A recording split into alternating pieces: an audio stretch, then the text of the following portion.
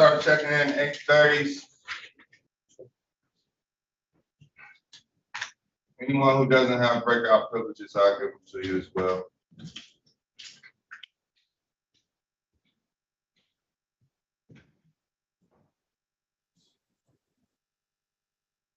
Let everybody in waiting room. Is Mr. Dark?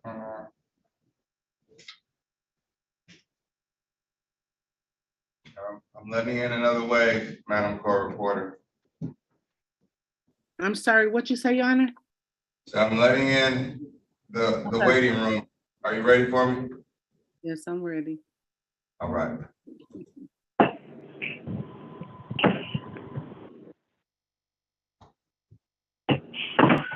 And Your Honor, we just got a message from someone on our staff that Yolanda Helms was sent to our room and she's on the telephone. She belongs in Judge Brew's courtroom.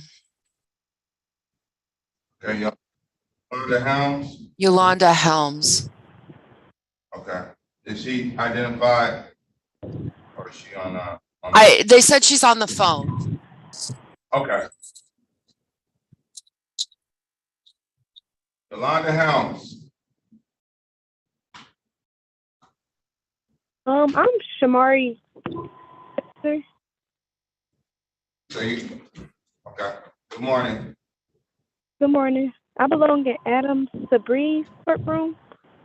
Okay. Is Yolanda Helms here? I looked at the message again. She's supposed to be here a little bit later, so she may not be signed on yet. Okay. All right. Shamari Chestnut, I have you checked in. You have an attorney, Attorney Johnson. Good morning, Attorney Johnson. Good morning, Judge. Is Makisha Boulder here? Good morning, Judge. Yes, I am. All right. Going to Ms. Johnson, have you spoke to Ms. Boulder? No, I have not had an opportunity to do that yet, Your Honor. Okay, I'm going to put you all in a breakout.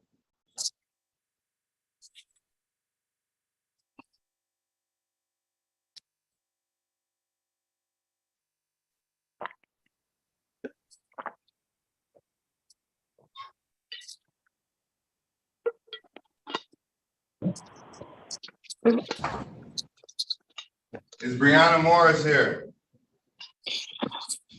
I see you, Ms. Morris. Good morning. Have you checked in? Do you have an attorney? No. Okay. All right. Are you requesting an attorney? No. Okay, Miss Haddad is here and she's doing Mr. Bouchard's cases. So I'm going to invite you all into a breakout room and let me know if you all come up with it. Okay. All right. Room 7.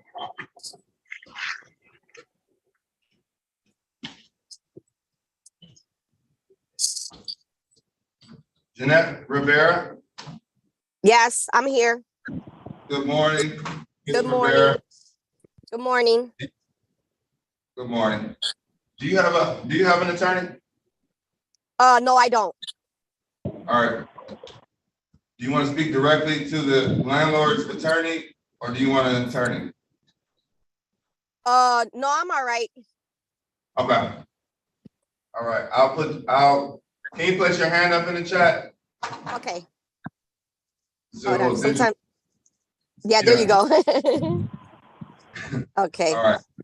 So when Ms. Haddad is done talking to Ms. Morris, I'll invite you into a breakout room with her. Okay, thank you. Huda Ford? Yes, I'm here. How you doing? Okay. Good morning. Good morning. Good morning. You're with Attorney Cox this morning, Covington Townhomes. Do you have an attorney? No, I do not. Are you requesting one? Yes. I'm going to invite you in breakout to let's see. Well, you're gonna have to put a hand up in the chat. Okay. someone from Michigan Legal Services, CHC, should be with you shortly. Okay.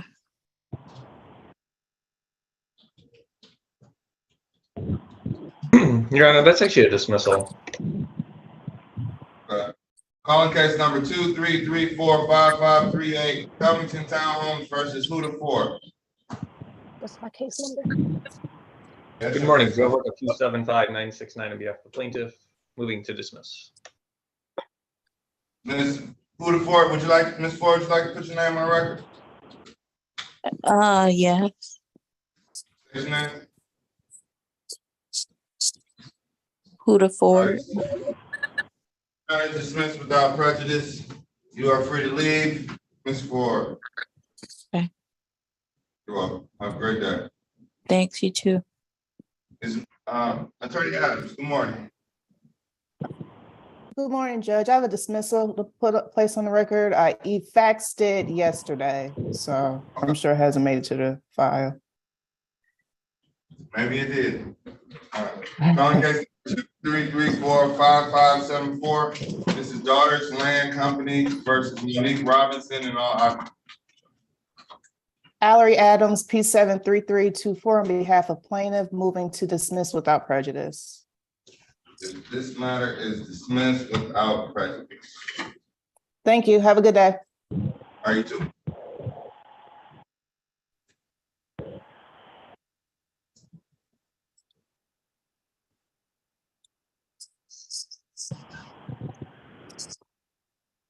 Eric Johnson here.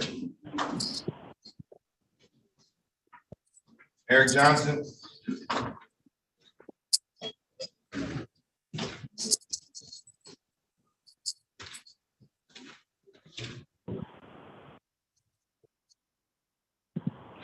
Is Mari Coconalver here?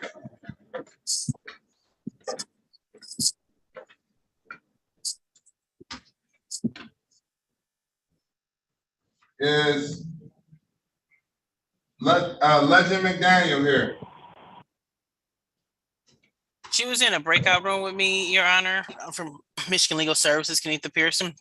And somehow she dropped off, or something happened with her phone. She got disconnected. But she was here. Okay. Giselle Coleman? Yeah. Good morning. Good morning. How are you? I'm doing well. Are you represented by an attorney? No, sir, I'm not. Are you requesting an attorney? Yes, sir. I didn't hear what you said. Pardon me? Did you say yes or no? Yes. I didn't hear you.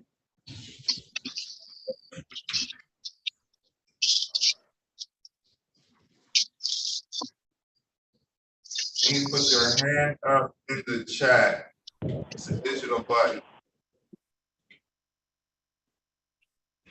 And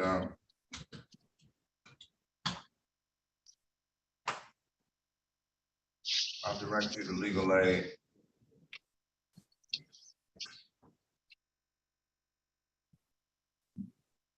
I'll put you in room 1. I invite you to room 1, Ms. Coleman. Thank you. Have a great day. Right, too. I'll see you again.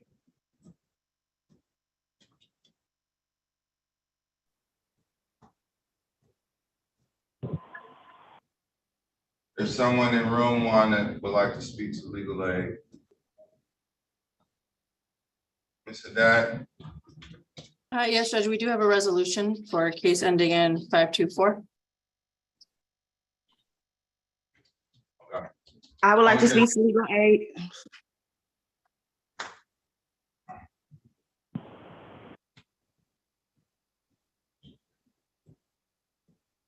Hello? Got it.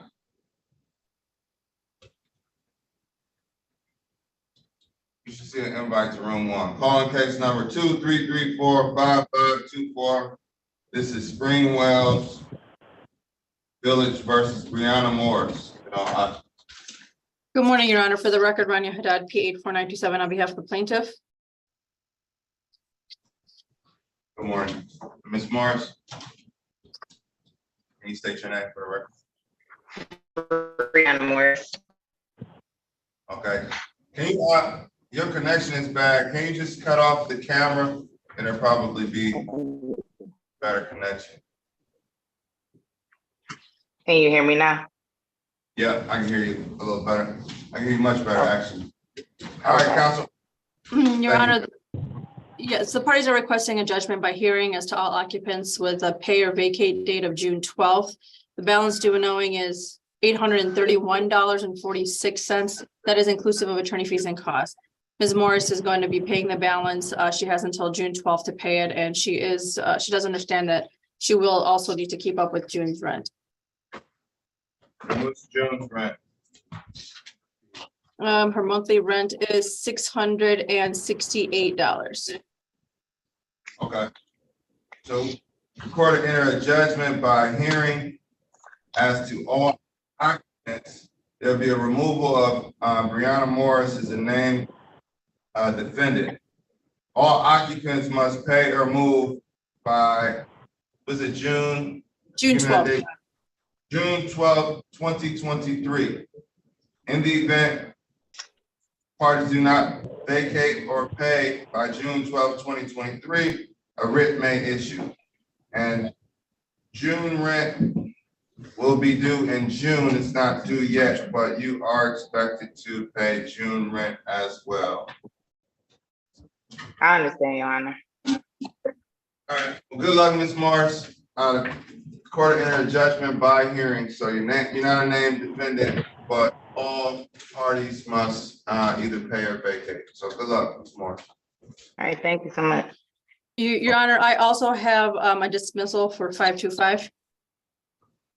All right, calling case number 233455525 Springwells Village versus Jeanette Rivera.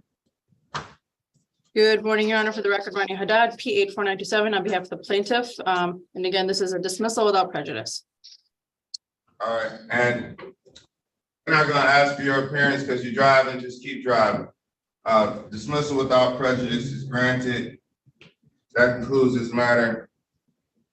You're free to leave, Ms. Rivera. I'll log you out because you're not supposed to be driving. That's all. And I do have a resolution with Attorney Phillips for case ending in 991. That's at 9 o'clock. Calling case number 2334491 Parkview Place Apartments versus Shanta Slate and all occupants. Good morning, Your Honor. For the record, Rania Haddad, P84927 on behalf of the plaintiff. I believe our manager is also in the Zoom gallery, but he doesn't need to put his name on the record. We have a resolution. Good morning, Your Honor. Ted Phillips, P35900 for the defendant. She's not present. I just spoke to her a short while ago. She worked very late last night. I told her that we have a resolution. She's approved it, and it will be submitted to the court later today. Okay, is this in the form of a conditional dismissal? Conditional dismissal 4B, $3,153.46 to be paid. A regular monthly rent to be paid by the 7th of each month, and $250 towards the balance to be paid on the 20th of each month, commencing with the May the 20th payment. All right. Okay. All right, court is satisfied. We'll enter this CD. I'm receiving it. Thank you, Mr. Phillips. Thank you. Thank you, Mr. Oh, could I get Matt. breakout privileges? Absolutely.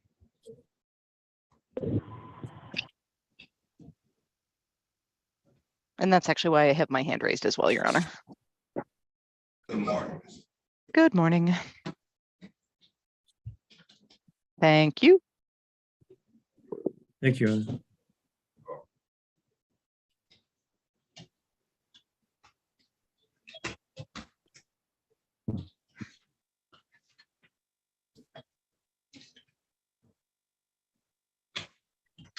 Giselle Coleman. She went to legal aid. Let's see here. She's in a breakout room with an attorney, Your Honor. Yeah, thanks. Kenneth Wilson. Yes, sir. All right. Do you have an attorney, Mr. Wilson? No, I don't. Are you requesting an attorney, Mr. Wilson? No, I'm not. Okay. Attorney Zaire? Good morning, Your Are you Honor. What happened? Failed to view camera, please. I'm going to invite you into a breakout room with Mr. Wilson. Room 11. And we'll get. And if you are able to come up with the resolution, let me know. If not, I'll also call the case. So let me know either way. Thank you, Your Honor.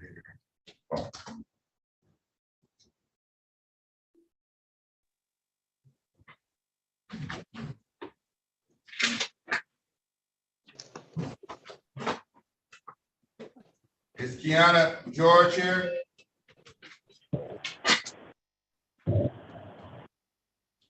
Kiana George here. Is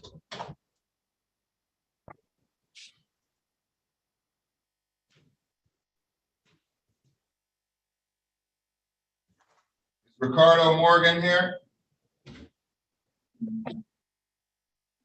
Yes, Your Honor, both Ricardo Morgan and Kiana George are currently speaking with attorneys in breakout rooms. Good. Thank you. Is Nicole Johnson here?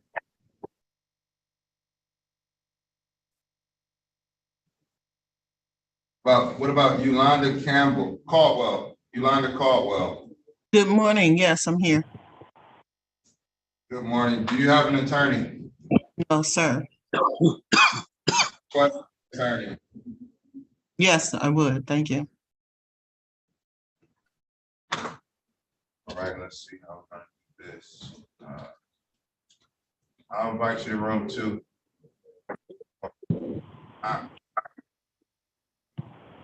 Well, Yolanda Caldwell needs legal assistance. My breakout rooms are full. So you all want to invite her into a breakout room, I'll leave it up to you. I don't want to sit in the breakout room. Good morning, Your Honor. This is Alan Dyer. Is it possible to put Miss Acosta and myself in a breakout room? Yes. Thank you, sir. Well, room 9. Great, thank you. Good morning, Your Honor. Good morning, Mr. Ajami. I have a hearing on the docket at 9 a.m. Would I be able to check in for that? Check in. Would you like the case number? You already have you checked in, Mr. Ajami. Okay, thank you, Your Honor. Bobby Erickson, Diane Detroit versus Bobby Erickson. Thank you. Thank you. Yep. Here, Your Honor. Okay, have you all talked? Ryan, are you I'm sorry, go representing ahead. him, yeah. If we can go into a breakout room, that'd be great. Yeah, that's fine. All right, Ms. Haddad, I'll get to you next. Yeah, yes, Judge, I believe I'm ready for my case ending in 962 with Attorney Santiago. All right, we're gonna break down these breakout rooms. It's not enough of them, so let's see. I gotta shut them down and open them back up. No, I can invite you all to room 10. Let's see. Ajami and room 10.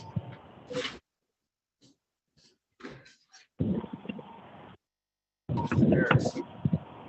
Bobby Erickson O'Rourke. Let's see.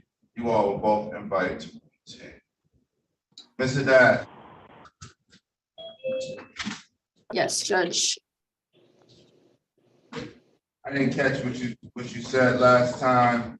Did you We're ready on case ending in 962. The parties are stipulating to an adjournment. 962. Calling case number 233444962 Field Street 1 versus Derek Steverson and all occupants. Good morning, Your Honor. For the record, Rania Haddad, P 84927 on behalf of the plaintiff. Good morning, Judge. Robert Santiago, Michigan Legal Services, P 57157, on behalf of the tenant Derek Steverson, is present in the courtroom. Derek, can you please say your name for the record? Derek Stephenson. All right, thank you, Mr. Stephenson. What time do parties need to return? 10 days would suffice, Your Honor. There's just some details we need to work out. There's some ledger adjustments that still need to be made. Did you all come from Judge Brew's courtroom? Ooh, Or good Judge question. Kennedy? No, never mind, that's irrelevant. Let's see, 5/10. About May 24th? Or May That works for 27th? me if it works for opposing counsel. That's fine, Judge. Now, what's going on? Yeah. It's going to be set over for another 14 days so that they can figure out the ledger balance, the correct ledger balance, and then Ms. Haddad is going to call me to see what we can do to resolve this. Okay, Derek? And I'll let you know. So we got another court date?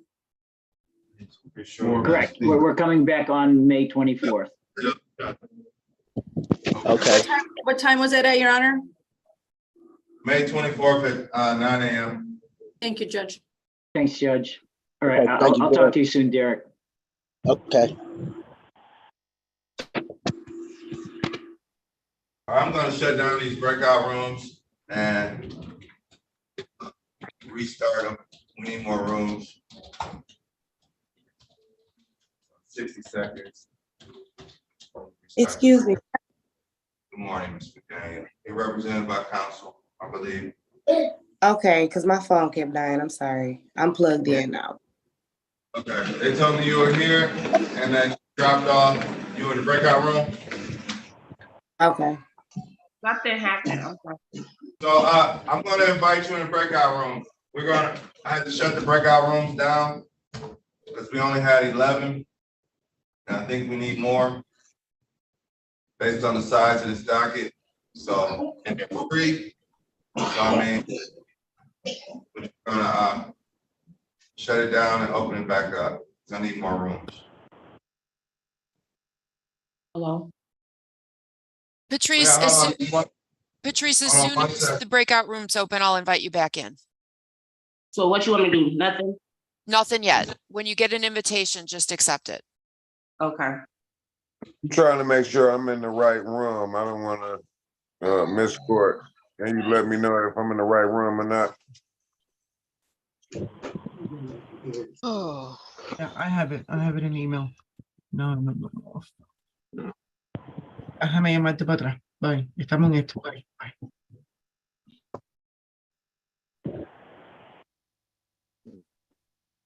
Eric's iPhone. What's your name for court, sir? Eric Johnson. Yes, you're in the right courtroom. Okay.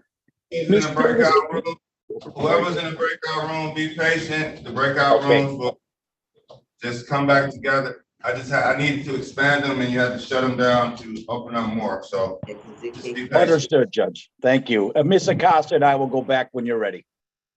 Okay, it'll be like 2 seconds. Well, Thank you so much. 30 seconds. All right.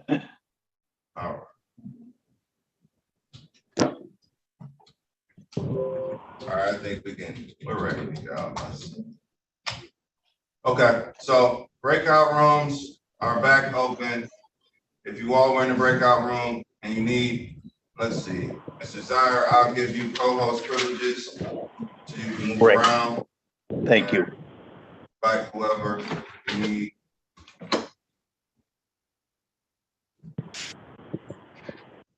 Your Honor, do you know who the legal aid attorney is for Mr. Wilson?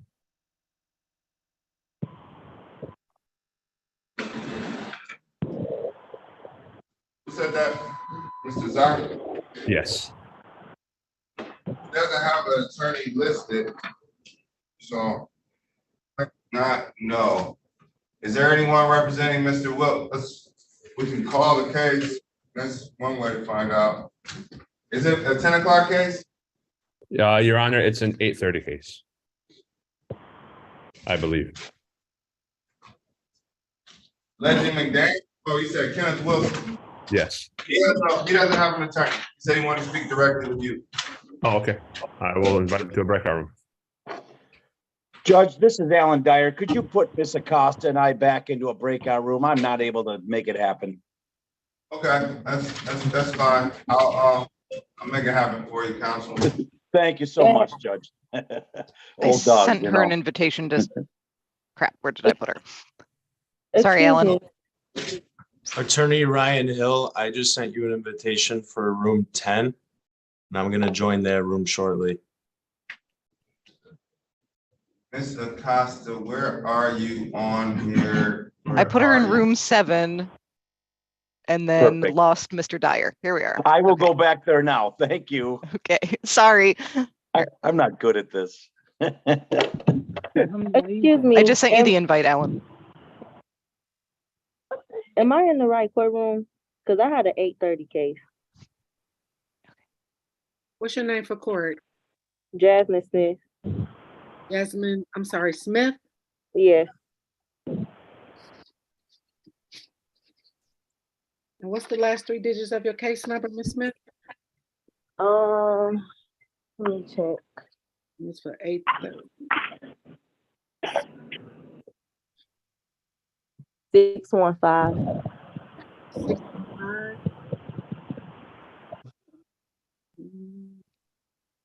Yeah, I don't like this. Everybody. What's the name of the attorney? What's the name of the judge on your paperwork? They say Judge Adam Sabree. I was with Demetria Brew like 2 weeks ago, but she said this is my judge now. And it's on. I got a letter. Can you call out your whole case number? Back then, she's in the right place. Oh, she is in the right place? Yeah, Okay. Okay, thank you. it's at the bottom of 8:30. Okay, thank you. I appreciate it. What did you do? Hello? Can they hear you? I don't even know how this goes. Hello? I'm gonna ask too. I guess they can't hear me. Good morning. How do you do What's this? Can what's you your name help for me, court? please? You talking to me? Yes, I'm talking to you. Hello? We can hear you. I'm trying to see what courtroom I'm supposed to be in. What's your name for court, Oh, ma'am? Imani Kokenauer. This is so screwed up.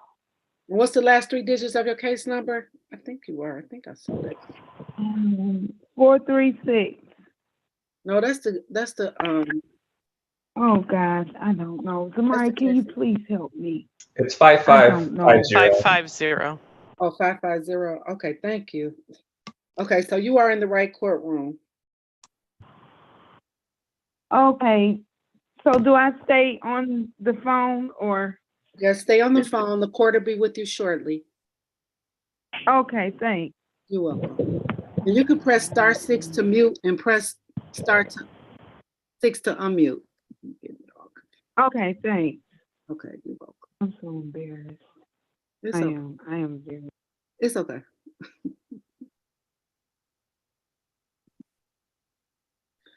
Thank you, Curtis. Hello, good morning.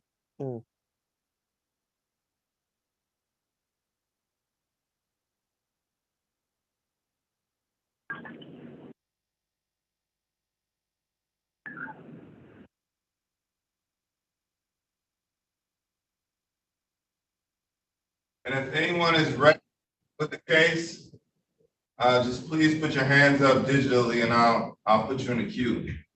That way we can get some type of order going. Ms. Johnson, Attorney Johnson, Judge. good morning. Hi, good morning, Judge. I was raising my hand because for the case you're on their docket, 0067, I think we are ready. I have had a chance to speak with plaintiff who's pro per, and we were not able to reach an agreement. All right. Okay, what time is this case scheduled? It was scheduled for 8:30.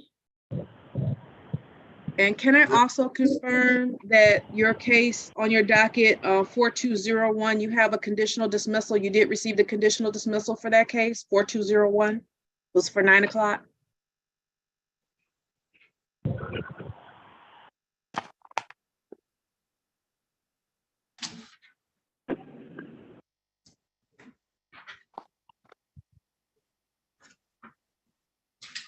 I can neither confirm. I can't give you a confirmation on that. And we can still put it on the record, and I'm sure it'll come if you sent it, but I can't confirm it right now. Okay, thank you, Judge. It's probably this file. Okay. That came in yesterday. Your Honor, I disconnected.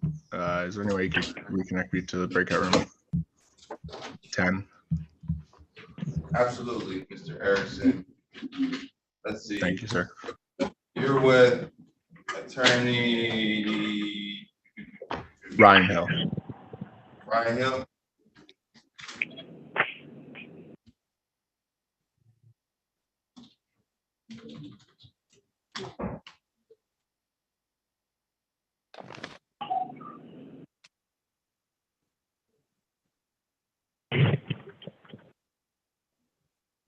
Room 10. Did they remove you or did you get disconnected?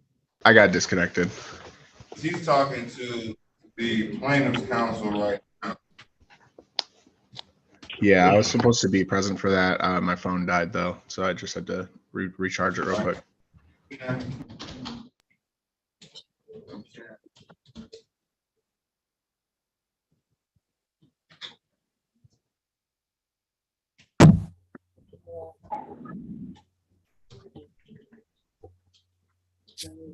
Judge, this is Alan Dyer. We're ready to roll on our case. Okay. Attorney Gallup. Good morning, Your Honor.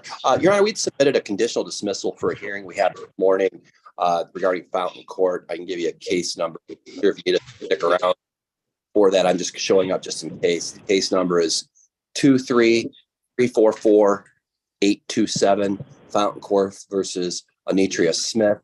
Conditional dismissal signed by the conditional dismissal was submitted last week. So the court should. Hold on 1 second, counsel. Calling case number 23344-827 Fountain Court Housing versus Anitria Smith and all occupants. I'm here. Good morning, Your Honor. Creighton Gallup, P63002 on behalf of the plaintiff. Thank you. Good morning. Counsel, Here. Can you station that? Can you speak a little louder, ma'am? Pardon me? Can you state your name again, Ms. Smith? Anitria Smith. Thank you. And counsel, you said a conditional dismissal was already signed and entered? It was submitted last week. It was signed by the defendant and by my board. We submitted to the court, worked an arrangement out with her. We just didn't know if the court had seen that or not yet, but it was submitted last week. All right, would you like to put terms on the record? Let me see if I have a copy of it, Your Honor. I can tell you in general, the defendant was going to agree by all rules and policy. There'd be no more further violations. Okay. And if the court is satisfied, Ms. Smith, do you understand the terms of the CD? Yes, I have it. Okay. All right. The court is satisfied, and we'll keep an eye out. When we receive it, we'll sign it and enter it into the system. Thank you for. Because if you didn't appear, we wouldn't have known. Understood, Judge. Thank you, Judge. Thank you. You're welcome. Have a good day. Bye-bye. And Ms. Smith, you're free to go. Thank you. Have a good day. You too. Jasmine Smith is free to go. No, Anitria Smith, the case was just called. Oh, okay. All right. Mr. Dyer, and then Ms. Lamont. Yes. We are ready to roll, Judge. 176, last 3 digits. 6.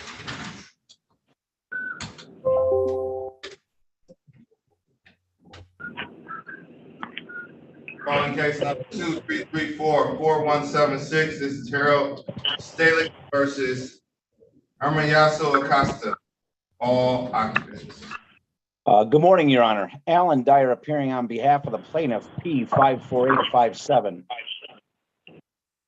And Mr. Costa, are you here?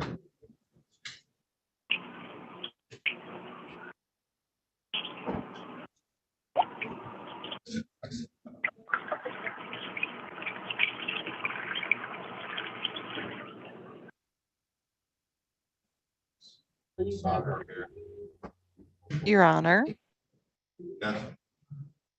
are you in the middle of anything or not? In the middle of a hearing. Is Mr. Okay. Costa? She was in the breakout room with me, Judge. I thought she was coming out. I'm not sure how to pull her out, but I do know she has full Zoom capabilities. Is She's the in the court waiting able to pull? room. Here. I see her in the way. Knew about this way before.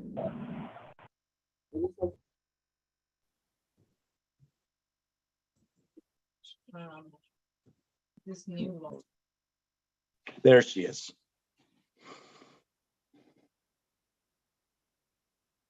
Good morning, Mr. Costa. Can you unmute and state your name for the record?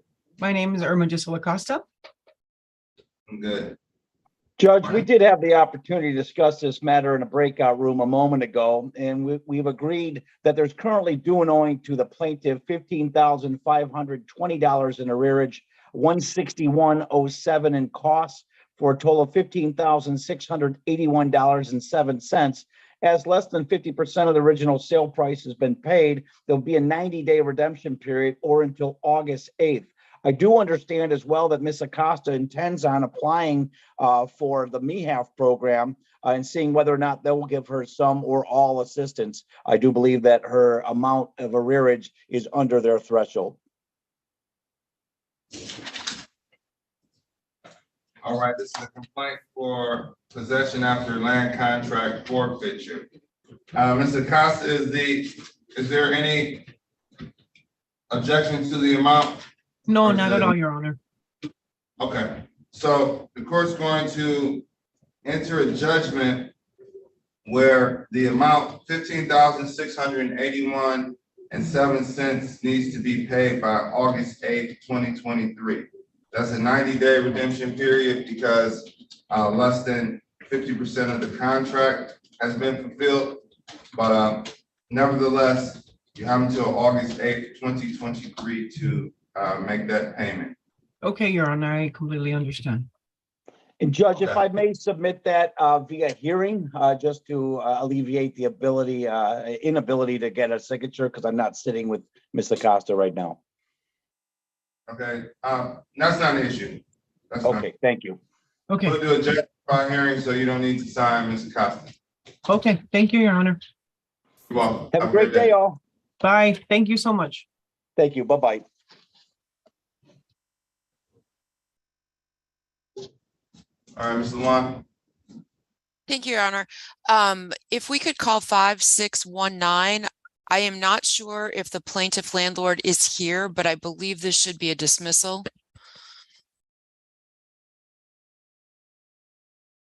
All right. How are we? Okay.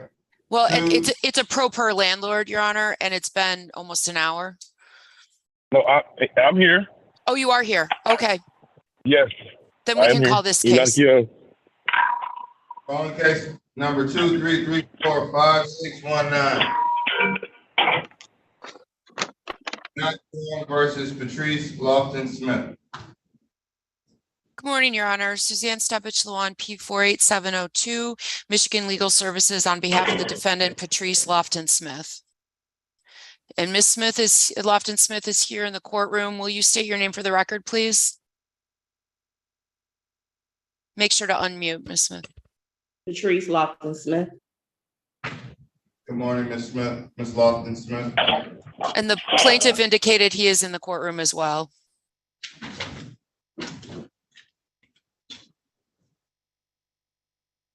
All right.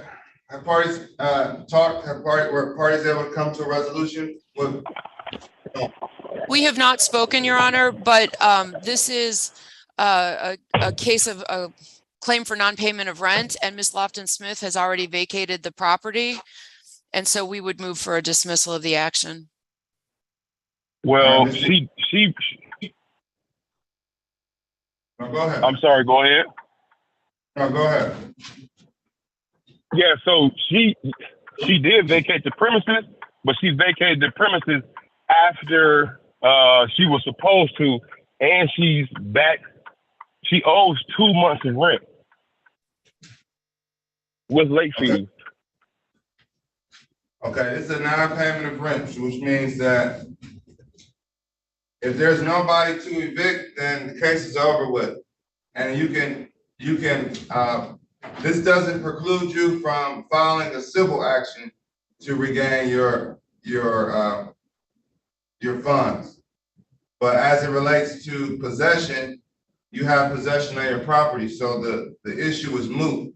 If you want to go after your money, you have to file a separate civil claim. Because no money judgment was filed in this matter anyway. So it will either be a money judgment that's filed that'll allow you to get a judgment. But if it's a possession judgment and the parties move out, defendant moves out, then without a money judgment, you wouldn't be able to get the money, so you have to file a separate civil claim for the money. You understand?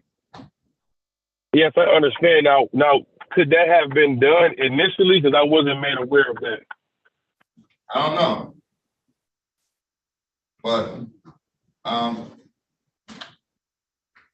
I can't give you legal advice, and kind of laid it out for you anyway. But yeah, that could have been done. You could have filed a money judgment when you initially filed the case. You just have to pay for the money judgment based on the amount of rent. But this matter is dismissed. Defendant has vacated the property. This doesn't preclude you from filing a civil suit, Mr. Young.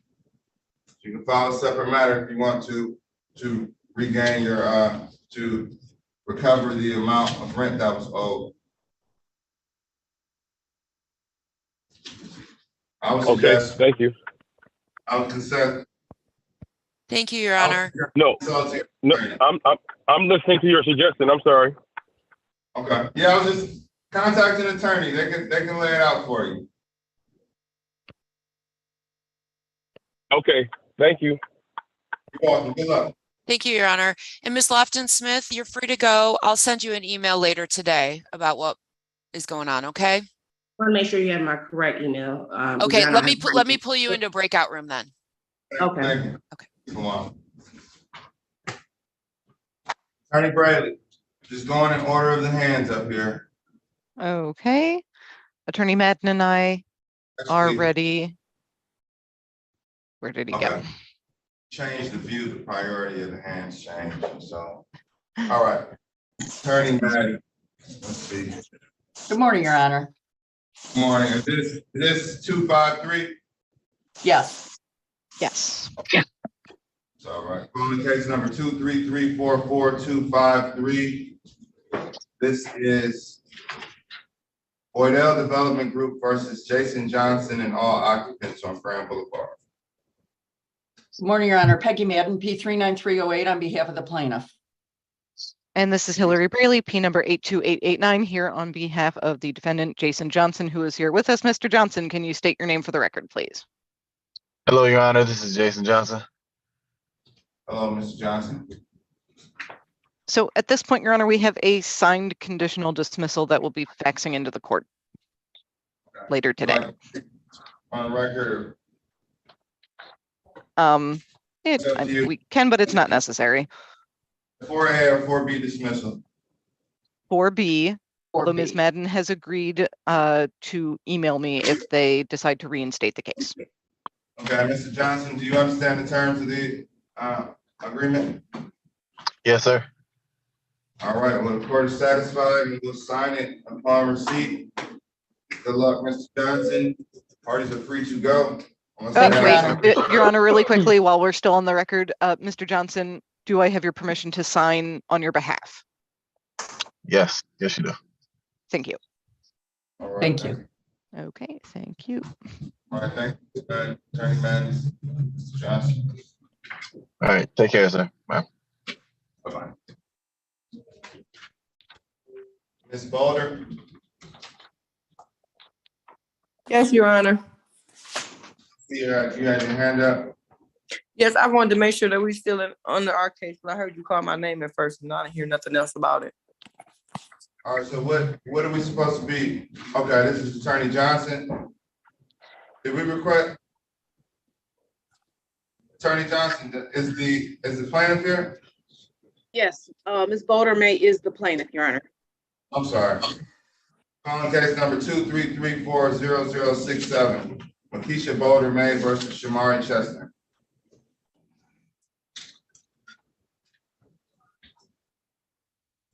Morning, Your Honor. Michelle Johnson, P49181 of Legal Aid and Defender Association on behalf of Ms. Shamari Chestner, the defendant. All right, and Ms. Boulder May? Yes, sir. Yes, Your Honor. Makisha Boulder May. All right, thank you. You're welcome. Good morning, everyone. The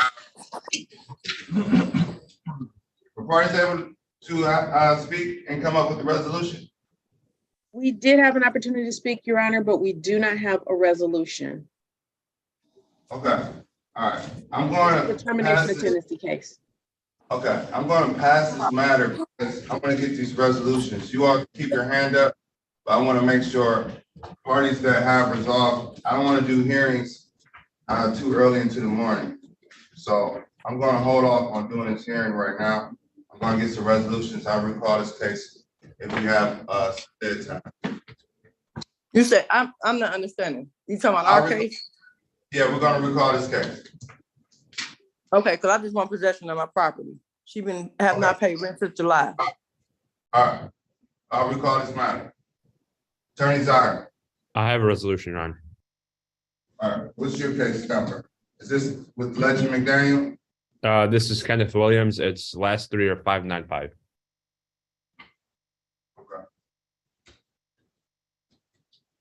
Kenneth Wilson? Yes, sir. Yes. Calling case number 233455595 Skyway Property Management versus Kenneth Wilson and all occupants. Good morning, Your Honor. Ahmed Zarpi, A5054, appearing on behalf of the plaintiff. Thank you. Your Honor, we've agreed to do a judgment by hearing against all occupants with move-out date of June 9th, 2023. All right, Mr. Wilson, can I get your appearance for the record? Yes, sir. Can you state your name? Kenneth Wilson. All right, and parties agreed to a judgment by hearing. We're removing, council is removing your name as a named party. So it can't be a consent judgment because nobody will be signing a consent. So this is a judgment by hearing, same effect, but all occupants must vacate by what date? Council? June 9th, Your Honor. By June 9th, is this determined? It's a termination case? Yes, Your Honor. Must vacate by June 9th or writ of eviction can issue. So this judgment isn't in your name, Mr. Wilson, but all occupants must vacate by June 9th or writ can be filed. Okay. All right, so you have any questions? Not at all, sir. All right, well, have a great day and you are free to leave. You too. Thanks. Thank you.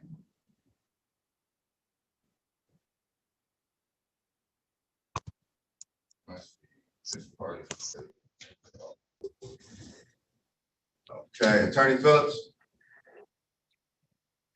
We have a request for removal to circuit court on a matter where there's a deed to each party. I don't think it will take very long. I think council may concur. It's a 901, I'm sorry, 901 case. 701 is the last three digits. Okay, is Attorney Melbourne here? Yes, good morning, Judge. Shakina Morning. Melbourne. Calling case number 2395701, RP Unlimited LLC versus Kizzy Jacks. Good morning, Your Honor. Shakina Melbourne, P number 78958 on behalf of the plaintiff. Morning, Your Honor. Ted Phillips, P 35900 for the defendant, who's also present. Ms. Jacks, could you just say your name? Unmute. Kizzy Jacks. Your Honor, the defendant's asking that case be removed to circuit court. She has a deed from the principal behind the plaintiff, and the plaintiff has a deed from her to the plaintiff, which she indicates that she did not sign. Her deed is in May. Their deed is in August of last year. She was purchasing the property back from 2017, and she believed that the deed she received in May was the finalization of that purchase. At any rate, there's a dispute as to the ownership with conflicting deeds, and we would ask that the matter be removed to circuit court, which is more appropriate to hear a title issue, by title issue. And if I may, Your Honor, I can give you a little bit more of a history of this case, being that we're the plaintiff. Please. Okay, so we filed the summons and complaint in this case for non-payment of rent due to the fact that Ms. Jacks stopped paying rent on the property. At that time, Ms. Jacks was looking to get Sarah rental assistance. Who would get rental assistance if they own the home, right? All right, so we go through this process and Sarah denied her application on the basis that there is a deed or a title in her name. This case was filed way after August of 2022 with the deed that was listed. The plaintiff and the defendant. This case, you say this case was filed. This is instant case? Correct. Because this is not the first time we've attempted to evict Ms. Jacks. The parties have a relationship because they are family friends or something like that. So as part of this concept from 2017 or earlier, Ms. Jacks have lived in this property. There was a dispute on either the taxes or the water bill, which led to this deed transfer in order to get the water on or something like that. Hold on. What transfer? There was a transfer. The May deed that the council's referring to. You'll see that there's most.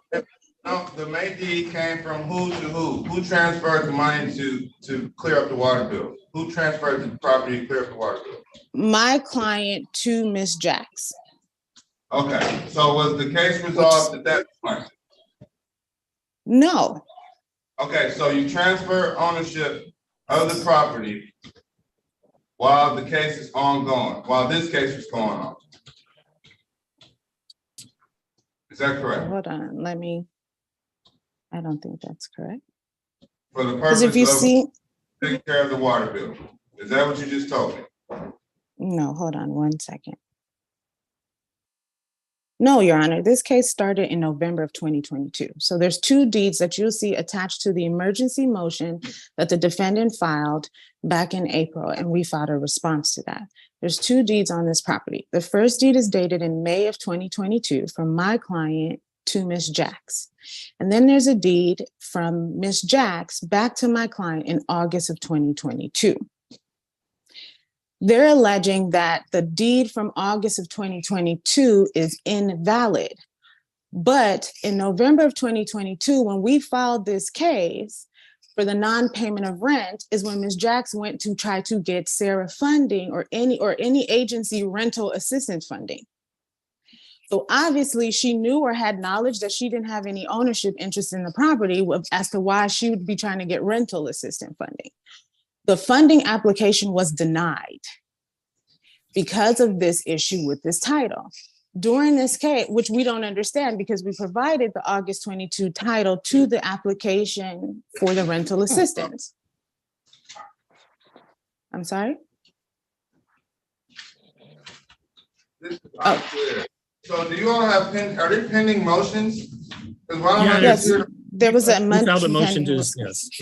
I have a motion to dismiss and you filed a response. Let's just hear the motions. Why because it would be much clearer for me to read this. I'm gonna pass this case. All right, thank you, Your Honor. Yeah, we're gonna pass this case. All right. The key is to get everybody out, get out, and then we do the heavy lift. Understood, Your Honor. I thought we were on the same page. And I understand what you all were trying to do. No issue. I'll pass this one as well. And we'll get back to it. I don't want to rush through this. So we'll get back to it. I'll recall.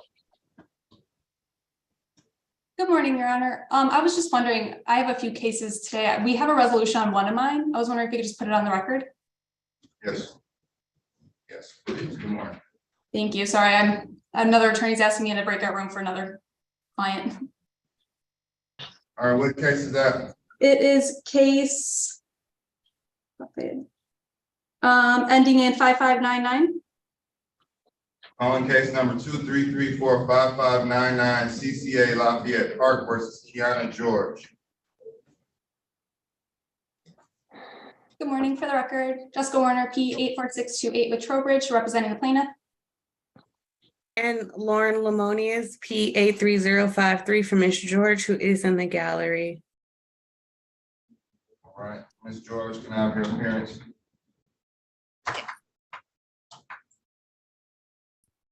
Just state your name. Kiana George. Thank you, Ms. George. Mhm. All right, would you like to put the terms on the record, Counsel?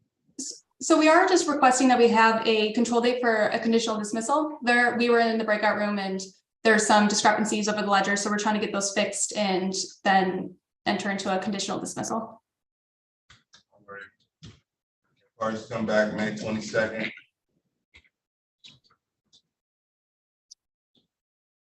Yes, Your Honor, any particular time? 8:30? 9? 9. Thank you. Thank you, Your Honor. You're welcome. Ms. George, you're free to leave. Okay, thank you. Mhm.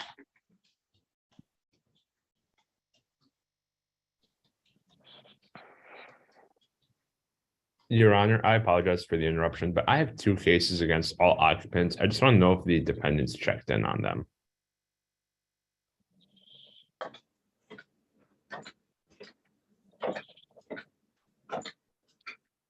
They're 10 o'clock cases though, Counsel, so they probably have. I'm not sure. Let me check just in case we can talk to them early, but I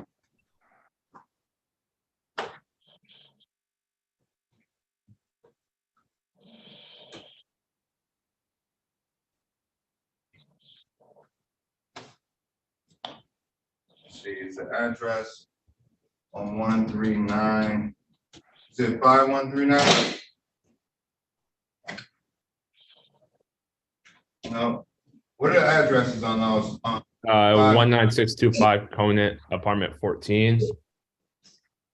And then 19141 St. Mary's. So Conant and St. Mary's. Yes.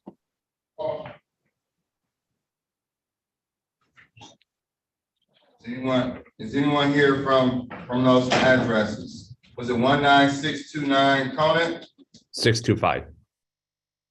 19625 Conant? And is Yep, that apartment.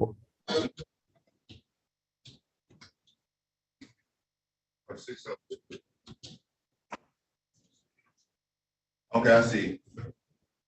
597 is one. And 602 is the other. St. Mary's. Anybody live on St. Mary's Street? Is anybody on Conant? All right, keep an eye out, Counsel. And then we call it an hour after scheduled time. So, have a little time. Are any dismissals, as I recall, Johnson's case? Attorney Johnson. Yes, Your Honor. Yes, well, Your Honor, we do have one that was, I mentioned earlier, that was submitted, if you want to put that on the record. I'm not sure who would be standing in for Attorney Cox's office, maybe Attorney Horka, if he's in the courtroom.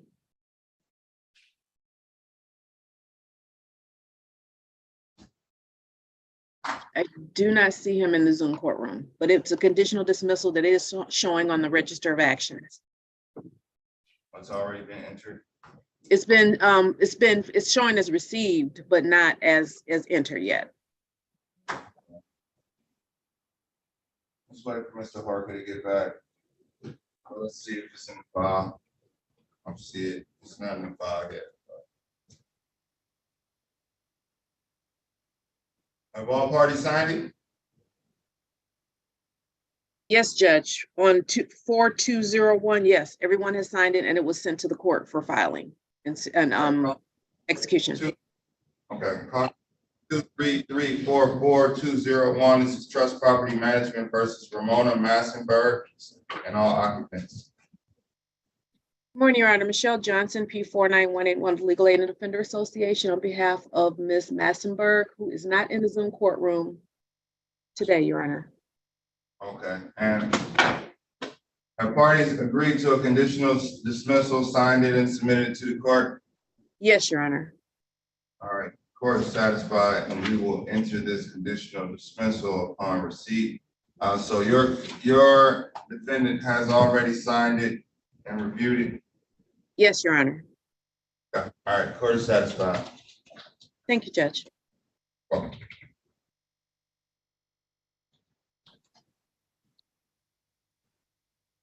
All right, let's see. 8:30s. Is Eric Johnson here?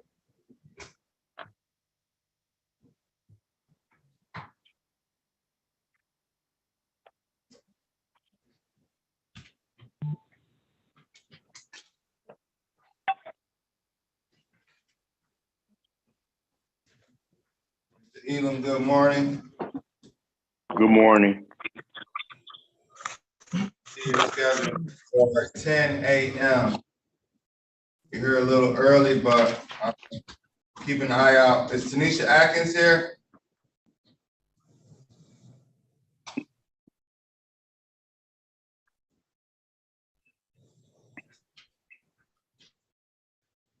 All right, is Amari Kokenager here?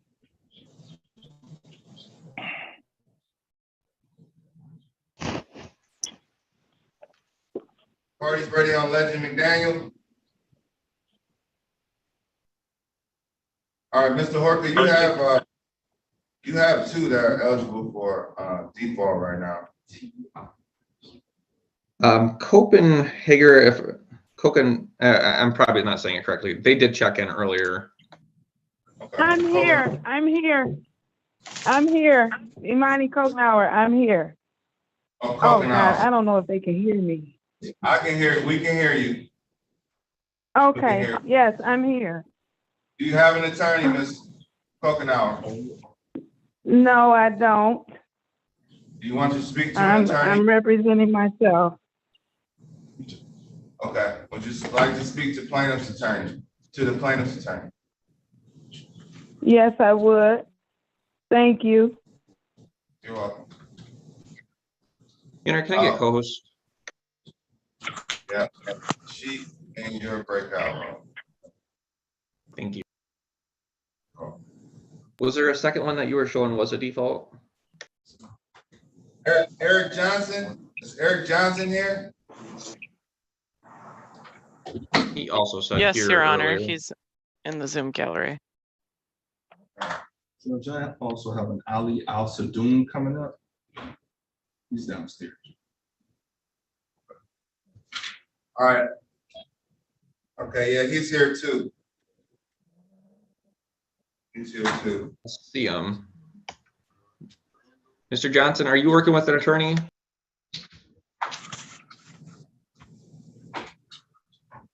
He's still on mute, Judge. All right, and is Jasmine Smith here?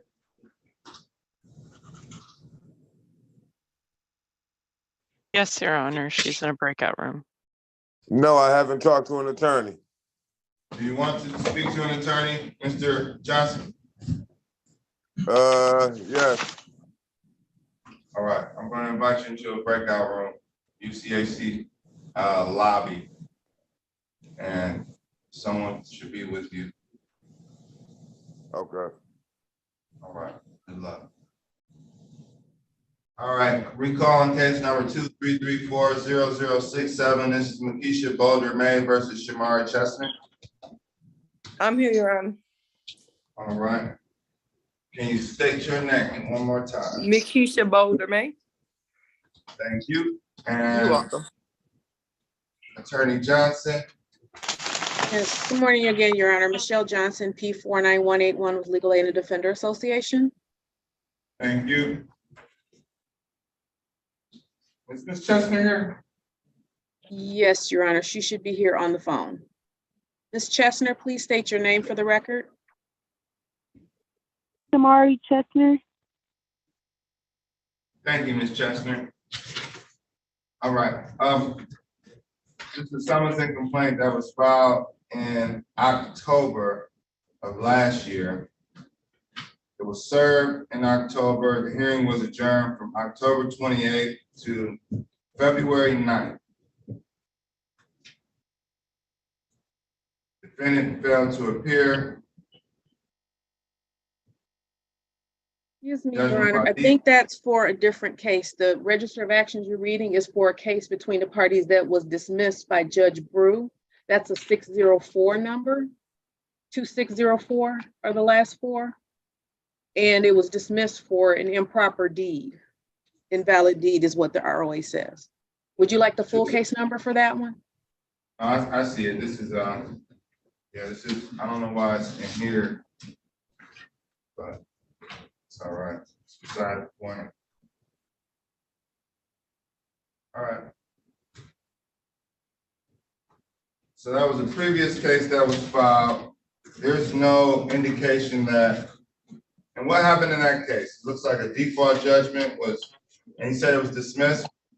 Yes, Judge Brew dismissed that case due to, according to the register of actions, an improper or invalid deed was presented. And I took my original, I went down to, and got my original deed and took it down there.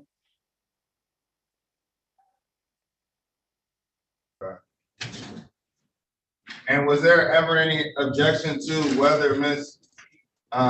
Boulder may own the property? That was, we had not raised that as a defense. We didn't understand that that's one of the requirements. We just want to make sure that she does have a proper deed that's on file with the court at this point. And that I do. I own the property since November 17, 2009. I purchased the property. Okay, and Ms. Chestnut, do you own the property? No.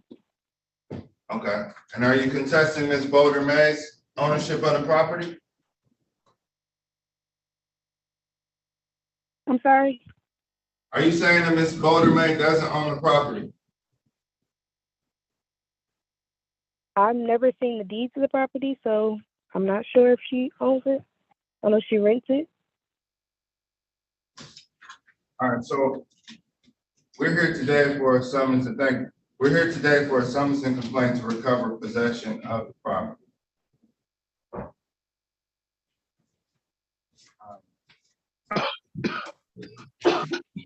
Has a new deed been submitted for this property?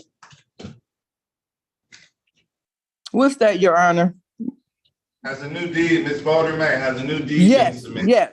Yes, a new deed has been submitted, yes. Okay, and did you send it to Attorney? No, that wasn't the stipulation for to send it. When I went back down there in January to get this new court date we had in February to get this court date, they said I needed to present a new deed because I presented a copy that wasn't all the way legible. So I went down there and got my original and gave it to them. Then they made a copy. Okay.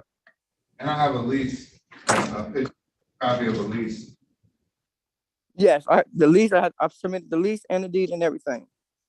Yeah, the deed doesn't look like it's signed or stamped or anything, but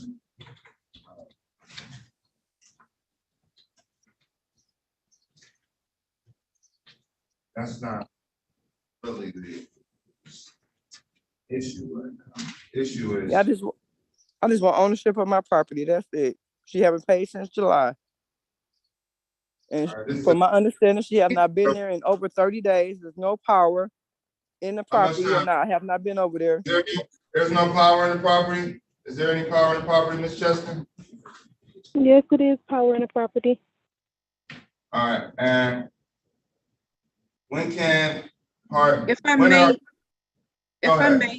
may, Your Honor, my understanding is, well, there's been some a situation that occurred, I'll put it that way. Ms. Chester contacted me and indicated that the locks had been changed at the property. She was in the process of moving and was willing to move, but the locks had been changed.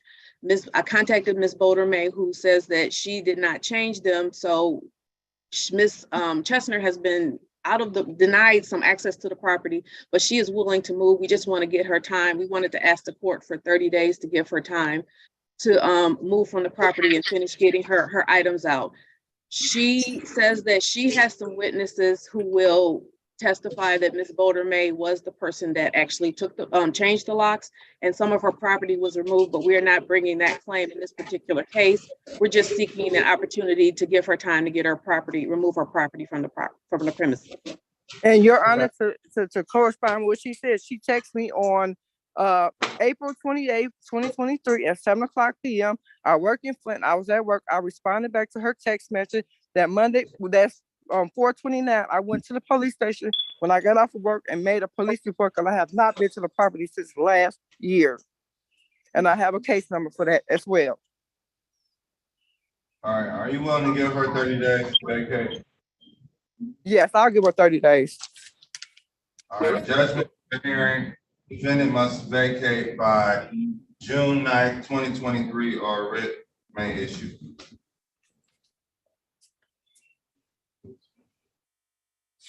All right. Your Honor, would it be possible at all if we could do that as a conditional dismissal with 4B checked? Is that a possibility to avoid it being an eviction on her record? I believe this is just a case in her name only. It's a case in her name, but I am going to do a civil matter because she has not paid rent since July. I understand.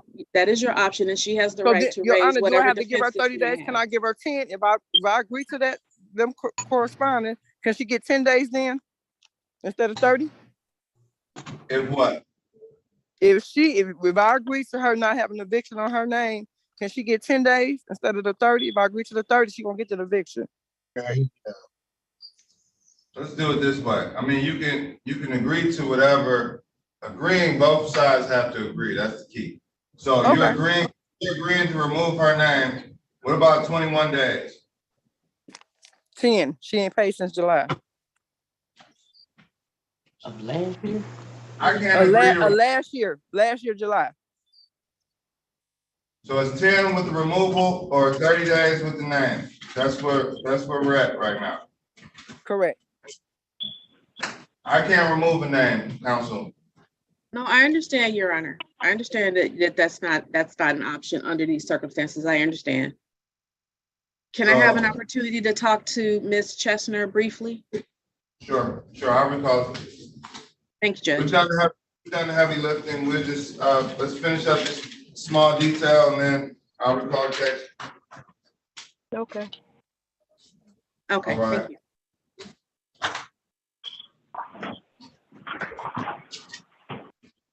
All right. Any parties have any dismissals or resolved matters that you're waiting to put on the record? Anyone in here? Judge, Miss Warner and I have one ready. I'm not sure if she's in a different courtroom or not. I'm here. All right, what case number is that, Mr. Santiago?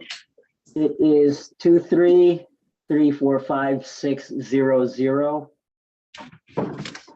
On case number 2334600, Marketplace Homes versus Ricardo Morgan. For the record, Jessica Warner, P84628, representing the plaintiff. Good morning, Your Honor. Robert Santiago, Michigan Legal Services, P57157. On behalf of the tenant, Ricardo Morgan, who is present in the courtroom. Ricardo, could you please state your name for the record? Yes, Ricardo Morgan. Morgan. All right. Would you all like to put the terms on the record? Certainly, Judge. Ms. Warner has agreed to give my client 30 days to vacate. This will be done by conditional dismissal under 4B. Hello? Dismissal under 4B, where defendant will vacate On or before June 10th. On or before June 10th.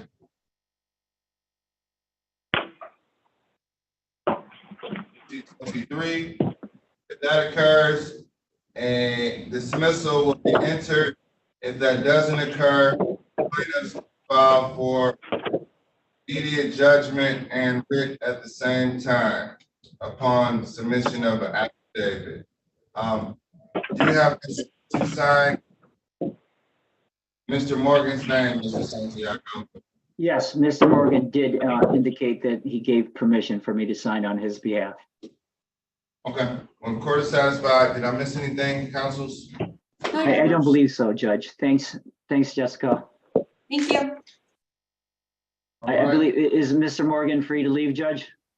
Mr. Morgan is free to leave. Thank you. You are okay.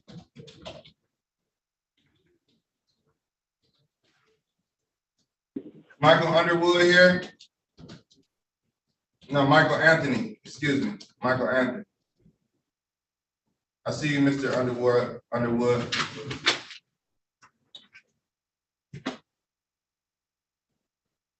Is anybody who lives on Conan? 19625 Conan.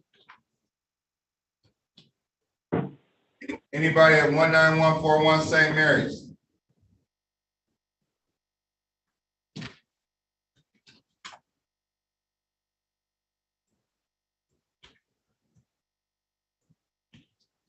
Is Foster here?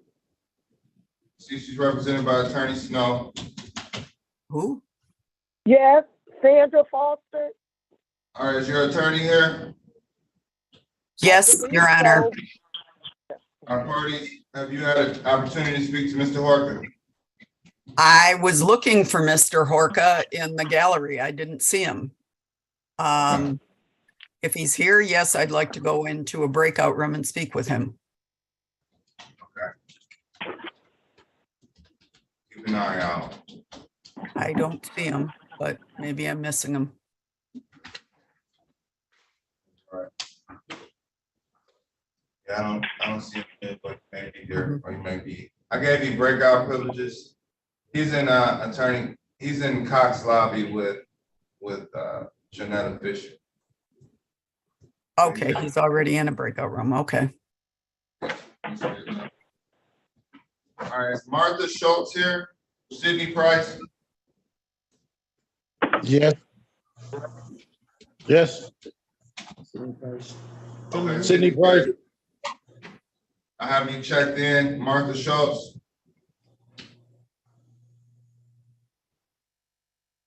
All right, sit tight, Mr. Price. Okay. Tanisha Atkins here? Yes, I'm here. Is it Atkins or Atkins? It's Aikens. I don't know if they're gonna be able to hear me. You know that? All right. I hear you, Devil. I don't know if the judge gonna be able to hear me. You know Please that? mute devices. Please mute your devices. Please, please, please mute your devices. Attorney Aikens, Ms. Aikens, Yes. are you represented by an attorney? No, I had asked for the last court date, but nobody ever reached back out to me for an attorney, court reporter, but nobody reached back out to me. Okay. All right. Was your option, if you want to speak to an attorney, you can speak to an attorney. I see Ms. Lee O'Brien is present in the courtroom, so I can put you in a breakout room with her. It's your option. Just let us know what you want to do.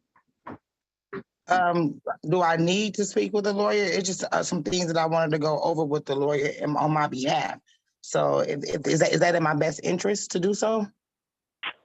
I don't know. We can place her in a breakout room, Your Honor, if she'd like to speak with someone from our staff. We can just go ahead and proceed. It's fine.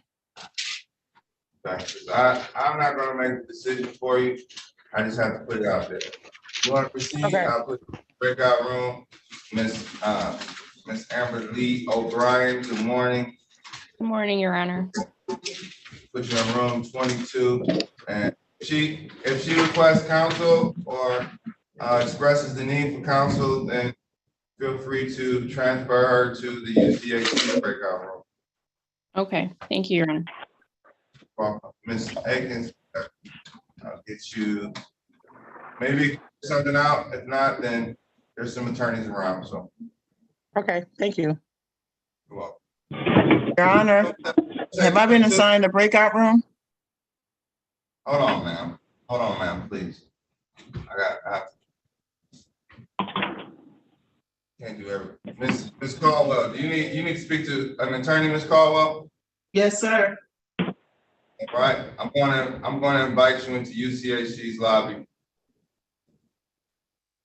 Your Honor, I can put her in another breakout room. There's currently an attorney meeting with someone in that breakout room. That's where I put people. You all should pick another out of the 30 rooms, you know, because there's nowhere to drop people, and I would love to clear up the lobby. Okay. FYI. I don't want to disrupt. I saw Attorney Phillips, but if I put them in room 30, they're just gonna sit in room 30, and you know. So this is where you can find. This is where you can find the people that I put in. But you all to figure it out. This guys, Mr. Nolan.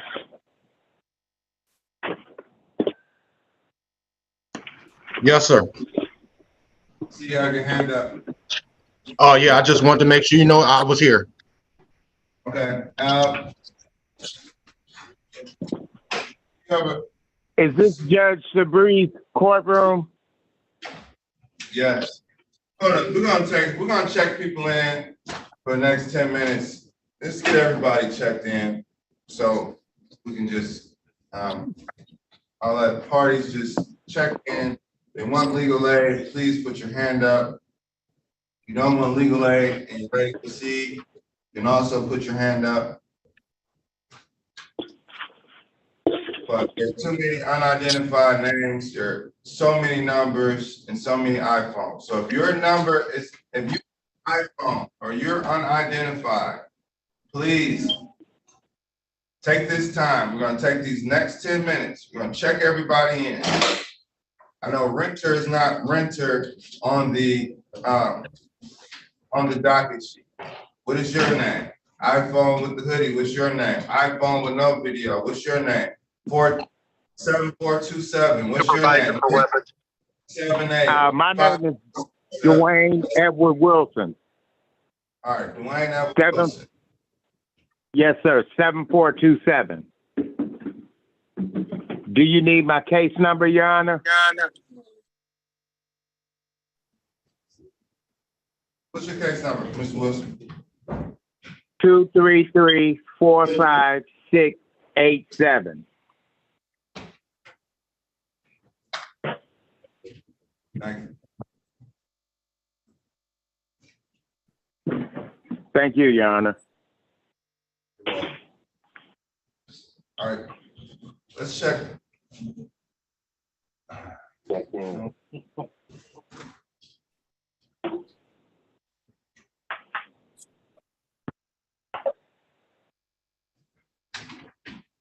Recalling.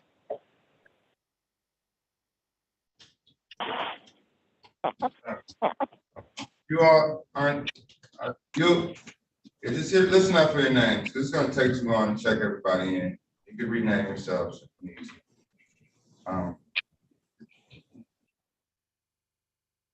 Nicole Johnson here. So I don't give them.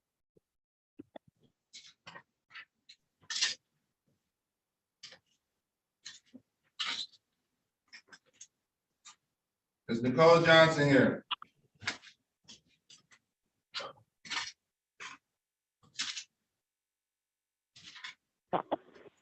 Kyler Daniels or Ida Daniels?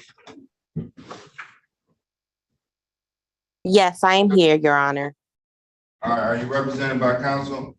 Kyler Daniels, good morning. Good morning. Good morning. I am not represented by anyone as of now.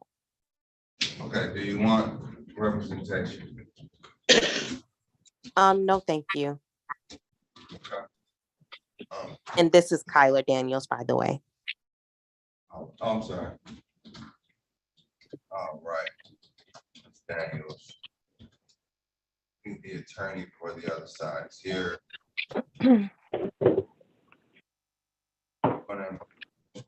15.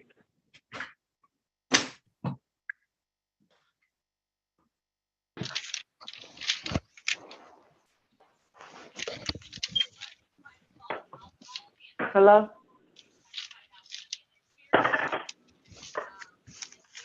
Hello? I'm going to invite you to stick.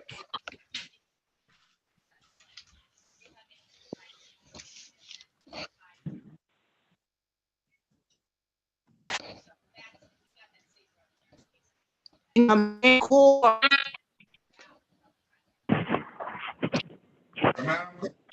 take like the next 5 minutes and just check some people in? Let's just check everybody in. iPhones. So please listen up. For the court reporter, she's gonna check you all in. Don't all yell at once. Okay, I'm gonna start with the young man with the gray shirt on, iPhone 1. What's your name for court? It's gray or black? What's your name for court, sir? That's you. What's your name for court? Me? Yes. Oh, Isaiah Davis. I'm sorry. What time is your matter today? It's so many days. 10 o'clock. Okay, give me a second.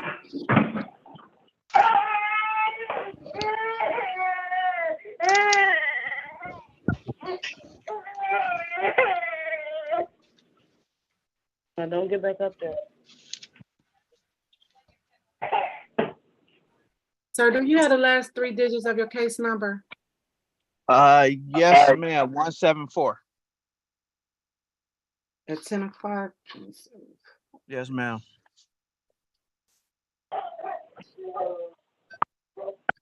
Can you say your whole case number? I don't see a 174. 233-46174.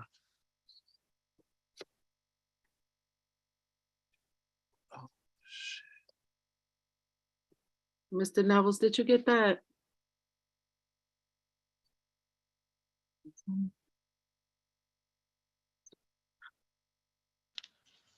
Say that again, Sharon. Can you get this case number for me? Repeat your case number for me. 233-46174. Says matter. I think I'm 100% but I got.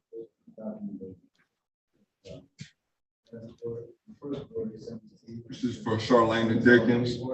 I sent mine. All my food. Sir, are you listening up? Is it for Charlena Dixon? Yes. Okay, that case is dismissed. May the 8th, 2023. The meeting told us to come to you last quarter. It said it's been dismissed? Yes. And I sent it. But he didn't Okay. have it. Gotcha. Okay, thank you. Okay, you're welcome. He can leave, right? Yeah. Okay. I got a quick question. Can I ask you a quick question before I leave?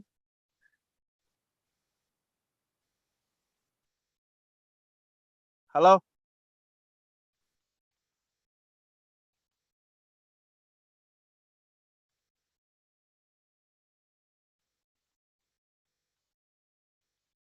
Hello?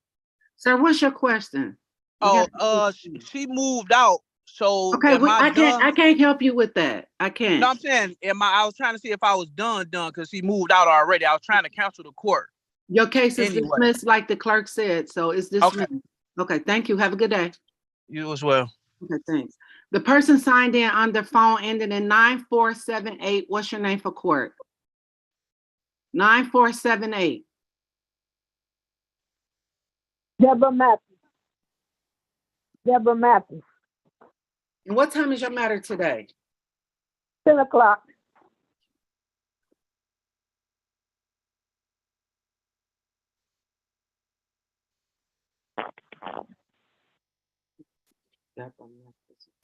Oh, yeah.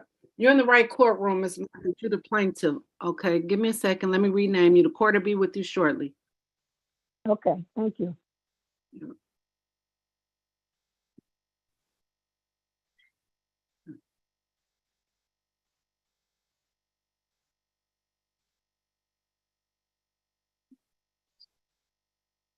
Excuse me.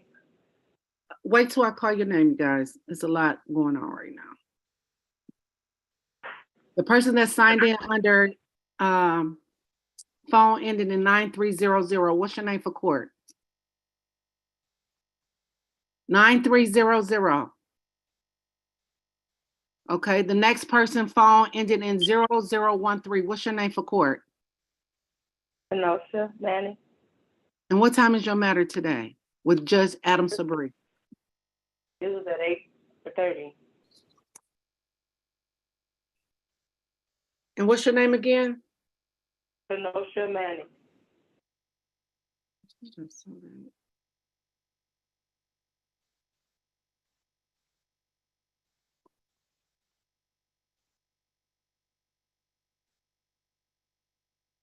Ms. Davis, I believe that Ms. Manning has looks like her case is in Judge Brew's courtroom this morning.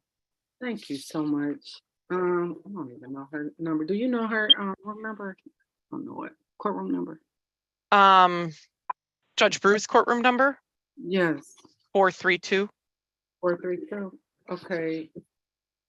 Okay, you're in the wrong courtroom. You have to down. I don't even know her courtroom number. She's on the phone.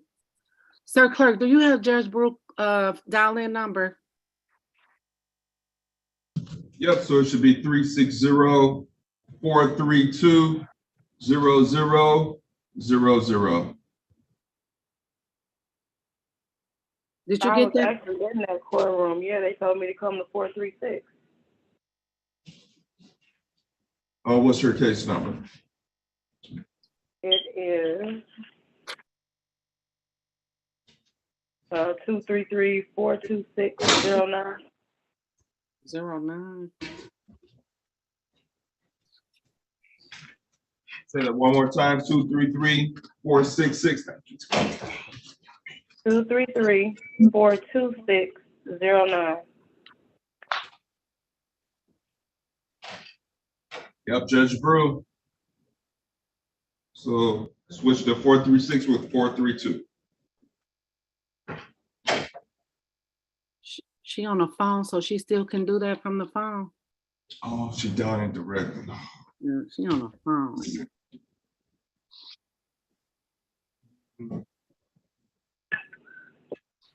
I don't think I have that. But do I just hang up and call back in? No, hold on. wait. I'll give you a number. I don't have that number, but you can call their courtroom directly. Do you have a pen available? I've got the number. Sorry, this is Attorney Braley. I can give her the number to call into Zoom. Oh, thank you. Yep, and she's calling into Brew, right? So that's 432, just to be clear. Yes. Okay, so the phone number to call into Zoom is 929-436-2866. Okay, it's probably the same number that you used to call into this courtroom, okay? Okay. And then the meeting ID that you have to enter in after you call the phone number is going to be 360-432-0000. Okay, thank you. Yep. Thank you, Ms. Braley. Okay, let's see who's next. There's a person signed in under iPhone 2. Unmute your device. What's your name for court? There's a person signed in under renter. What's your name for court? Unmute your device. Monique Robinson. What time was your matter today, Monique Robinson?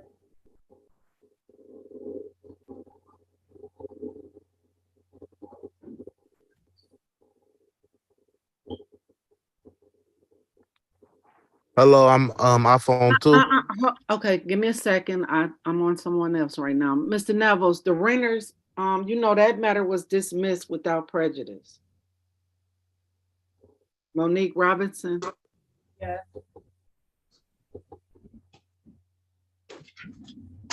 It was dismissed without prejudice? Yes. Okay, thank you.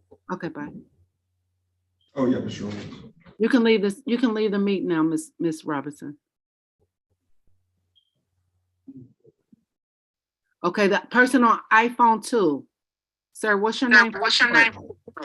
Hello, my name is DeAnthony McCarter. And what time was your matter? 10 o'clock. Okay, give me a second.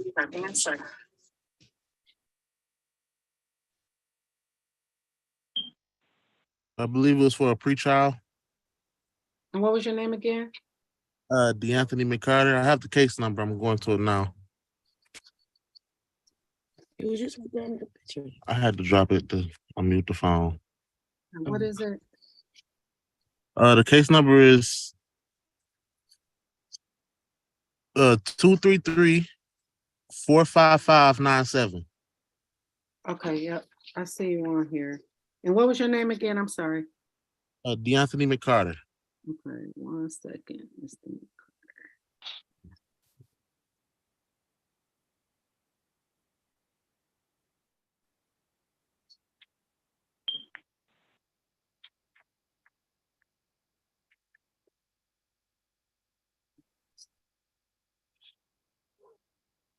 Okay, you can place your device on mute. The court will be with you shortly.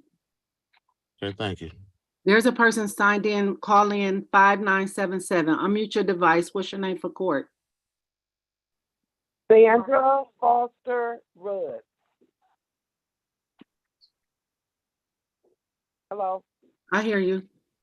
Okay. Sandra Foster Rudd. WOODS. What time was your matter today? 10 a.m.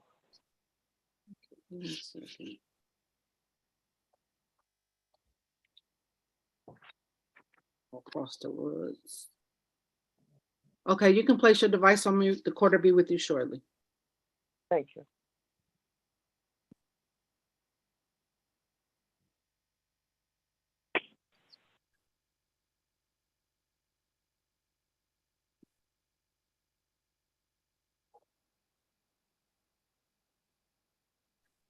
There's a person signed in under iPhone 3, the young lady with the glasses on. Unmute your device. iPhone 3. What's your name for court with the glasses on? You speaking to me? I'm on a tablet. Say something again, the person that's on the tablet. You asking for Giselle Coleman? No.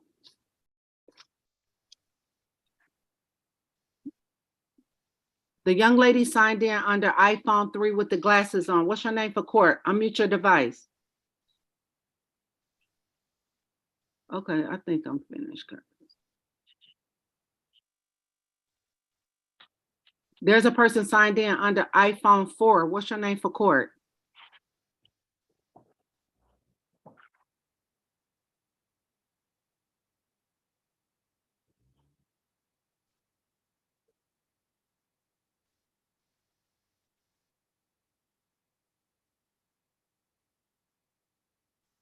My name is Alonzo Benning. Okay, okay, you have your name already signed in, Mr. Benning. What time was Thank you. what time was your matter today? 10 o'clock. Yep, you're in the right courtroom. You can mute your device. The court will be with you shortly. Thank you. You're welcome.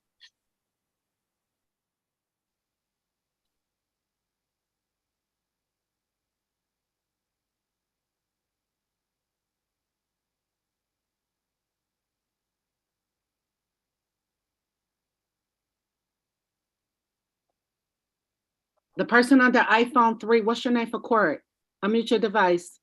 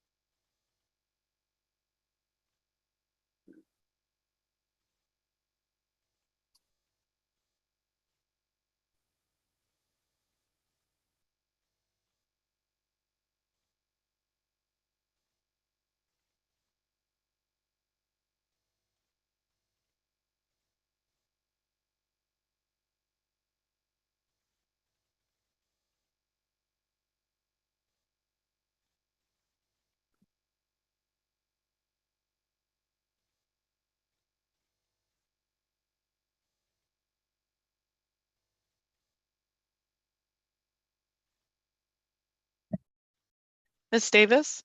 Yes. We had a few of our coworkers in Judge Brew's courtroom that were looking for someone that they think may have come here. Could I ask who the phone numbers are? Sure, I was trying to get them, but I couldn't get them, but go ahead. Yeah. Yeah, go ahead. The person with phone number ending 9766, can you hear us? Yes. What's your name? Sabree Ann Moore. Okay.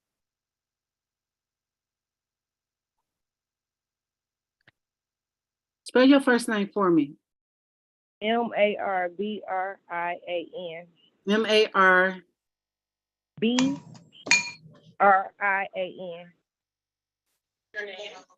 And what's your last name? Moore. And what time was your matter today in front of Judge Adam Sabree? 10:30. We don't have a 10:30, so you might be in the wrong courtroom. What's your case number?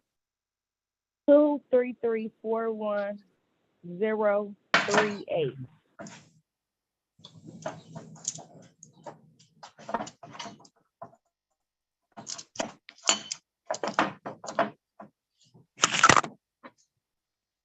Mr. Nevels, were you able to get her case number? I believe she's supposed to be in Judge Jackay's courtroom, Ms. Davis. Okay. You can sign out and go in, you dialed in, you can call 965-2565. 965-2565. And that's for Judge Jackay.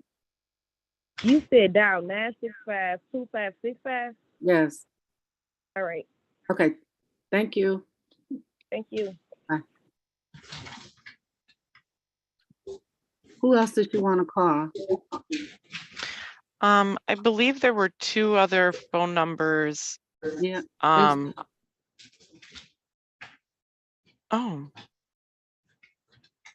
The Go ahead. phone number ending in 9300.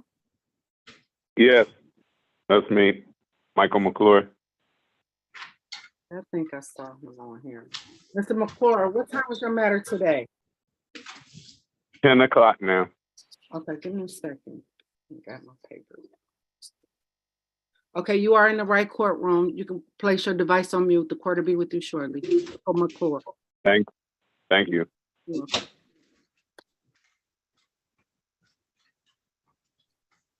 Thank you, Ms. Davis. It looks like that's all the phone numbers other than the iPhone folks. Thank you. I can't get the iPhone folks. They're not Yeah. paying attention, so we're done.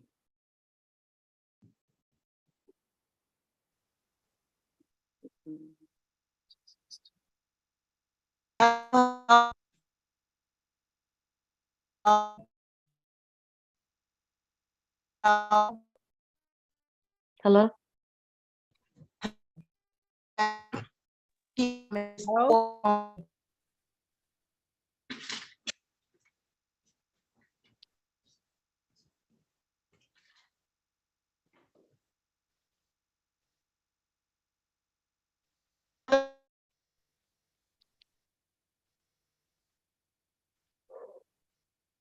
Hello? Hello?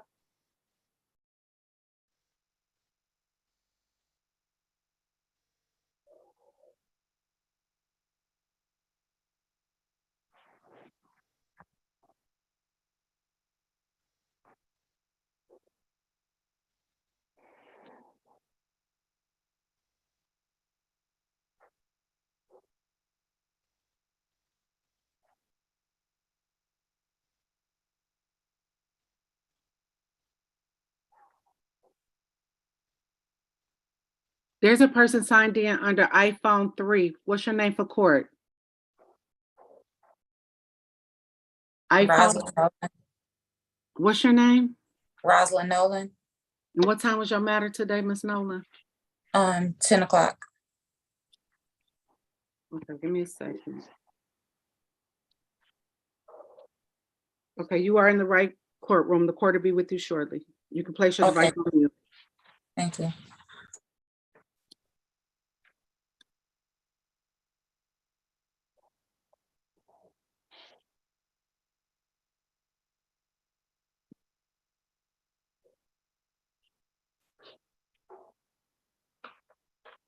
All right.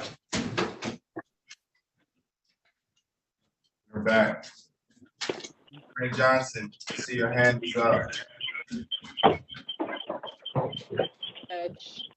I think we're ready on Boulder, May, and Chestnut.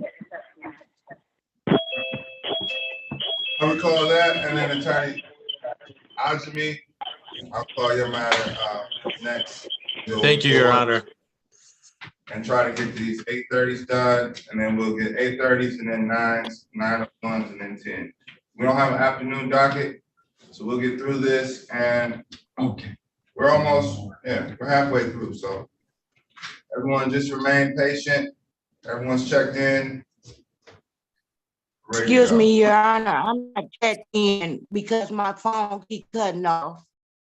Okay, cut your video off because it'll allow you to, it'll give you a better connection. Okay. Hold on. And what's your name? TCL.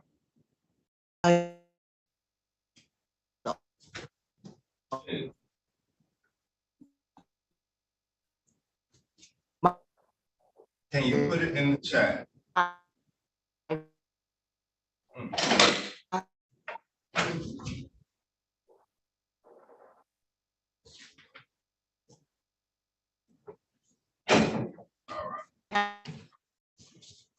TCL, you have a bad signal. You all both on the same page. All right.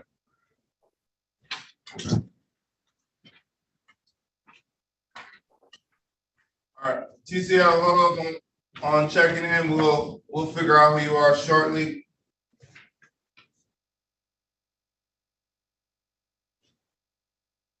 Ms. Johnson, you say you're ready on 5701? No, Your Honor, we are ready on 0067. Okay, all right. Recalling case number 233340067. This is Makisha Boulder May versus Shamari Chestnut. Yes, Your Honor. Thank you. Is that Ms. Boulder May? Yes, it is. All right. And counsel, have your bench. Somebody else phone. Yes, Your Honor. Michelle Johnson, P49181 of Legal Aid and Defender Association on behalf of Ms. Shamari Chestnut, who's in the Zoom courtroom. All right, thank you. All right, were parties able to work out some type of agreement? Yes, Your Honor. We have agreed, Ms. Chestnut is willing to take the 10-day move-out date with a conditional dismissal. I have prepared a conditional dismissal and I texted it over to plaintiff for her review. I believe she's in agreement with it. The 10 days would fall on a Saturday. 10 days from today would be the 10th. I'm sorry, the 20th of May. So that's a Saturday. So the date on there for the move out date is the 22nd, which is that following Monday. And 4B is checked on the document. All right. Ms. Boulder May, Yes, sir. Yes, Your Honor. is that your understanding of the agreement? Yes, it is. I just had one question. With the presidential judge, am I still able to file a civil matter if need be? It doesn't preclude you from recovering the rent in a separate lawsuit.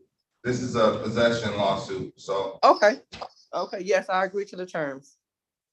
All right. Attorney Johnson, you satisfied? Yes, Your Honor. Would the court be explaining 4.201I to her since she's Sure. unrepresented? Well, she's a plaintiff unrepresented, and this is a conditional dismissal. Yeah, I guess it would apply. MCR 4.201I. In the event that you want to, in the event you disagree with this agreement, you can file a motion within 72 hours and the court can hear the motion, and if it has merit, we can set aside this agreement and rehear the case. But it seems like both sides agree, but that is your right within the court rules. So we want to notify you of that, Ms. Boulder May. But outside of that, it sounds like you all have an agreement and the court will enter the conditional dismissal with a move out date of May 22nd. If you move out by May 22nd, the case is dismissed. In the event that you do not, plaintiff can file a writ of eviction can file a judgment and a writ of eviction at the same time. How would I obtain the keys? Are we meeting at the police station or? That's up to you all. Okay.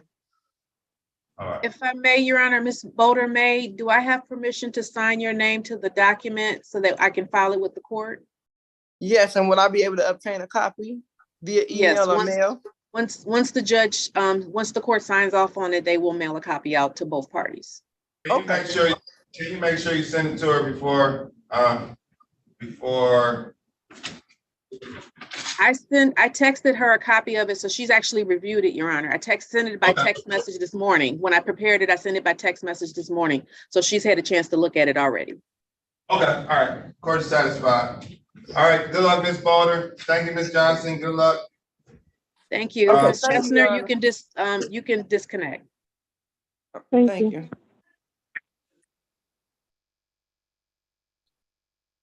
All right. Mr. Ajmi.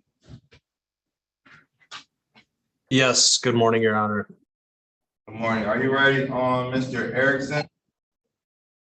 Yes, Your Honor.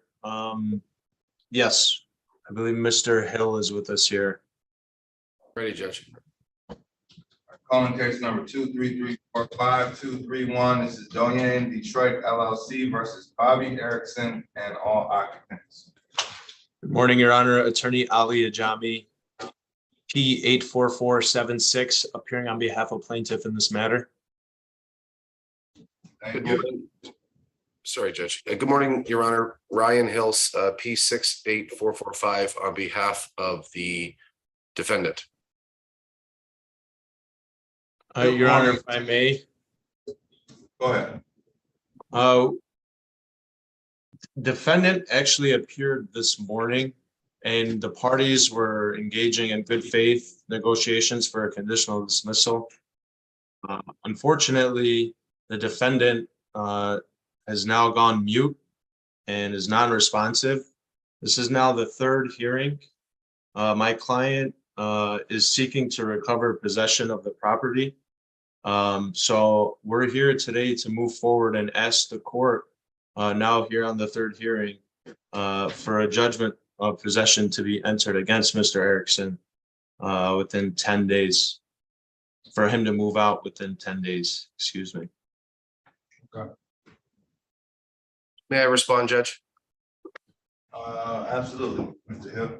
We were close to a resolution. My client just went radio silent. I don't know why. He's been very, I can tell you right now, out of all the clients I've had in terms of landlord tenant, he's on top of things. So this is unlike him. I'm asking if we can come back tomorrow. I just need approval. We had a settlement in theory. I wanted approval. And I will say this, I think it's premature to enter a judgment. I can still hold a hearing. So, I mean, I don't think you can't default him. I'm here. I would just ask, I do want the conditional dismissal. I would just ask, I heard the court say there's no court this afternoon, but if we could just set this for tomorrow, I'll get in touch with him and I'll even get approval for the CD that we discussed and we can submit it to the court. That's what I'm hoping the court would do. Your Honor, just brief response. We did not have an agreement. We were close, but we did not get that agreement. So, I mean, in light of that, and this being the third hearing, we've submitted the proper documents to the court, and we just ask that the court allow us a judgment for possession. This is now the third hearing. Mr. Erickson has been on notice that he's supposed to participate in these proceedings. For him to show up and then just ignore, I think it's improper. And I ask that the court enter a judgment of possession. And by hearing, it doesn't have to be by default. It doesn't have to be by default, Your Honor. I mean, it can be by hearing. Attorney Hill, can't you just call your client and ask them? Judge, I actually took a screenshot and sent it to opposing counsel. He did, and I appreciate that. You did. And it's literally, it's back and forth, and then I thought we had a resolution. I just needed confirmation about the waiver of arrears, that's it. And since 9:23, I see nothing.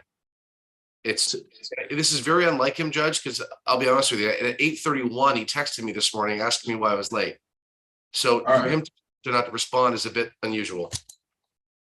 All right, well, we still have still half of the docket left, so, I mean, you all can just, doesn't matter. I know you all would love to carry on with your day, but I don't have to make a decision just yet.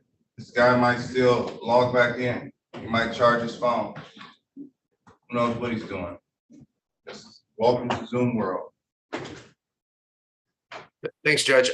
I'm on it. I'm gonna do everything I can, okay? And Wait forever.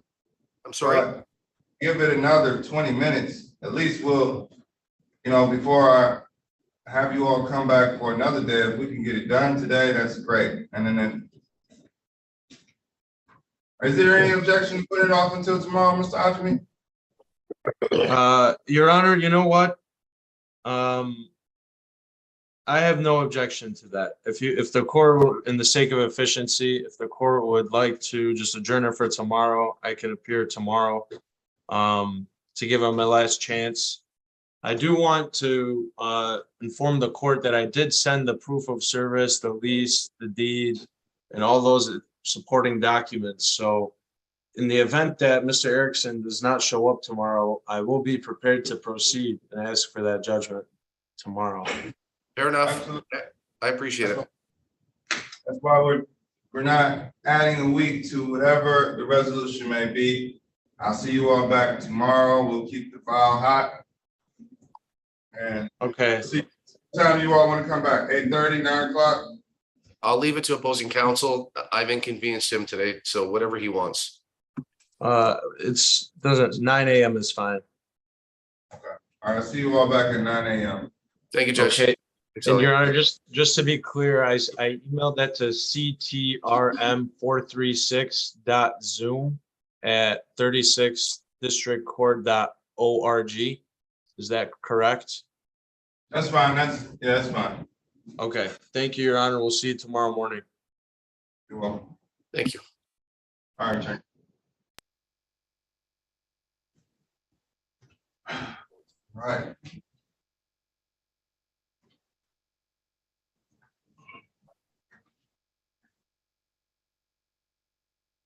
Party's ready on Elam Properties and Tanisha. Aiken? Yes, Your Honor, we are.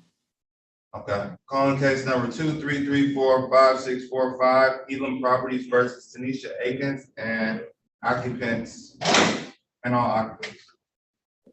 Attorney Amberly O'Brien, P 84377, appearing on behalf of Elam Properties. All right, thank you, counsel. And can I have your P number? 84377. Okay, thank you. And is Tanisha Akins here? Ms. Elam, did you want to put your name on the record? You can go ahead. Yes, I'm here. I'm sorry. I had it on mute. Okay, we have all parties here. Counsel, you all were able to come up with a resolution, is that correct? Yes, Your Honor, we are. The defendant is willing to enter into a consent judgment for possession of the property. We are not seeking a monetary judgment at this point. And she does agree to be out by June 3rd of 2023. Okay, so parties agree. This is a is this a termination of tenancy case? It is a non-payment case, Your Honor. Okay, so and is there an amount to redeem? No, Your Honor, we are not seeking monetary judgment. We're just seeking costs. Okay, and so what is the amount? What is the amount to retain? Your Honor, I apologize. I will have to look at what the actual court costs were. My client filed it prior to retaining me, so I'm not exactly sure what he paid, but it's the typical court costs. Okay, $55 for filing fee. Court officer, how much does the court officer cost? You know, 25. is it 125 or 25? Yeah, 25. 25, so now we're at $80. And anything else? No, that's fine. Thank you. Okay, all right, and so hold on. So you're saying that if Ms. Akins pays $80, she can retain possession of the property? Ms. Atkins has stated that it would pose a significant hardship on her to be out within the statutory 10 days.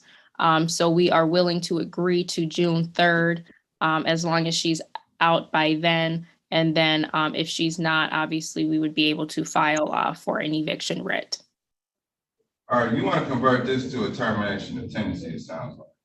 Because if she pays $80, she'll stay and redeem her property. So our party's requesting to convert this to a termination of tenancy where it's just a move out date. No, Your Honor, there is still, back rent that is owed. My client's not requesting it at this time, but he would like to allow that to be open for future, if he does decide to file a civil suit. Okay, so it's a non-payment of rent case. Correct. Non-payment of rent. So if you put $80 on a judgment and the defendant pays $80, this case is over with. No, Your Honor, we're not asking that she pay $80 to stay. That's the cost. Where she's in agreement that she has not paid the rent, and we're not stating that the rent is $80. We are simply allowing her past the 10-day statutory period. All right. Ms. Pickens. Your Honor, maybe someone from our office can talk with the tenant in a breakout room. Either it's a non-payment or a termination case. Can't be both. Ms. Snow, please, we're in the middle of it here. But Ms. Attorney Snow is 100% correct. You can't have both. So if parties want to convert it, or you want to add all the rent, or adjourn this to see if she vacates. Tenancy termination. Tenancy termination is fine. Okay, so Ms. Atkins. Yes. Are you in agreement with converting this to a termination of tenancy? I don't understand what that means. All right, we're gonna recall this case. Ms. Snow, if you want to represent Ms. Atkins, because you all are close to an agreement, but I don't feel comfortable entering this agreement with Ms. Atkins, not understanding what termination of tenancy means. But yes, Your Honor, I guess I can go, and maybe Miss I can take it, Ms. Snow. Perugian can go in a breakout room with her. I think all parties, can you just put all parties, can you go in there with the attorney as well? And just. Your Honor, I do have another matter in a few minutes that I have to attend to. I'm okay if she wants to speak with an attorney. And if that attorney is going to represent her, they're welcome to reach out to me. And is it possible for us to come back 1 week from today? Yeah, I can set it off 1 week from today. That'll be May 17th. Do you have anything for May 17th?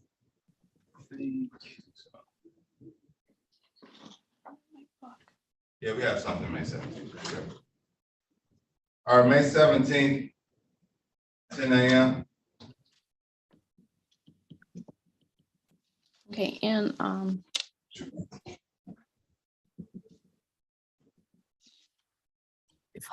Miss Carrie, if you could put the tenant and myself and a legal assistant and I guess Miss Karusian, unless someone else from our office is in the gallery, we can talk to her for a minute. I'm Yes, assuming you Miss Snow. probably want to speak with her before you speak with me, Attorney Snow. Yeah, we need to do an intake and talk to her and explain the difference between the two cases and what her rights are. Okay, well, I'm gonna give you a contact number for me. You So can that put it in the chat, Ms. Okay. O'Brien, and that would be grand. Okay. Thank you. All right, council, I'll see you back on May 17th at 2. Thank you, Your Honor. All right, Mr. Edel. I'm sorry, Thank you. Judge, I didn't hear the time. Did you say 10 a.m. on the 17th of May? Yes, ma'am. Thank you. Cool.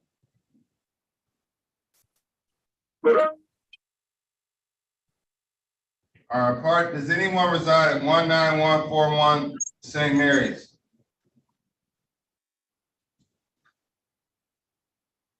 Calling case number 2334557, A1 Realty Group versus all occupants at 19141 St. Mary's.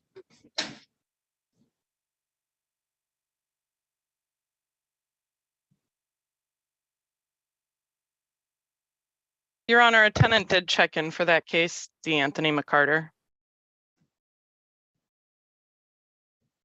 Are parties ready on this? It looks like Hello? the plaintiff attorney is in a breakout room with one of our attorneys. I don't know if it's on this case or not. All right, thank you. Drew Underwood, is Michael Anthony here? Michael Anthony. Did I hear someone say yes?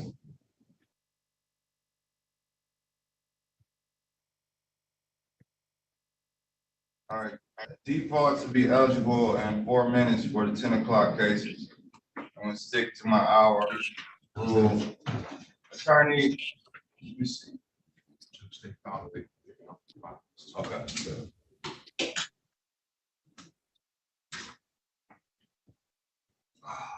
Is Legend McDaniel here? Yes, she is, Your Honor. We actually, I think, have a resolution. I'm just waiting for the plaintiff's attorney to talk to his client. Okay. All right, I see some hands up. Ms. Fisher, how can we help? We're ready, Your Honor. I believe Mr. Horka is still present. Yeah, he is. This is for Giselle Coleman. The last 3 numbers are 582. Calling case number 2334558, Trust Property Management versus Giselle Coleman and all occupants. Good morning, Joe Horka, P75969, appearing for the plaintiff. Janetta Fisher, P72872 with Michigan Legal Services, representing the defendant, Giselle Coleman. Ms. Coleman, please state your name for the record. Giselle Coleman. Thank you, Ms. Coleman. All right. Parties able to reach a resolution? Yes, Yes, we Your have, Honor. Your Honor. All right, would you like to put it on the record? Parties would like to do a conditional dismissal with box 4A checked. This is a non-payment of rent case. The total with rent and court costs is $2,640. My understanding, Ms. Coleman will pay my client $1,000 of that balance tomorrow, May 11th. My client has until May 30th to inspect and repair as needed. Mold in the property, issue with cold water in the bathroom, and a socket in the kitchen that's not working. If those repairs are made timely, then Ms. Coleman will pay my client the remaining balance on May 31st. If they are not, or not to her satisfaction, she has the option of escrowing the remaining balance with the 36th District Court by that same date. Okay. Your Honor, I did tell my client that she owed $2,475. Mr. Horka, is that difference due to court costs? It is. I'm sorry about that. Okay. All right. And is this your understanding of the agreement, Ms. Fisher? Yes, it is, Your Honor. All right, the court is satisfied. 4A is checked. These terms, there are some extensive terms, and I'll leave it to what was set forth on the record. The court is okay with this. Are there any additional questions? No, Your Honor. Ms. Coleman, do you have any additional questions? No, ma'am. No, Your Honor. Okay, all right, thank you, parties. I'll enter this into the system upon receipt. Thank you, Your Honor. Thank you. You are welcome. Good luck. Thanks, Phyllis. All right, you too. 8:30 case 542 with Mr. Horka. Is that 542? Yes. Calling case number 233455542, Logical PM versus Eric Johnson.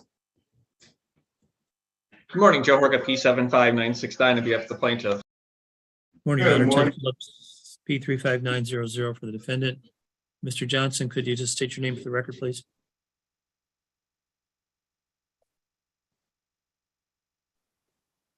He was in the courtroom. No, he's here. Eric Johnson. Yes, Your Honor, the parties have came to an agreement, a consent judgment for Mr. Johnson to vacate by June the 9th. This case will be converted from a non-payment to a termination of tenancy, dismissed as to him. Judgment will be against all occupants to move by 6/9. There's no waiver of any other claims. And I believe that's the full agreement. Is that correct, Mr. Horka? That's correct. All right, Mr. Johnson, does Mr. Phillips, your attorney, have permission to sign your name on the conditional dismissal? Yes. All right, you have any other questions? All occupants must vacate by June 9th and the case is dismissed. Any other? Okay. Did I Your Honor, miss it's a anything? consent judgment as opposed to a conditional dismissal, not that there's much difference. Okay. Yeah, this is a consent judgment, it's not a conditional dismissal. So this won't be a dismissal if you vacate, but all occupants must vacate by June 9th or writ may issue. Your name is actually not on the judgment, but a writ of eviction can issue after June 9th. Thank you for that Thank you. clarification. You said it won't be dismissed if I'm out by the night? It will be dismissed, but your name was dismissed as a named party. So this lawsuit originally came in Eric Johnson's name. So now we've dismissed your name off of this case and it's entered it as in all occupants. So you're dismissed. However, anybody in that house, whether it's anybody, it could be anybody in that house, a writ of eviction can file and all occupants can be evicted after June 9th. So your name, you still have a shot of getting some more housing, but a writ of eviction can still enter vacate by June 9th. You understand what's going on? Yeah. Okay. All right. The court is satisfied. Good luck, Mr. Johnson. Thank you, Attorney Phillips. Thank you, Your Honor. You're welcome. Thank you, Mr. Horton. All right. Attorney Murray. Good morning, Your Honor. Good morning. What matter do you have today? LaShonda Finley, the all occupants for the case number ending in 654. Shonda Finley and all occupants. This is a 10 a.m. matter. That's correct, Your Honor. Let's see if, 654. Copy of the deed. Does anyone reside? Let me allow everybody in from the waiting room.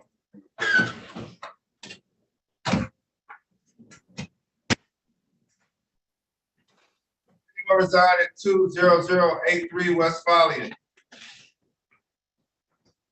Excuse me, Your Honor. I believe that one of our attorneys is representing on this case, or at least had spoken to the Senate. He's currently in Judge Kennedy's courtroom. I'm trying to get him over here. The tenant is currently, The defendant attorney. where is the defendant? What is the defendant's name?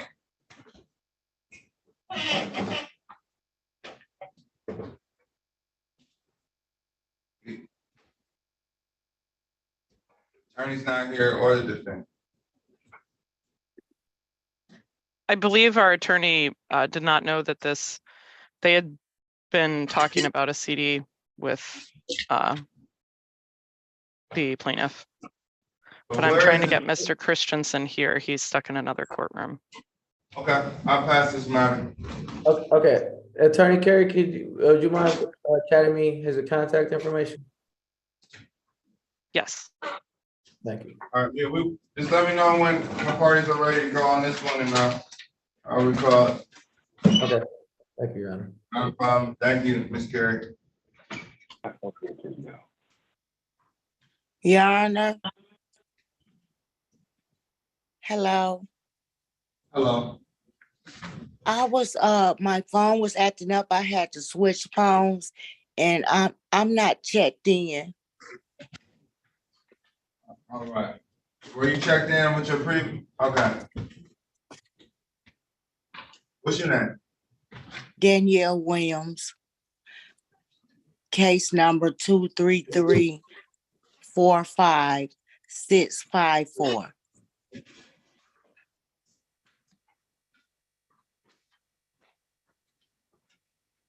All right, I will. Doctor right now. Want to chat? What's the case number again? What's the case number? 233-45654. She's the one for the Murray case, Judge.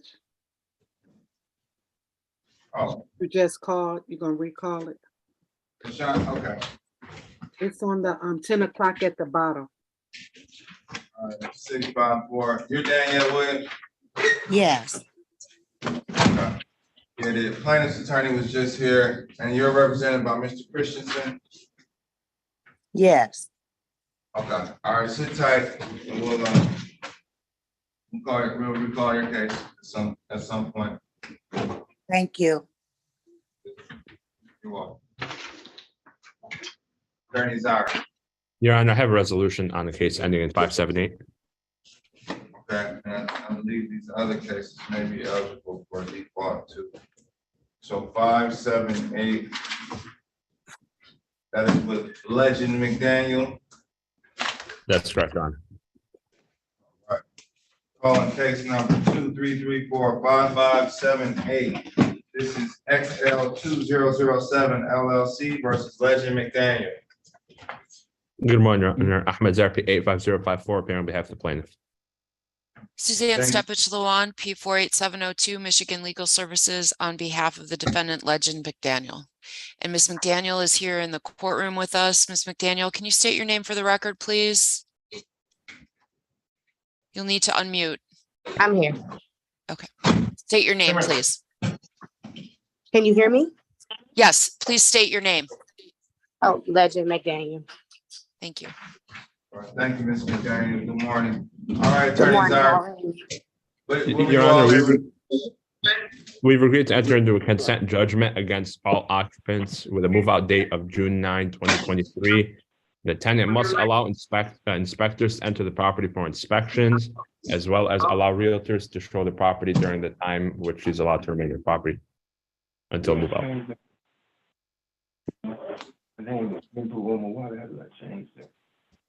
Okay. So, Ms. McDaniel. Yes. You are agreeing to a judgment. We're gonna do a judgment by hearing. As to all occupants. Adjust it on your document, Attorney Zard, because we're doing all occupants. So it'll be a judgment by hearing. Thank you for laying out the terms where All occupants on this Woodcomb property will allow for inspections and for realtors to show the property. And all occupants agree to vacate by what date? June 9th, Your Honor, 2023.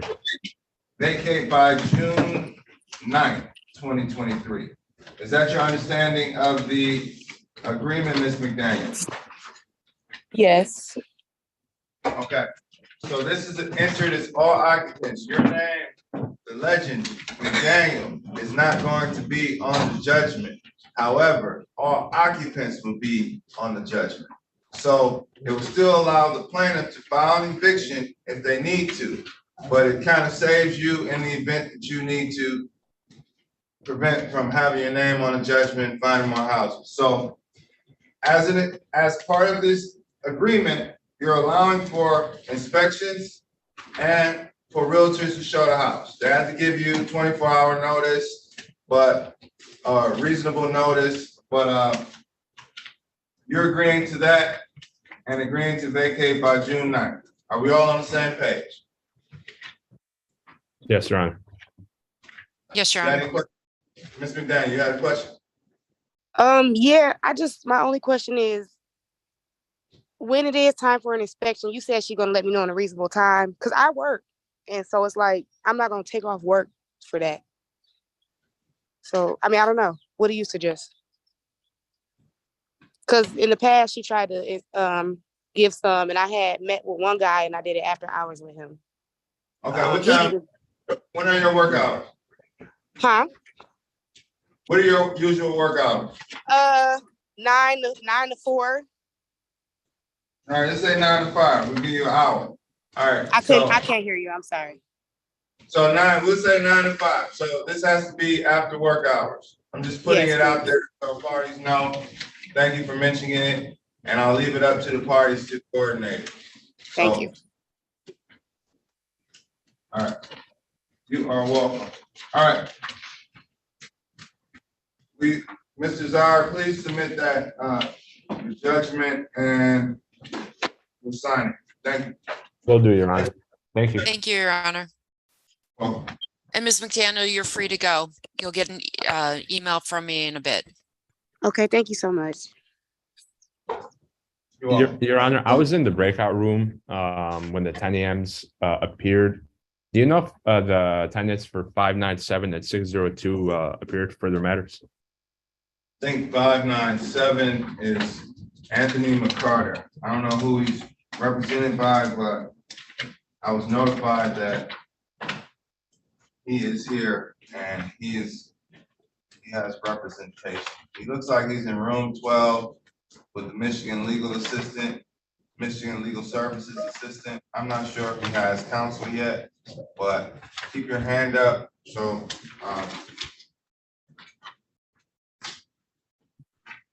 feel free to chat. And then the tenant for 602.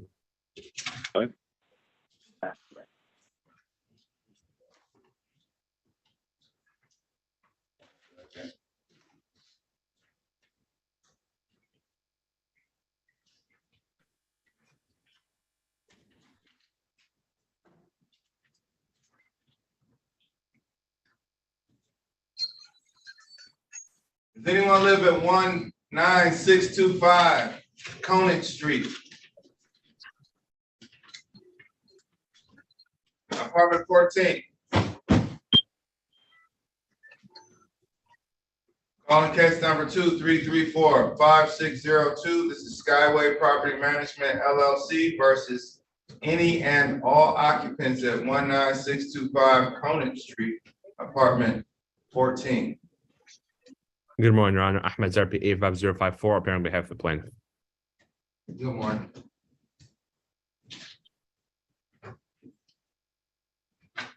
All right. Does anyone live on Conant Street? 19625 Conant Street, apartment 14.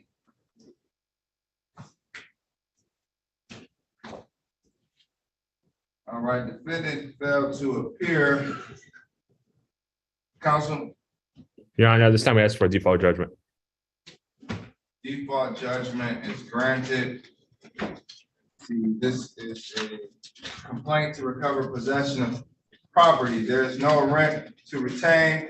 The determination of tenancy case, defendant has until May 22nd to vacate the property or a writ could issue. Thank you, Your Honor. You are welcome. 602. Okay. Improvers, Mr. Price, I'm gonna get you out of here if possible. Is Martha Schultz represented by counsel?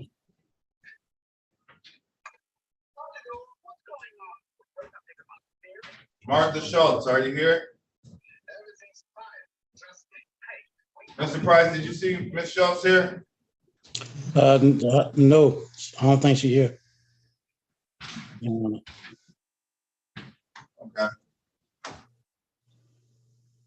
Let's call it.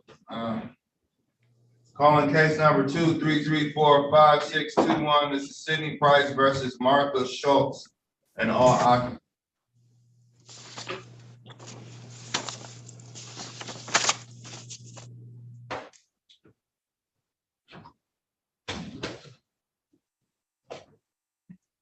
Can you state your name for the record, Mr. Price? Yes, sir. Tell me your name. Sidney Price. Thank you. Is Martha Schultz here or anybody on Fairport Street? No, I No, he's asking. All right, Mr. Price, are you the owner of the property at 18453 Fairport? Yes, sir. All right, is someone still occupying the premises at 18453 Fairport? Yeah, yes, sir. Okay, and Yeah, are I you think- requesting, go ahead. Yeah, I think it's a boy. I think it's a boyfriend. Okay, and are you requesting anything from the court today? Okay, beg your pardon? Are you requesting the court enter default judgment? Yes, sir. Okay, default judgment is granted. Thank you. Termination of tenancy case, defendant must vacate by May 22nd or writ may issue. Okay. Make sure you submit a judgment to the court, Mr. Price. Okay, then. Right. Thank you. Have a good day. Mhm.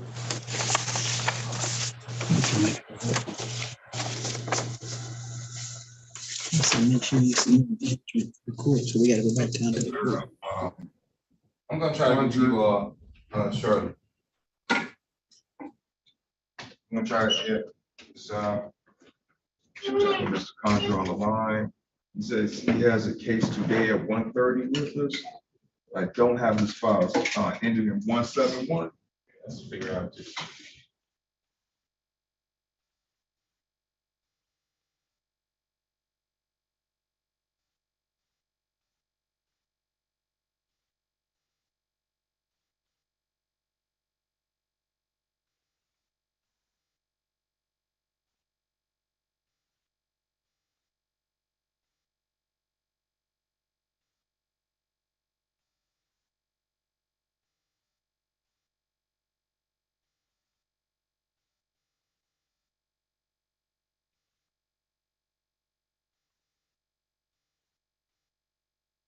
A way to do this stuff just because they're saying what they do, but there's no one way you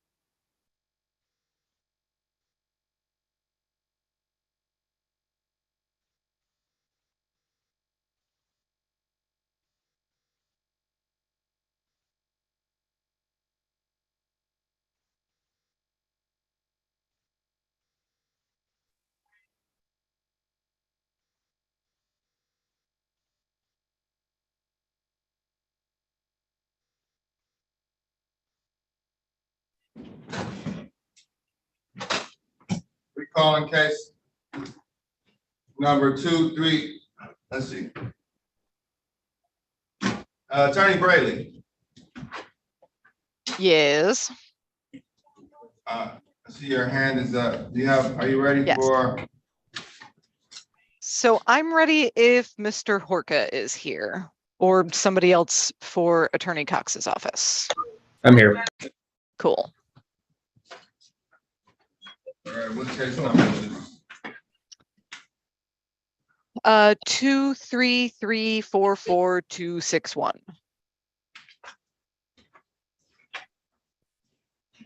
Calling case number 233444261, E&E Capital Management versus Leroy Johnson. Morning, Joe Horka, P75969, appearing for the plaintiff. And this is Hillary Brayley, P number 82889, here on behalf of Mr. Johnson, who is here with us. Mr. Johnson, can you please unmute and state your name for the record? Leroy Johnson. Thank you, sir.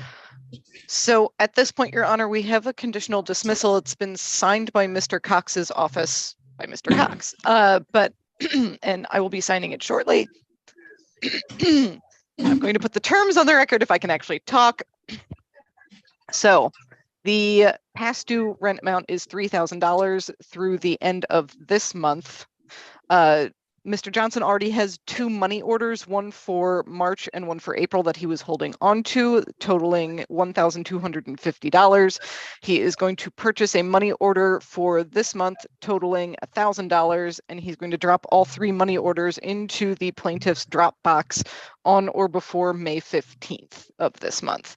And then for June and July, he will pay an additional $375 per month on top of his rent. That should be a total of $975 altogether.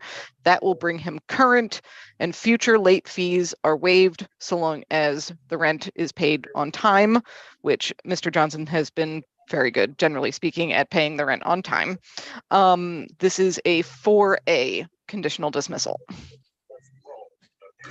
So $3,000 is split up with 2 money orders totaling $1,250 plus a money order of $1,000, which would be dropped off. Rent plus $375 will make up the $750.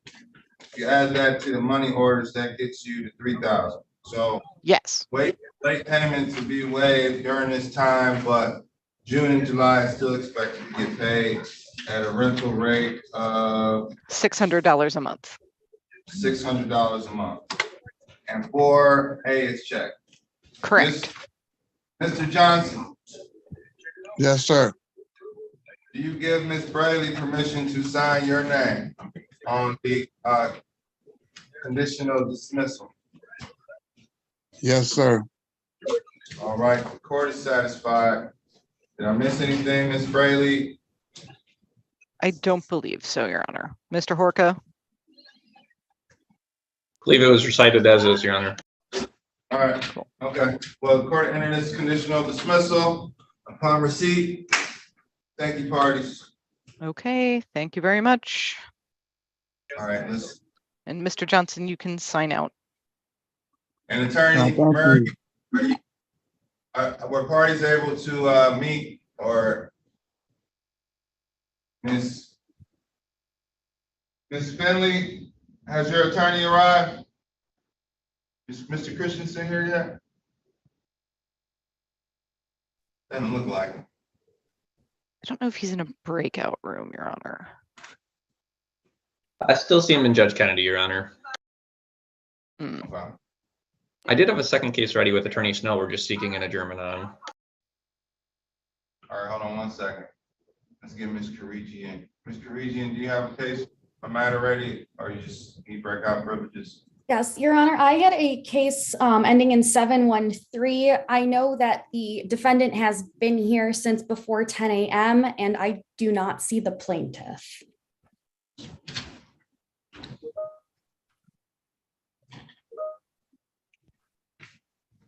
(713).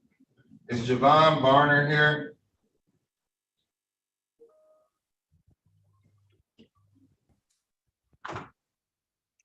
Is Javon Barner here? Javon Barner.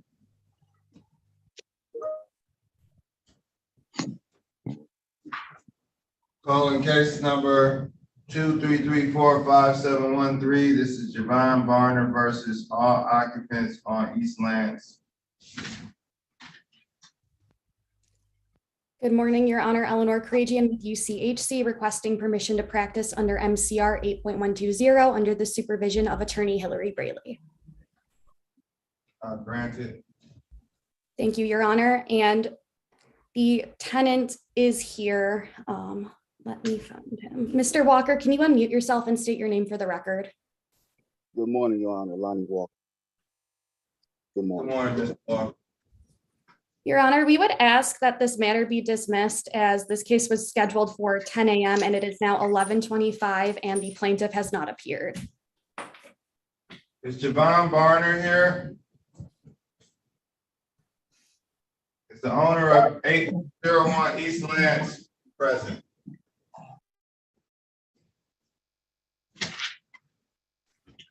Our grant this request. This matter is dismissed without prejudice. Can be refiled, but it's dismissed because and failed to appear.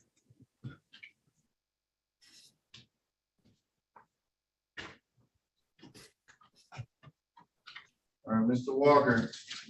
Yes, sir. Yes, Your Honor.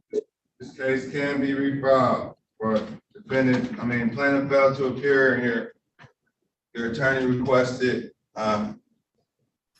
your practicing attorney requested a dismissal, so it was granted. Okay, I got one question, if you may. Yes. This was done again last year in Judge Warner's courtroom. This guy Jeremiah Run, he doesn't own a home. All right, well, doesn't really. Well, he's unable to evict you, so your matter is dismissed and good luck. If you have an attorney, so maybe you all can craft up a way to address that issue, but as it relates to anything pending in landlord-tenant court, you are free to go. Mr. Walker, thank I you, will Your follow Honor. up with you after court. Thank you, Your Honor. Have a good day. Thank you, Your Honor. Right, you're welcome. All right. You all right? No. Okay.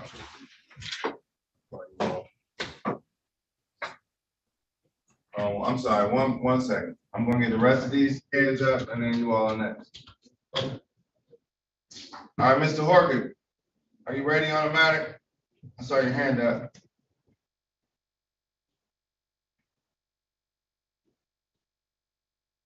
Attorney Werner? Yes. Hi, I have about 3 matters to put on the record from 8:30 that are ready. Okay, and then Attorney Luckoff? Good morning. Good morning. I'll get to your case after Attorney Werner. Okay. Attorney Werner. Okay, which one are you ready for first? We'll start with the one ending in 608. On case number 2334560 CCA Lafayette Park versus Kyler Daniels. For the record, Jessica Warner, P84628 with Trowbridge representing the plaintiff. Thank you.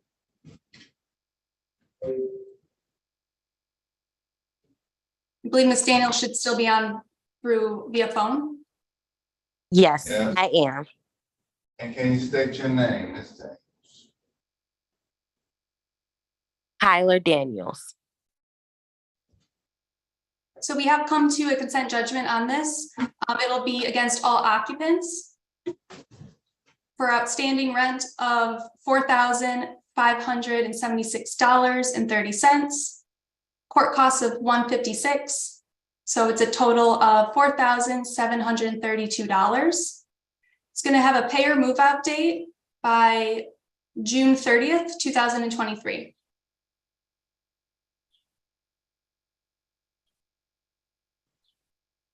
And do you agree with this, Ms. Daniels? Yes, and I would just like to note that it was with our legal names, Kyler Daniels and Ida Daniels, left off, and it just says all occupants. Correct. So are parties agreeing to an all occupants judgment? Correct. Okay, we're gonna enter this as a judgment by hearing to all occupants. All occupants must pay $4,732 in total or move by June 30th, 2023, or writ can issue after that date. Parties' names, well, Kyler Daniels' name is dismissed as a named party, and all occupants must pay $47.32 or vacate by June 30th, 2023.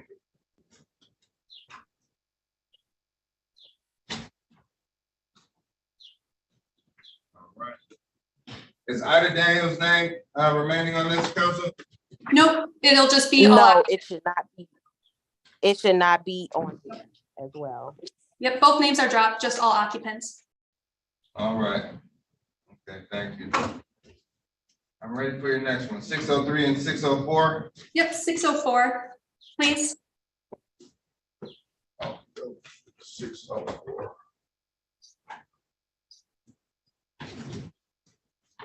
Calling case number 23345-604, Renaissance City Club Apartments versus Yolanda Caldwell, occupants on Brush Street. Jessica Warner, P84628 with the plaintiff. Thank you. Good morning, Your Honor. Robert Santiago, Michigan Legal Services, P57157, on behalf of the tenant Yolanda Caldwell, who is present. Ms. Caldwell, could you please state your name for the record? Yolanda Caldwell. Thank you, Ms. Caldwell. All right. Parties able to work out some type of resolution? Yes, Judge. Did you want me to do it, Jessica? Yeah, go ahead. It is similar to the last case. It's going to be a judgment by hearing against all occupants. Ms. Caldwell's name will be dismissed from the matter with a pay or vacate of 30 days, which is June 10th, 2023. I believe the balance to pay is $6,111. Is that correct, Ms. Werner? Correct, and 17 cents, and then. And 17 cents. And court costs as well, which would equal out to $6,267.17. How much is the total court cost? Oh, total court cost is $156. Thank you. Sorry, I have the breakdown if you need it. No, that's fine. So 626717. Correct. All right. By June 10th, 2023, this judgment will be in all occupants. All occupants must pay $62.67 by June 10th, 2023. Ms. Caldwell, is that your understanding of the agreement? Yes, sir. All right, well, you all, well, according to that agreement, the judgment by hearing. And Ms. Caldwell, I do have your permission to sign the judgment on your behalf, correct? Yes. Thank you. Thank you, Mr. Santiago. Thanks, Judge. Thanks, Jessica. Thank you.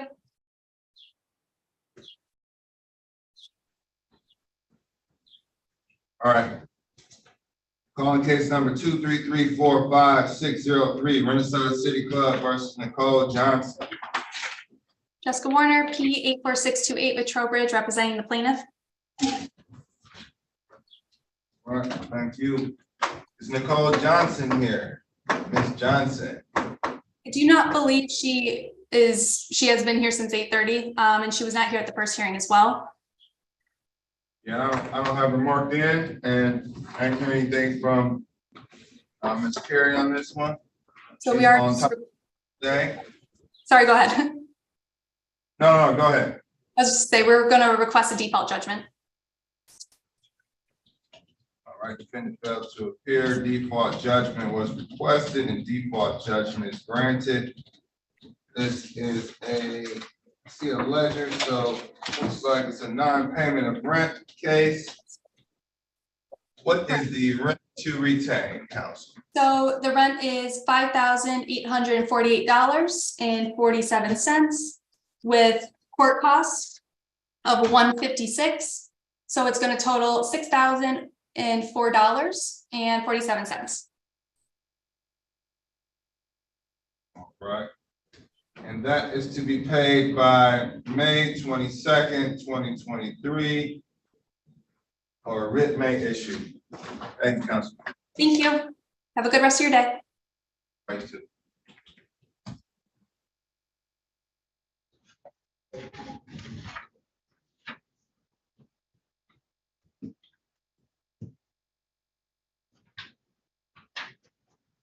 All right, calling case number 2334-6123. This is Ali Asadun versus all occupants.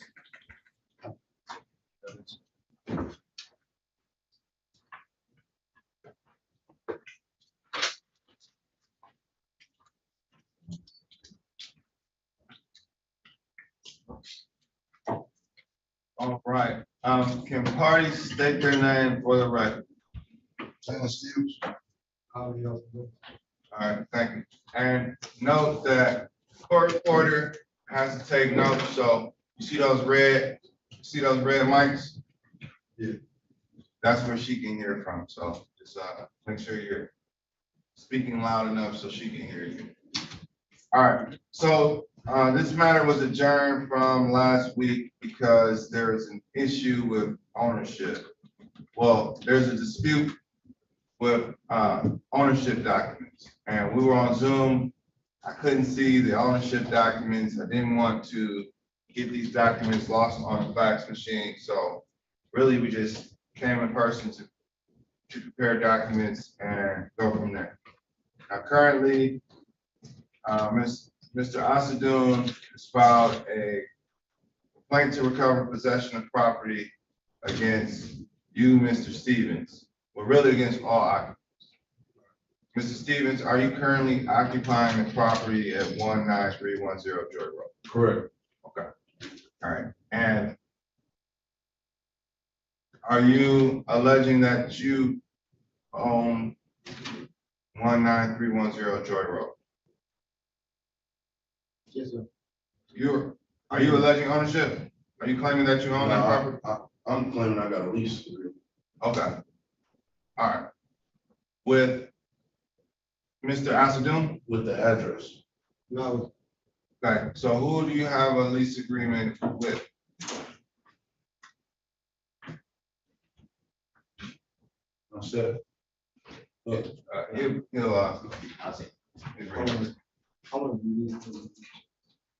yeah, I'll review both of your documents.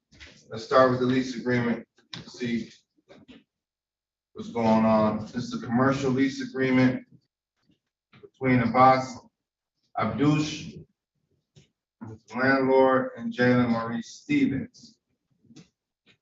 It's a commercial property on Joy Road, which is auto repair? No, it's a unit.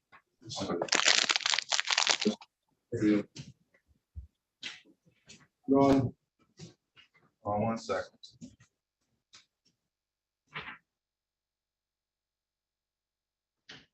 Want to be on YouTube? Let me put the camera on you.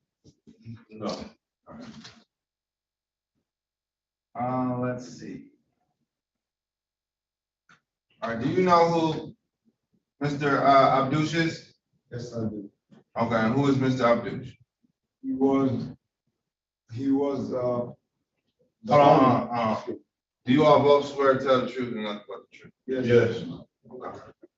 Go ahead. Well, can I give you this too? Hold on, answer That's this real- information about him and. Hold on, I want to figure out. You're gonna take this document, then I'll review yours too. So who is Mr. Abdouche? Okay, Mr. Abdouche, he bought the building. Well, he paid on the building and he lost during the time the contract he did with him. So Okay, I bought the building, he lost it in court. That's why I tried to answer your question. This That's the one when you lost in court. And when you lost in court, I bought the building from the original owner. Because he didn't pay off, he wasn't paying, so he went, the owner took him to court, and he lost in court, and, you know what I'm saying, he just left the building. So, these proof right here, that show name that you got on there, it's on here, the guy took, the owner, original owner took it to court. Okay, and what's your interest in the property? I bought the building. Okay, from who? From Rod. I got it right here. In the contract. And can you bring those documents up here? So what do you want to do, Mr. Stevens? I have a lease agreement all the way out to August with the Bosch guy. And during my lease term, it's just word of mouth that the Bosch lost the building, but it wasn't that, never any proof that it was new ownership took over on the building. All I got is good. Walk in saying like, I bought the building and your lease is supposed to be terminated, Texas. But from my understanding, him and the Bosch was partners. And I don't know who to believe, because technically I still was paying rent to the Bosch. Okay. And are you still paying rent? Well, I haven't seen the Bosch in 1 month. Okay. When's the last time you paid rent? This month of March. Okay, so no money was accepted for the month of April? No, not from the Bosch. All right. Excuse me, Your Honor. I don't have no partner with a boss, no document, no paper. The only person I dealt with is the original owner.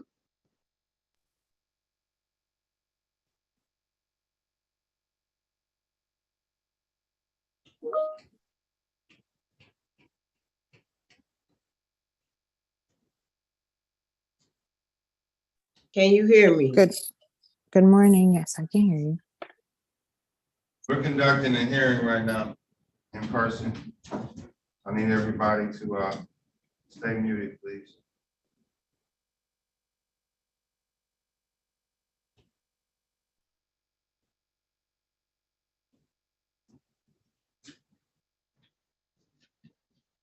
Judgment of the contract, John Murad, Mabas Douche. We're a judgment, okay. There's a judgment, but was the judgment redeemed? Contract with deed.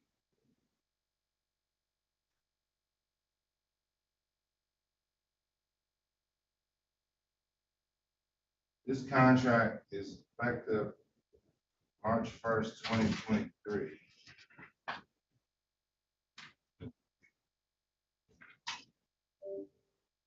John Murad, President, Ali Sadoun.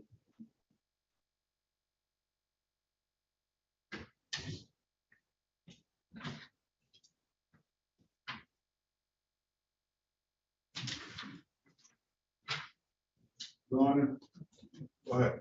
I let him know, like when the guy lost the building a couple months ago, I let him know that he lost the building and not to pay him nothing. You don't want to build it no more. So, All right, so is this contract for deed, is this a land contract? yes, yes, sir. So you entered into a land contract.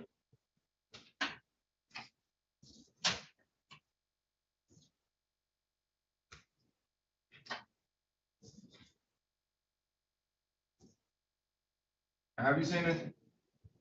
No. Have you seen this deed? No. I'll let you review it as well. You're not represented, so you have every right to review this. You really should review it partially, but I tried, I got like some kind of papers we did in the beginning, but I was willing, let them see it, but I was willing, you know what I'm saying, to get the original one, but it didn't work out like I told them. Thank you. Court officer. Officer Bennett. Okay, what is this? What are you showing? What is this? policy number and payment date. Oh, the. Insurance? Yeah, that's the stuff they approve insurance and all that stuff. That was just in a folder, that come with it. Okay. So I do have a copy, the court is in receipt of a copy of the deed. Now, we don't deal with, I can address the validity of the deed. I'm not going to contest the ownership. Ownership and title issues are county issues, but if we can solve this, then I'll try to solve it. My issue is that I don't know if. Let's see. Sure, yep.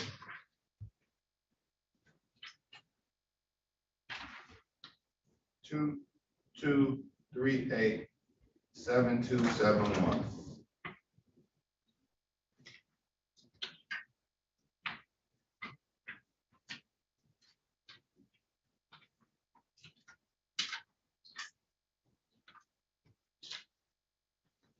Two, 87271.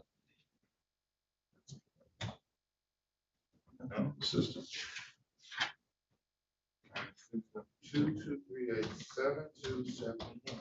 Oh, 22. Okay. Oh, yeah, 2238. Sandra K.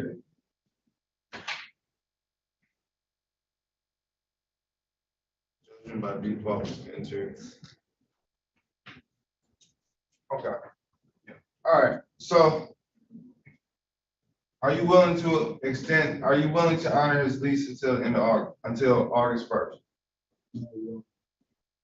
When are you, and are you prepared to vacate August 1st? Yes. All right. How much time are you willing to?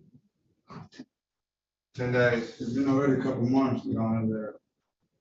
Haven't taken no payment or nothing from him. I haven't had, we didn't talk about nothing, so it's really to go to court. Are you willing to accept the lease from him? No, Your Honor, no. There's a lot of things to be done to the building, and I have to go through inspection, do a lot of things. There's a leak in the roof. Which came out of my pocket. Terms of this lease. Been there.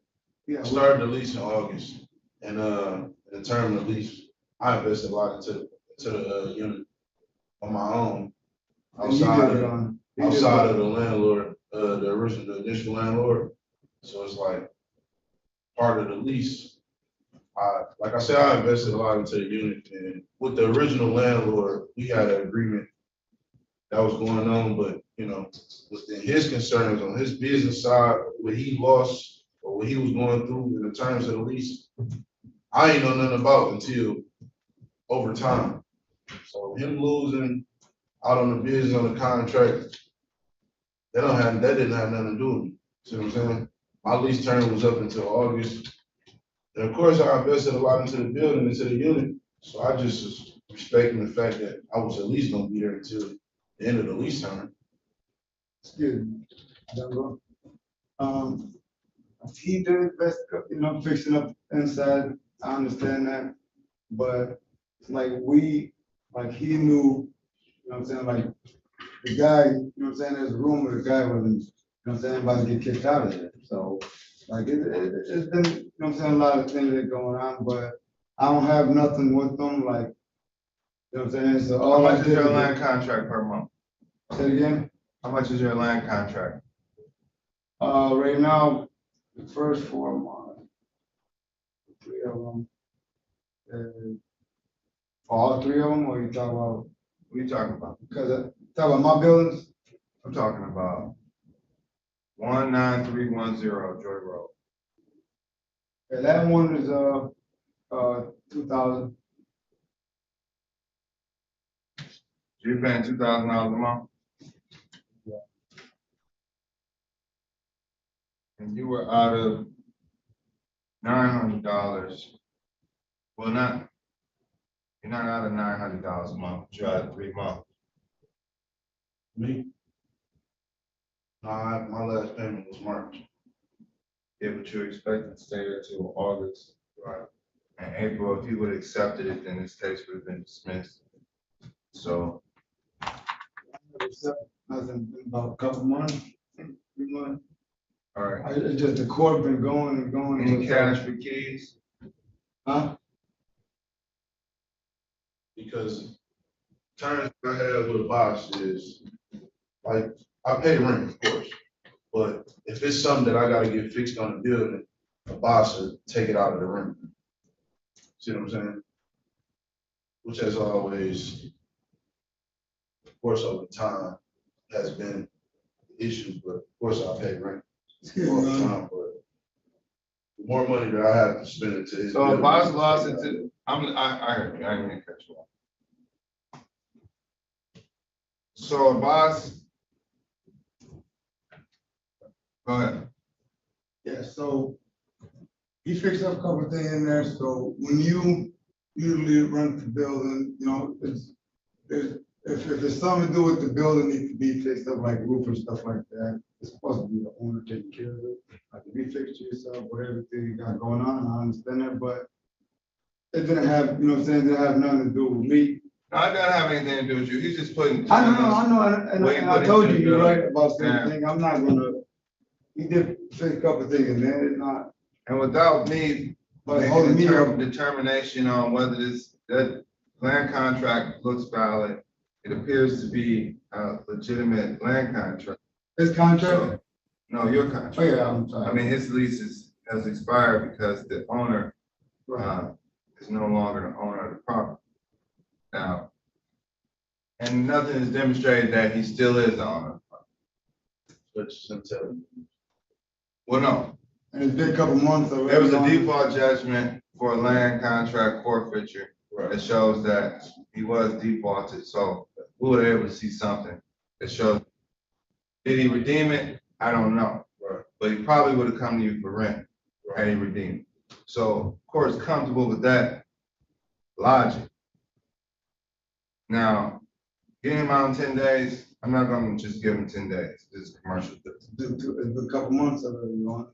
I understand that, but this was filed in April. But I understand, I work, but I mean, I've been dumping money and I got a building holding me up, like, it's been already a couple months.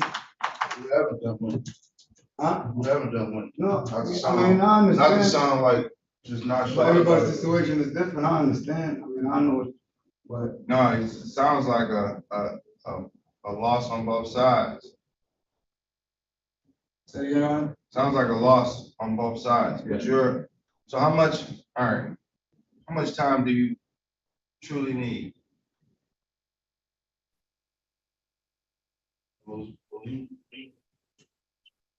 I was expecting to, end of my lease term, but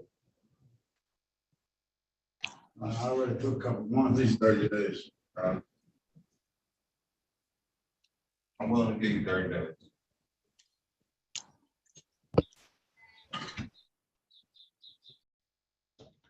Any reason why I shouldn't give him 30 days? I'll leave it on you I understand the situation, but I understand mine too, so. I understand both sides, Yeah. and of course, gonna make a determination. And after that 30 days, after June 12th, this May 10th, 30 days would be really June 9th, we'll go June 12th, vacate date. A judgment by hearing for parties. Do you have an objection to bring this to all occupants? Okay. So this won't be on your judgment as it's Jalen Stevens, and it started. You don't even have to convert it. It began into all occupants judgment. So all occupants must vacate in 30 days by June 12th. It's actually a little bit over 30 days. So you can file. A little over 30 days? What'd you say? I'm sorry, you said again? I said June 12th. If I were to put 30 days, I understand. it'll be the It's okay. weekend, so it's first business day. So June 12th, 2023. After that date, you can apply for a writ of eviction. Apply for what? You can apply for a writ of eviction. You can apply for an application to evict. Okay, so after 30 days, if he's not gone, I gotta go through court again? Yeah, you have to file a writ of eviction with the court, like everybody else has to. What I just did now? No, you're requesting a judgment. Right. You get a judgment. In order to file a writ, you have to have a judgment. So you get a judgment. That judgment is valid once we leave court with an order to vacate by June 12th, 2023. On June 13th, 2023, it would have elapsed. So you'll be able to apply for eviction of eviction. No, you don't have to come back to court. You have to come back to court. Oh, bro, so I ain't understanding. Yeah, party you submitted on 2, it comes to us, we sign it, we look at the judgment, okay, nothing has changed. Now, if you accept some money from him in the meantime, total circumstance changes, and you let the court know. But, so June 12th, 2023, that's pretty much, that's the date. And after that date, you can apply for a writ of eviction, any event parties have a vacate. And that's all occupants. So if there's anybody in there, if you left tomorrow and court officer ends up occupying the property, the writ and the judgment will work for you. Why go in there and start occupying the property? Get me out, or whoever. You understand? So good luck, both parties. Good luck, Mr. Stevens. Thank you, Honor. Thank you for your patience. And you all work this out. Here are your documents. You need to retain in whatever is considered your property, get it out of there. You're welcome. Y'all stay civil too. They waiting for paperwork, right? Oh yeah, you all can get your judgment. You can get your judgment today.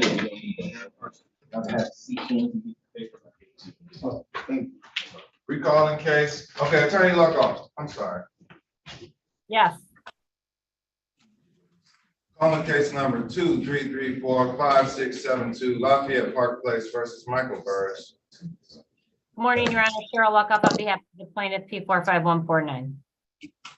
Thank you. Is Michael Burris here?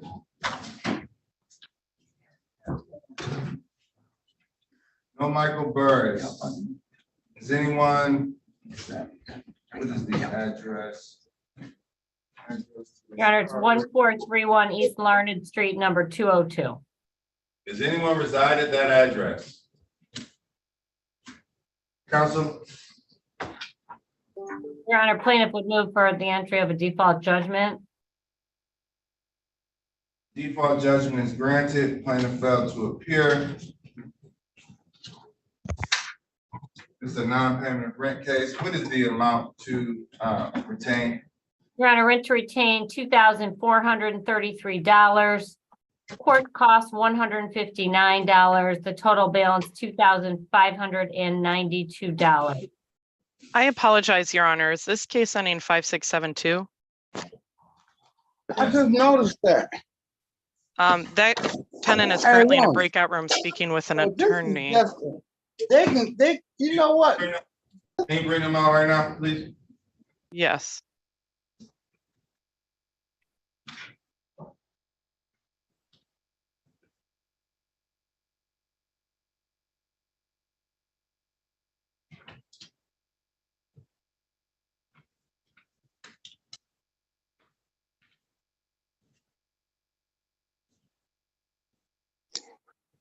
Hey, Judge.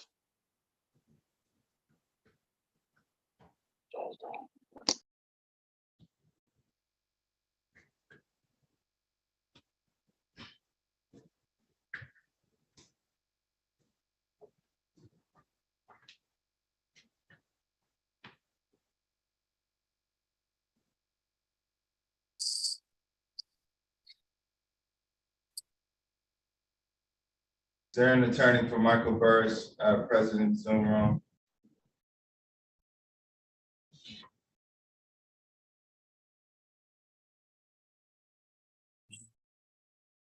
Your Honor, I just started speaking with him if I could have a few moments to speak with him. He just got through the intake for legal services. Okay, court has passed this case and Attorney Luckoff is representing the plaintiff, so please notify her when you're done speaking. I will speak with her the minute I finish speaking to Mr. Burris. Okay, all Judge Sabree. right. I want to set aside the default judgment, counsel, and Understood. Thank you. Hey, Judge, this is William Evans. how you doing, Mr. William Evans? You forgot about me yesterday. You supposed to look back at my case and wonder why I got a report to a hearing today instead of getting a default judgment. All right, hold on. You have to wait until this docket is over, Mr. Evans. Okay, Please. I'll wait. No problem. Okay, thank you. Mr. Burris, I just sent you an invitation to join room 6. Please join that.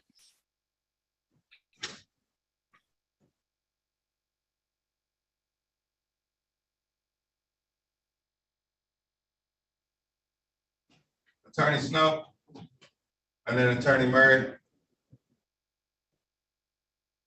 Yes, Judge. Mr. Horka and I have a case and I think we want to get an adjournment.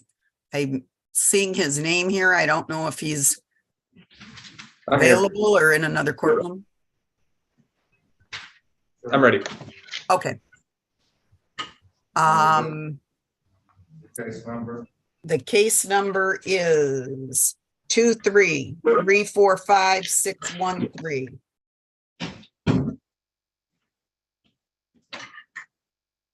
On case number 233-45613 532 Tidal Way LLC versus Sandra Foster Rudds. And Your Honor, go ahead, Mr. Horka. I'm sorry. Good morning, Joe Horka, P75969, appearing for the plaintiff. Charlene Snow from United Community Housing Coalition, P26923, on behalf of defendant Ms. Foster Rudds, who I believe is in the courtroom on a telephone ending in 5977. Yes, Sandra Foster Rudds. Thank you. Your Honor, Mr. Horka and I have chatted back and forth. I believe we need an adjournment. There is another case in front of Judge Kennedy, I think. I'm checking to see if it's Kennedy or Brew. We were there on Monday, and that is a motion to release escrow monies, which I think will satisfy the rent claim in this case. So I'm asking that we adjourn for a period of time so that I can get the figures that the attorney in the escrow motion case and I have reached to Mr. Horka, and he can check all that with his client and the other plaintiff attorney in the Kennedy case. Okay, so how much time do you need? Mr. Horka, what's your pleasure? We're back up in front of the on the escrow motion on June 20, but I think we can resolve this in a day or two because we've reached an agreement on the amounts. I don't know how you want to do this, Mr. Horka. Judge, it sounds like this companion case, which was a previously entered CD with escrow, might resolve this one. We have the current balance at $2,228.56. If we want to set this one over until early June, that should give enough time for this to kind of work itself out. Yes, it may be that we agree on the escrow and this case gets dismissed, Mr. Horka. That would seem to me, there may be another way, but that seems feasible. 31st, 3 cases, Your Honor. All right, let's do May 31st. May 31st, Judge, at what time? At 9 a.m.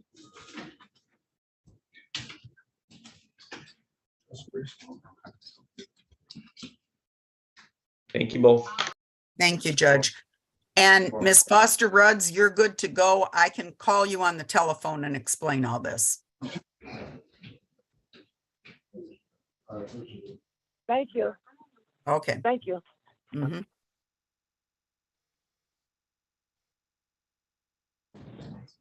Attorney Phillips?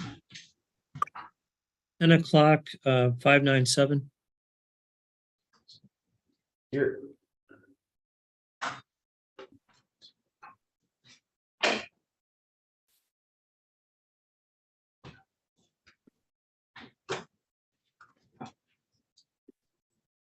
On case number 233455597, A1 Realty Group versus any and all occupants at 19141 St. Mary's. Good afternoon, Your Honor. Ahmed Zarfi, 85054, appearing on behalf of the plaintiff. Good afternoon, Your Honor. Ted Phillips, P 35900 for the defendant occupant, DeAnthony McCarter. Mr. McCarter, could you say your name for the record, please? DeAnthony McCarter. The parties have came to an agreement on this one. There'd be a consent judgment that $750 will be paid in 10 days. Plaintiff agrees to accept third-party payment. And if it's not paid, the defendant could be evicted. If it is paid, then defendant will move by June the 30th. And that is the full agreement. Is that correct, Mr. Zahir? That is correct. So what if he doesn't pay? It'll be a third-party payment, Your Honor, and it will be paid. But failure to pay could cause writ issue. At the end of the day, it's gonna be a June 30th move out day. Is that right? Right. Yes. Okay. All right. Okay. As long as the parties are on the same page, I'm okay with it. And any and all occupants, so we'll leave it in any and all occupants and $750 by June 30th. Really, that's any other way. No, $750 within 10 days, Your Honor. By May 10th. By May 20th. Within 10. Okay. But if it's not paid within 10 days, counsel. Your Honor, it will be. I will be disbarred. It will be paid. I promise you. All right. I'm a little facetious there, but it'll be paid. We have 9 kids in this family. It's not gonna not get paid. So. Okay. All right. Well, I'll leave it up to the parties to draw that up, but. Okay. Your Honor, there's a case early this morning that you put over for us to have arguments. I assume that's going to have to be this afternoon. I have a 1:30. No, we're gonna hear it. Okay. I don't have any. Just going to suggest maybe tomorrow would be better since there's a lot still to be done. I've got an eye appointment at Beaumont Hospital at 1:30, so I didn't want to rush. Excuse me. Want to make it? I'm sorry. Are you on this case? Yeah, I believe so. I didn't know if y'all was switching over cases or at this point. Mr. McCarter, we just did yours. Is this one? Okay. Mr. Phelps, could you get me Mr. Carter's contact information? I Or you can just will message get that to me. to you. Okay, but I'll call you on it. Okay. Okay, thank you. Have a good one, yes. All right. I'll agree to Attorney Phillips, Attorney Melbourne. So that concludes let's conclude 597. Please enter that, the court of sign it. So weird agreement you all have going on. Okay. But Ms. Melbourne. Good afternoon, Judge. I'm present. Good afternoon. I hate that I kept you a little longer, but are you available to come back tomorrow, Attorney Melbourne? At what time, Judge? What time is best for you? Tomorrow I have 2 court hearings at 10, 10:30, and then 1 at 1:30. We can do 8:30. Okay. That works. That would be perfect, Your Honor. Thank you. Thank you, Ms. Melbourne. All right, Yes, I'll take some time review, and if you all have anything in the meantime, just talk to each other, I guess. And I'll see you all back. Sorry for the wait, but Okay. it happens. No problem. Thank you. You're welcome.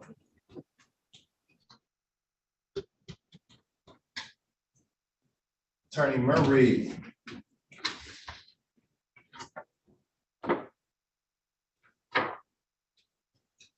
I had a chance to speak with the other attorney, Your Honor. We were able to come to a conditional a consent judgment.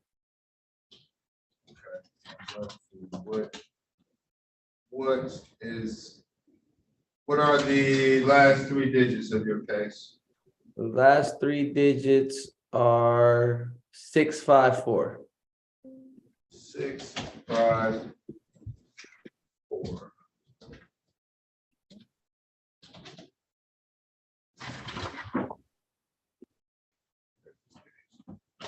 Okay, recalling case number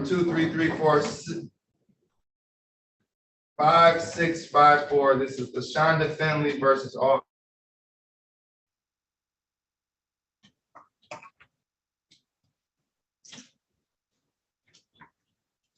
Can you state your name, record, Mr. Murray? Good morning, or excuse me, good afternoon now, Your Honor. James Murray, PA 5490, appearing on behalf of the plaintiff. Property address is 20083 Westphalia Street, Detroit, Michigan 48205. After speaking with Attorney Christensen, we have decided and agreed to a 30-day move out for a consent judgment that I will be filing with the court immediately. Okay, consent judgment, 30-day move out. That's correct, Your Honor. And any other terms? No, that was it. And Oh, you have go ahead. The other terms, yes, that's sorry about that. The keys must be left sent to the attorney of record, which is myself.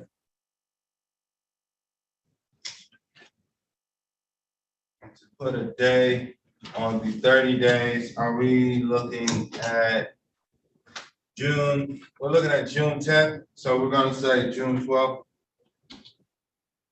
30 days puts us at on a weekend, on the 10th or 11th. Okay. We can actually do June. Yeah, we'll do June 12th. Technically, it would be June 9th, but I'm gonna give the party benefit of the doubt. Give them the weekend. All right, and this case was originally filed in all occupants. It is on the docket, it's all occupants, or keep it as all occupants.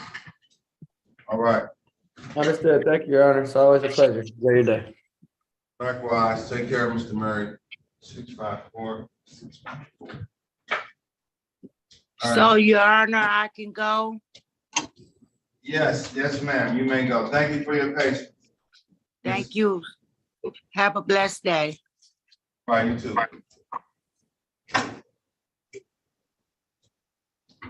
Attorney Devon. Yes, Your Honor. Attorney Luckoff and I are ready on 5672. Calling case number 2334567 Lafayette Park Place versus Michael Burris Jr. and all occupants. Good morning, Your Honor. Well, good afternoon, Your Honor. Cheryl Luckoff on behalf of the plaintiff, P45149. And Suzanne Stepich Luan, P48702, Michigan Legal Services on behalf of the defendant, Michael Burris, who is with us in the Zoom courtroom. Mr. Burris, can you unmute and state your name for the record, please? Michael Burris. Thank you, Mr. Burris. All Your right. Honor, the parties have agreed to the entry of a consent judgment, which provides as follows. Rent to retain $2,433. Court costs $159. The total balance is $2,592. We've agreed with a writ date of May 31st, 2023. This will be a judgment against all occupants and not against Mr. Burris. Okay, did you say May 23rd? May 31st. May 31st.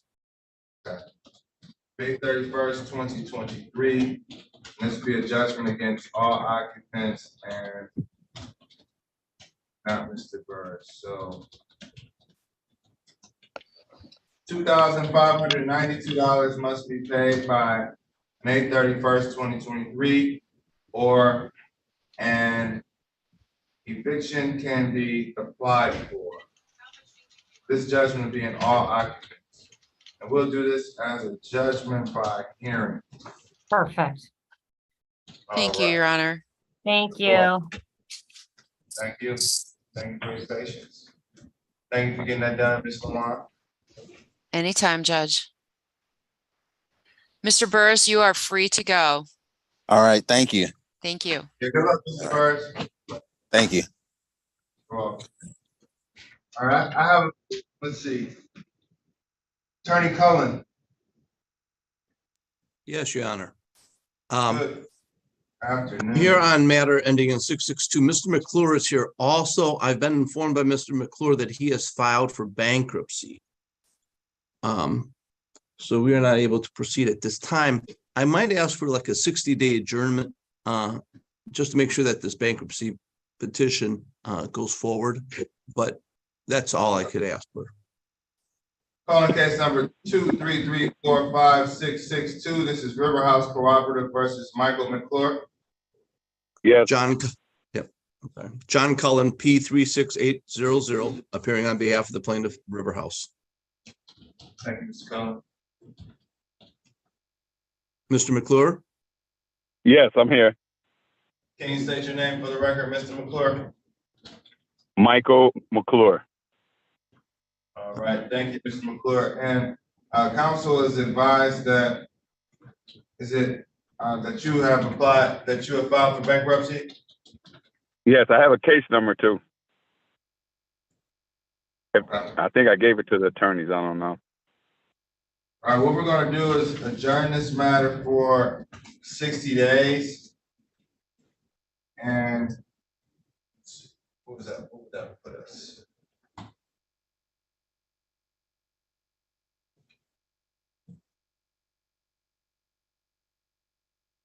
All right, let's do July 12th.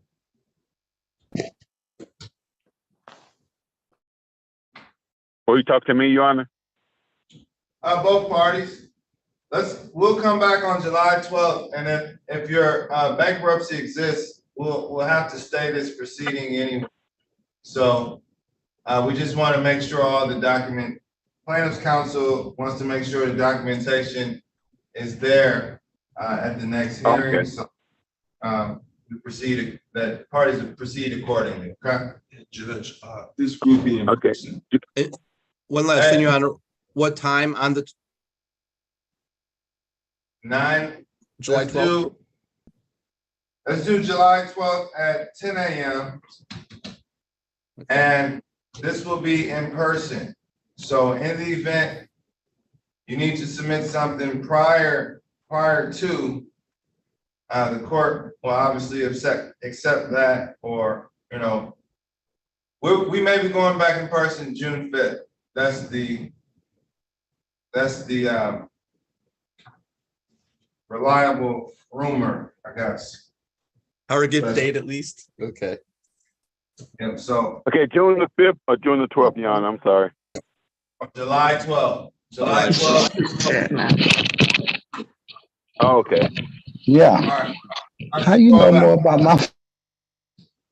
And you say in person, Your Honor? Yeah, that would be in person. So check back with the court.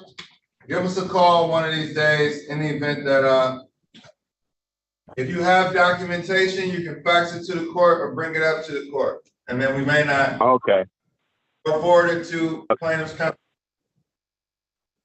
Yeah, obviously, Your Honor, okay. If it's pending by that time, then obviously we'll either take another adjournment or dismiss without prejudice. Yeah, okay. And that's okay. That's totally understandable. So as far as where parties probably won't have to appear, but just let me know. Okay. We appreciate you, Your Honor. Thank you very much. Good luck, Mr. Thank you, Your Honor. Yes, sir. Thank you, Your Honor. Okay. All right. Bye-bye. Bye. Excuse me, Your Honor. Alonso Benning, can you please join us in breakout room 9? We've sent you some invitations to meet with legal aid.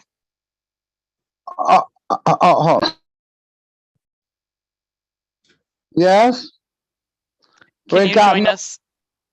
And breakout number 9. How do I do that? What? She want me to join them and breakout number 9. You'll see it. I don't know how to do this. I'll send a new prompt, Your Honor. Yeah, okay. Get that big. Drew Underwood, See how you get this big. is Michael Anthony here?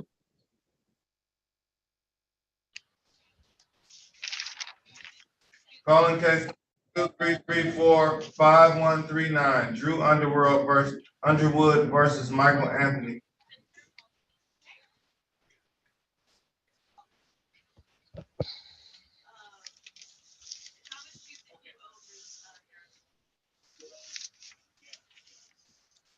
Is Drew Underwood here?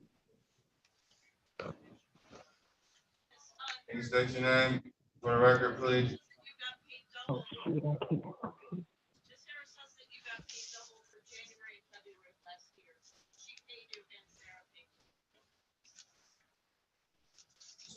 can't. I see you on the screen.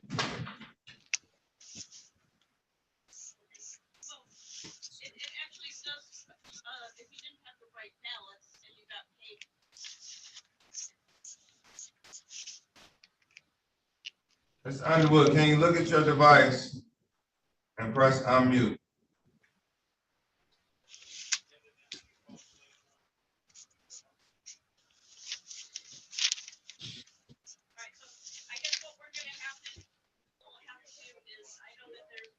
All right, we'll call. Excuse me, Judge, when you get a chance.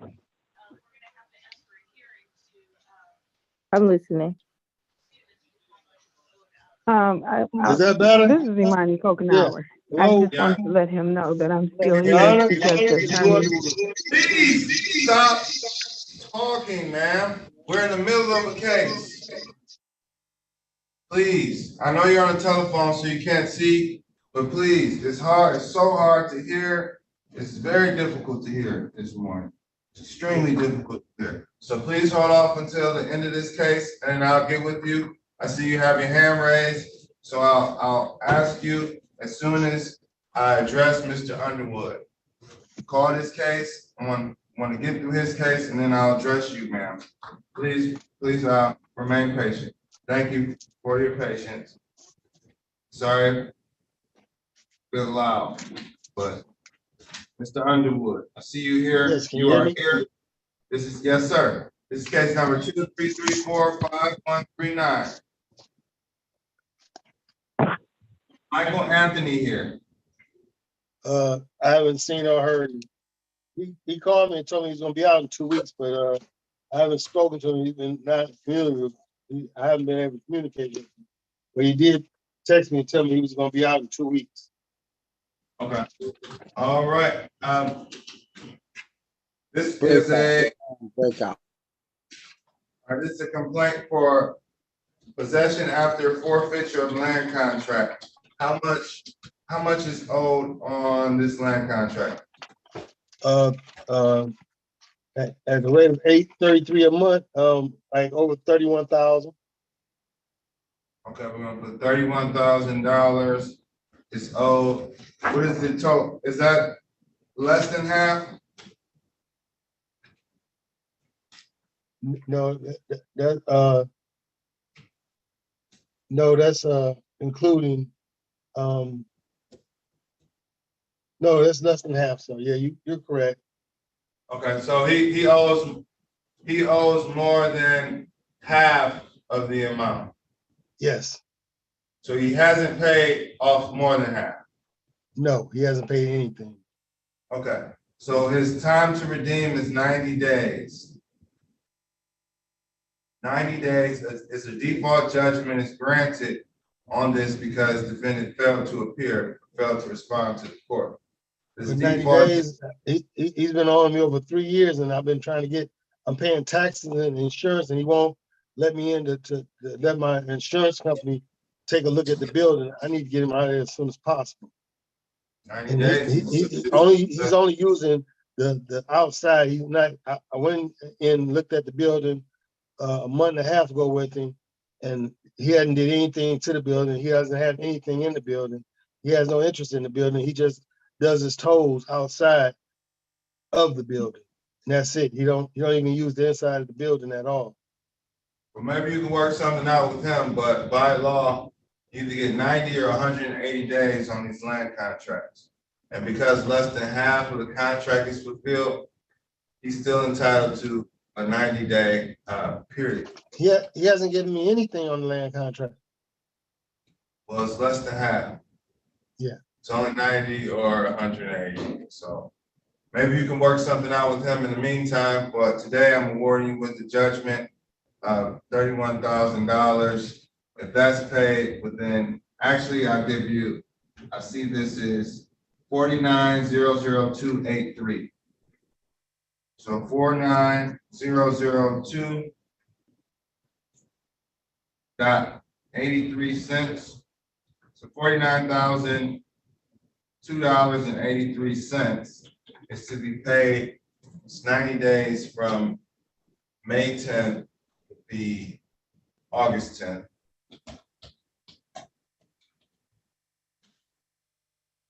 Or written issue. So August after 10th. Yeah. Yes, sir. I had a purchase agreement. We had a purchase agreement I had put into records that's for over 75,000. If he paid 30,000, we had a new contract. The new contract was for 75,000. So if he paid 40,000, he would get off and keep my building for less than what he owes. He wouldn't keep his building. He would just be out of the land contract forfeiture lawsuit. He would just redeem. So this is not for the sale of the property. I'm not helping you sell your property. I'm just, what was played on here was that he owed $49,002.83. So in the event, then he would be able to maintain possession if he paid $49,000, but he would still be under contractual obligations for the rest of the land contract amount. Okay. So this is just to maintain whatever would have been if he were paying. So judgment for plaintiff, the 90 days is August 10th, 2023, $49,002.83 must be paid on or before that date, or a writ of eviction can be applied for and issued. So it's still 90 days. Maybe you can work something out with them in the meantime, but submit that judgment in the court assignment. Thank you for your patience, Mr. Underwood. Okay, so he's in the building for another 3 months then, correct? Legally, yes. Without you being able to remove him, absent some type of agreement that you all work out. Maybe you can occupy it in the meantime, but that's between you all. But I know you will be eligible for a writ of eviction after this 90-day period. That's a statutory 90-day period that's within the court rules. So like landlord tenant is 10 days, land contract is 90 or 180. Gotcha. Okay, Your Honor. Thank you. Thank you for your patience, Mr. Underwood.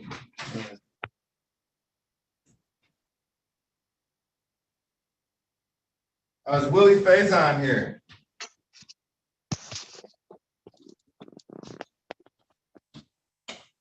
And Mr. Nolan? Yes, sir. Is Rosaline Nolan here, or Alan Bradley? Yes, I'm here. Okay. I'm calling case number 23. Are you represented by an attorney? No. Calling case number 2345677. William Nolan versus Rosalind Nolan and Alan Bradley. Alan Bradley's at work. Okay. Well, can you state your name for the record? Yes, Rosalind Nolan. Thank you, Ms. Nolan. And Mr. William Nolan, can you state your name? William Nolan. All right. And Mr. Nolan, are you the owner of the property at 492 Garden Hill Street? Yes, sir. All right. And is there someone still occupying 492 Fernhill Street. Yes, me. Yes, Rosalind Nolan. All right, Ms. Nolan, you live at 492 Fernhill. This is a complaint to recover possession of property. Is there a potential vacate date? Parties agreed to, have you agreed to vacate, Ms. Nolan? Yes, I'm currently looking right now. I'm really just waiting on, places to call me back, honestly. Okay, how much time are you willing to offer, Mr. Nolan? I'll give her 30 days. Okay, Ms. Nolan, are you willing to accept 30 days? Yes. All right. Are you willing to set aside, are you willing to enter this into as an all occupants judgment, Mr. Nolan, and remove her as a named party? Yeah, I'll do that. But Your Honor, I do have my cousin staying there. What I'm saying is I have him staying there, so I didn't want him to be evicted.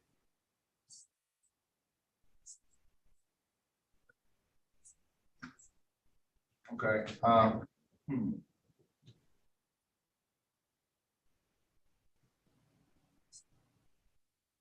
So I don't think that will work.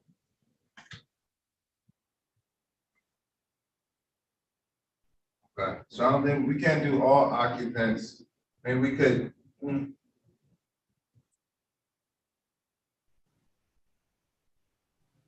can't remove the named party if parties are still, because then your cousin would be at risk of getting evicted.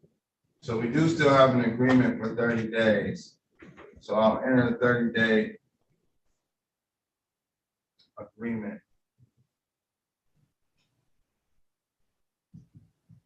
Okay. So I'll enter this into Rosalind. Judgment by hearing where Ms. Nolan must vacate within 30 days. Or a writ may issue. So 30 days will put us at June 12th. June 12th. Good luck, Ms. Nolan. I guess we can do this as a consent judgment. Both parties agree to the 30 days. And you're still a named party. So in the event you go home, Ms. Nolan or Mr. Nolan, and parties say I shouldn't have entered into this agreement, then you have 72 hours to set it aside upon motion. But it sounds like parties are on the same page. So good luck, Ms. Nolan. Please submit a consent judgment to the court. Ms. Nolan, do you give William Nolan consent to sign your name solely for the purpose of this consent judgment? Yes. Okay. So if you submit a consent judgment, Mr. Nolan, that says the move out date of June 12th, 2023, you have permission to sign Ms. Nolan's name. Because you all, although you're probably like 3 doors down from each other, if you all can't get it done, the court will accept it just with 2 signatures on it, because you've given him your consent. So the court is satisfied. Thank you, parties. Have a great day. Your Honor, the consent judgment, what, do I go back down to 36th district? Yeah, you can submit it. Floor 2 has copies of judgments. You can submit one on the second floor. They have copies of the judgments. Come down here. They'll give you a judgment form, and you have consent to sign her name. So, okay. And if you bring it up to the court while we're still in person, we could actually sign it. So that's up to you, though. Okay. Okay, I'm gonna try to make it down there now. All right. You might miss us. Oh yeah, 2 will be open today. 2 will be open until about 3:30 or 4 o'clock. Okay. All right. Good luck, Ms. Nolan. Thank you. Thank you, sir. You're welcome. Hello? Yes, Ms. Dixon Robinson? Yes, I'm trying to see if I have to be in court because I've been sitting here since like 8:30, a little bit before 8:30. And my property managers told me that it would be dismissed, but I kept getting adjournment dates. Okay. What is your case number? 233-45607.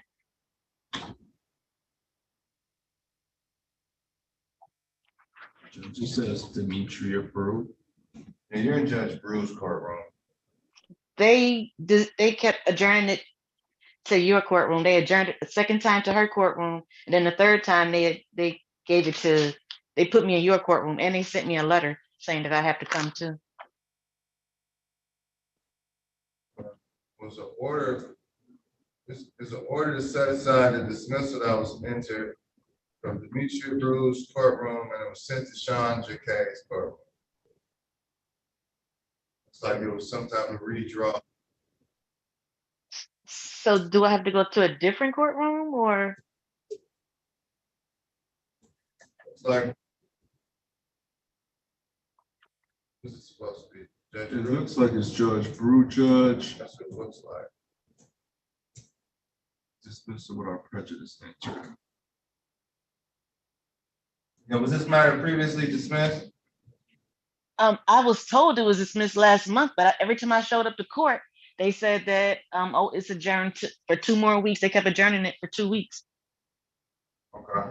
Well, I know you're not in here, and it looks like based on the register of actions, you're in Judge Brew's courtroom. So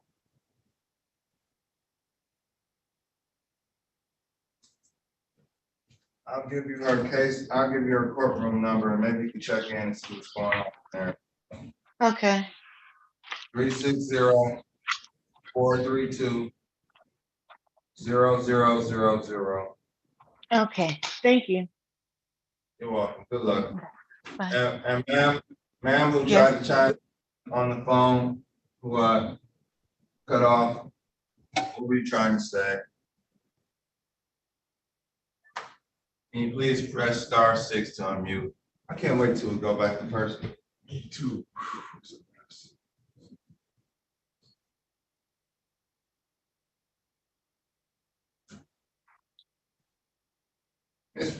Here you are. Okay, ma'am, 1323. Are you talking to me? Yes, I am. Yes, I am. Okay, I did talk to the attorney for Virginia Park Townhome, and he suggested that I get a lawyer because it's a lot of other stuff that wasn't discussed with him.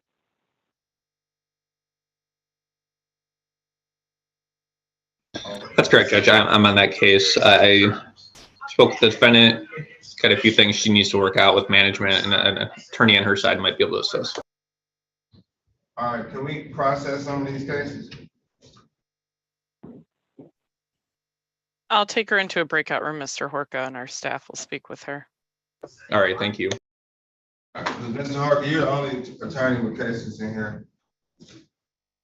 No, I have one ready with Ms. Fisher, Your Honor. Okay, yeah, let's get her out of here. And then Jasmine Smith, are you ready on Jasmine Smith? Yes, that's the matter we have. Okay. Calling case number 2334565. This is TEGRF Corner LLC versus Jasmine Smith. Good afternoon, Joe Harka, P75969 on behalf of the plaintiff. Good afternoon, Your Honor. Janetta Fisher with Michigan Legal Services representing Jasmine Smith. Jasmine, will you please state your name for the record? Jasmine Smith. Thank you, Ms. Smith. Thank you for your patience. To everybody. All right. Were we able to work out some type of agreement or arrangement? Yes, we did, Your Honor. A consent dismissal with 4A checked. That's correct, Your Honor. The defendant's current balance, as the ledger stands as of this moment, is $4,352.32. She's made a couple payments in the last couple days that totaled to $2,379. That will come off that total I just recited, leaving her the balance of $1,973.32 to pay on or before May 31st.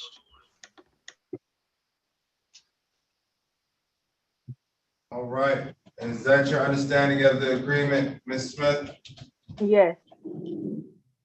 All right. And 4A is checked, which means that there will be some notice provided before a judgment and writ of eviction is applied for, but May 31st is your magic day to get that. All right. 1-9 day, and your matter will be dismissed. Okay. All right, good luck, Ms. Smith. All right. Have a good day. Thank you, Your Honor. You're welcome. Thank you, Ms. Fisher. Thank you, Mr. Horton. Thanks. Ready for anything else you need to clear up the docket? Absolutely. I have 550 Amari Kalkenauger. He's the one that was just placed in the breakout room for UCHC. Okay. Leroy Johnson, 261. Leroy Johnson, Your Honor, that was a conditional dismissal with Attorney Braley. Okay, did we put that on already? Yes. Okay. And there's one with Attorney Snow, 613. That one got placed on the record. That's coming back on May 31st.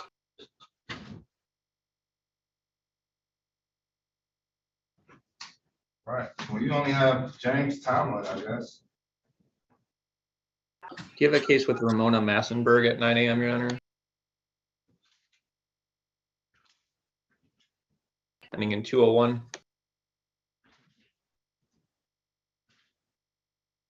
201, yes, Ramona Massenberg. I believe, was that a CD? Should have been a CD. Okay, I think we put that on the record. We'll put that on the record with Attorney Johnson. She said parties signed and submitted already. Yes. Thank you. We'll put that on the record already. Got that out of the way for you. Okay, so I guess we have one case. Thought we had more than we had. Attorney Horton. Is Bobby? Okay, Bobby Harris is done as well.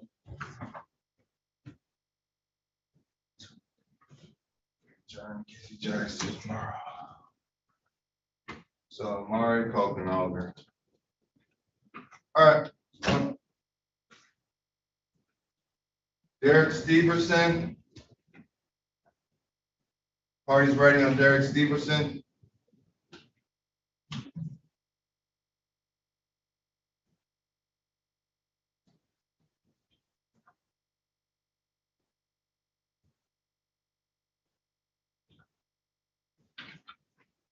We don't have an afternoon docket today, so we need to get this done in the morning or in the early afternoon.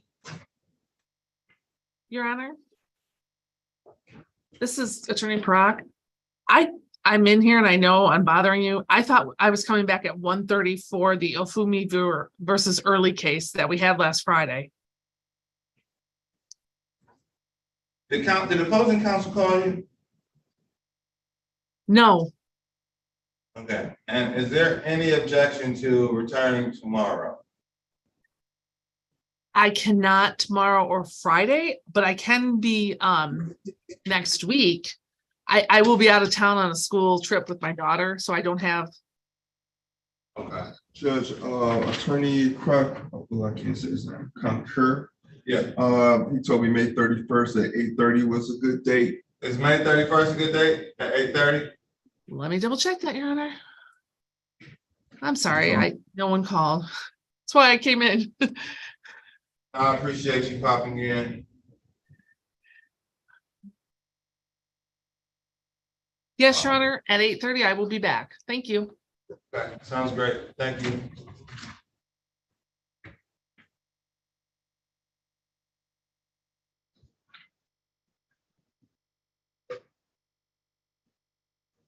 Did you say Kizzy Jacks is tomorrow? Yeah, Kizzy Jacks is tomorrow. Did we? I think we said it for tomorrow. I don't have anything in the system for it. Oh, I wrote it down. All right.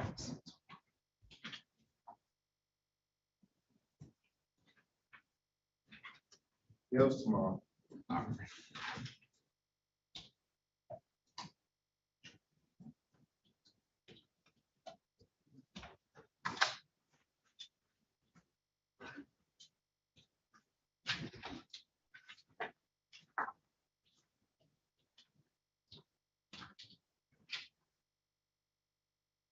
Is Deborah Mathis here? Yes. Dwayne Wilson. All right, are you ready on your case? Well, I guess you call it defensive. He went to the chat room, so I don't know if he's back out. All right, party's ready. Is Alonzo Benning? He's currently speaking with an attorney in a breakout room, Your Honor. All right. Well, we have to call some cases at some point. So let me know when everybody's ready. I'm not going to lunch though. We'll wait.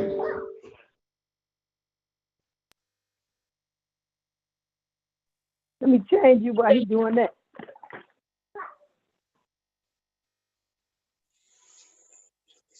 You have time for me now, Yana? I guess so. Yes, I do. I know.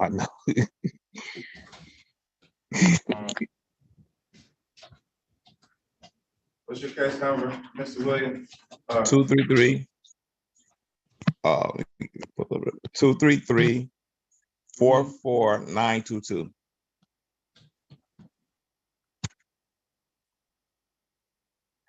And a judgment was issued, and I sent the judgment in, but I got a case. I got a letter to appear back on Zoom. Motion paid on May the 10th, Judge. You remember you looked at it yesterday? Somebody filed a motion. Did you file a motion? No. No, default. I just supposed to send the judgment in to you, and I was waiting on them to get it back.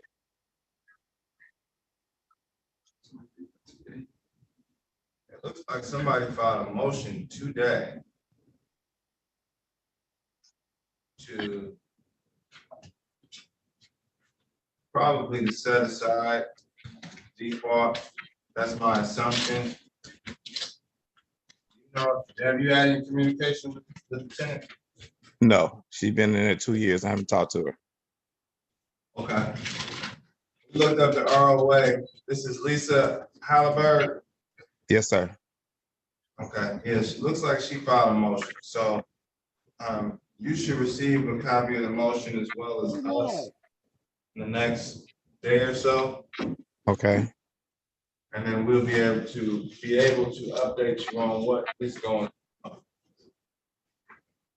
Okay. It's like motion to set aside the default. That's what I'm assuming it is. But it's a 30-day notice. I'm not, you know. So, okay, I appreciate you. Thank you. Thank you for being diligent and checking in. All right, thank you.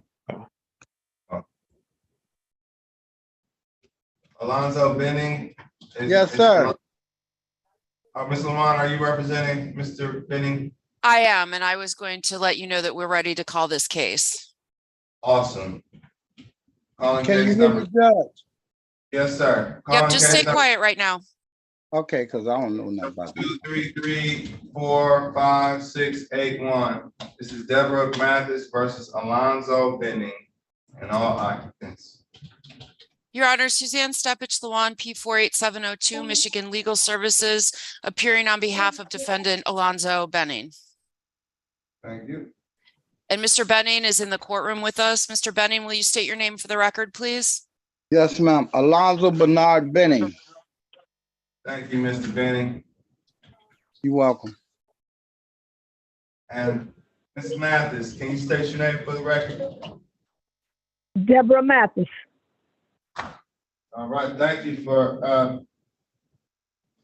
everyone's patience. Ms. Dewan, do we have a resolution? Yes, we do not have a resolution because we need some time to obtain some information. It looks like it's a money judgment for $450, but we're not quite sure where the $450 comes from. His rent is $800 and he claims he has paid up through March. His rent is I mean, $800. No. Excuse me. okay, Don't. this is why I'm asking, before we get into an argument, this is why we're just asking for a brief adjournment so that Ms. Mathis, you can provide us with a ledger of what is owed. And so Mr. Benning, so we can reconcile that. And Your Honor, there was also an issue of a criminal activity or a criminal action against Mr. Benning on the property, and he's unsure if this claim is regarding that in retaliation for that or in concern because it happened against him. So we'd just like a couple of weeks to get all the information together and see if we can't resolve this. All right, well, is the rental amount $400 or $800? The rent is $400 a month. Right. Okay, and so what's the $50? So the discrepancy, we can solve the discrepancy, right? The $50 is a back fee that he owes. Okay. That's what the $50 is. Is there any objection? Your Honor, according to my client, he had tried to pay that and was told not to.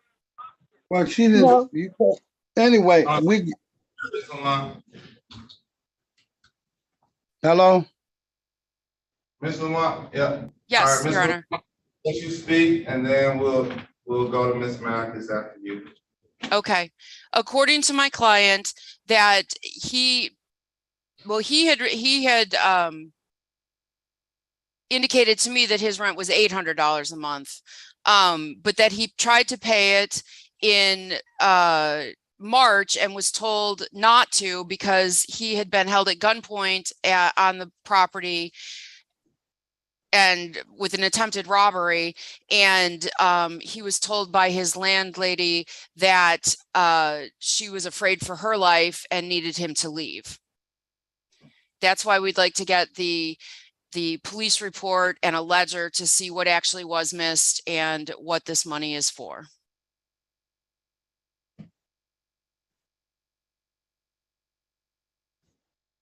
Okay. All right. How much time? How much time? And Ms. Mathis, I'll let you, please press *6, Ms. Mathis.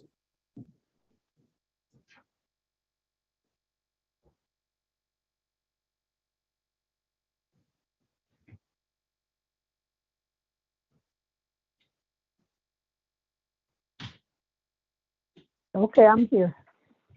All right. Okay.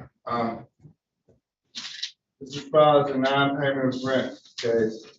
How much is currently owed? Is it $450?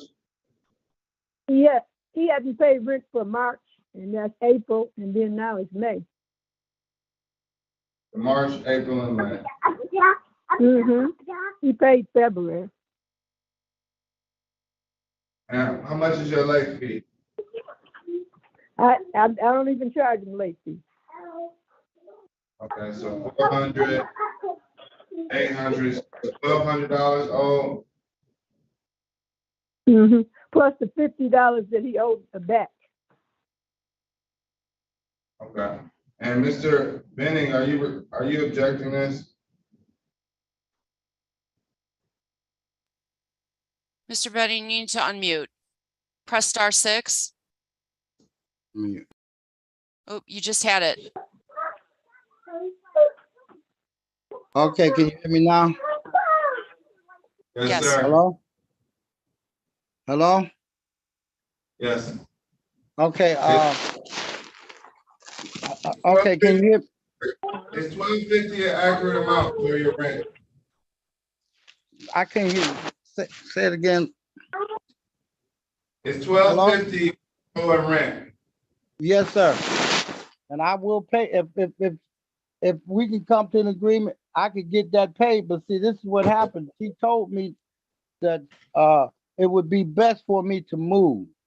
And they didn't want to accept no more rent. They best for me to move because of that situation, that crisis I was in.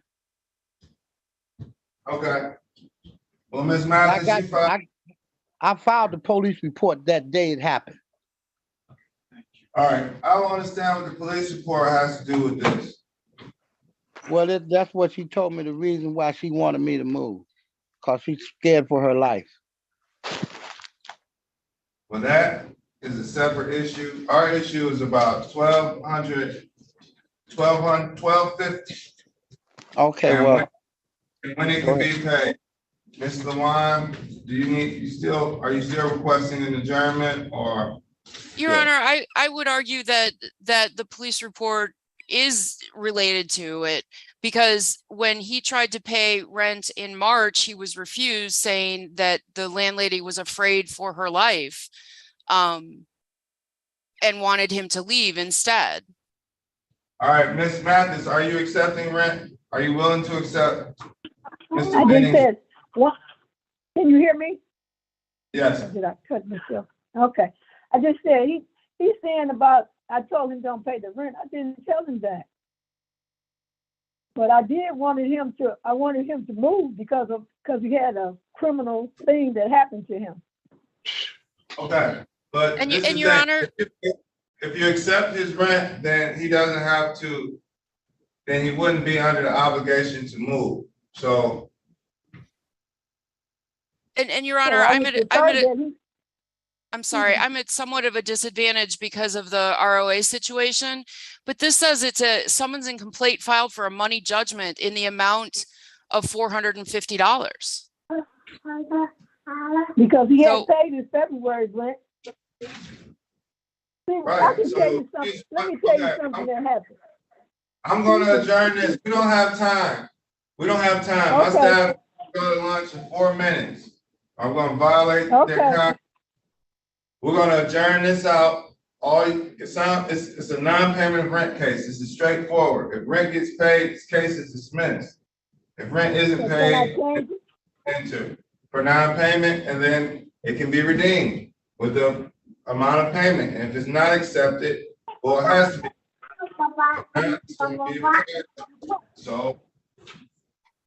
So, Your Honor, will you set aside this file, please, and we'll have someone pick it up? Because I'd like to see what actually was filed compared to what's in the ROA. Sure. Thank you, Your Honor. Straightforward. I can set this over. How much time is needed? If Ms. Mathis will get me a ledger quickly, I mean, we could do it 10 days, 2 weeks, maybe. She pretty much gave us a ledger, 4, 8, 12, but I'm not gonna stop that. Nobody's contesting the 1250. Okay. So we need time to get the court file and check on this police report, and we really would like a ledger just so we have some written verification of everything, because there seems to be some confusion on Mr. Benning's part. Okay, let's come back May 22nd, 2022. Thank you.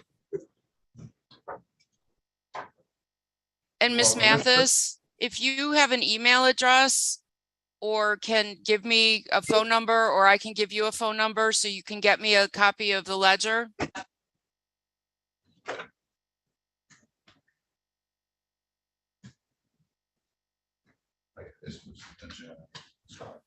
I said, what's a ledger? A copy of a written record of what he's paid and has not paid that shows what on his rent receipt. What is a rent receipt? Yeah, a rent roll of what's owed, what's paid. Mm-hmm. Okay. And Ms. So it's Mathis, just like a sheet. Yes. I'm going to invite you into a breakout room so we can exchange information about how you can get that to me, okay? Okay. Okay, and Mr. Benning, I will be in contact later today or tomorrow.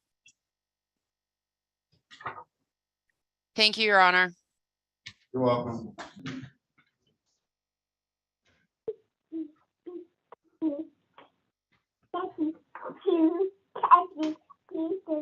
Girl, they can. Is this a John? John. Alicia.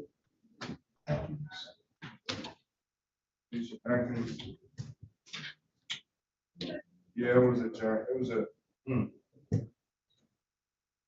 Yeah, it got a John.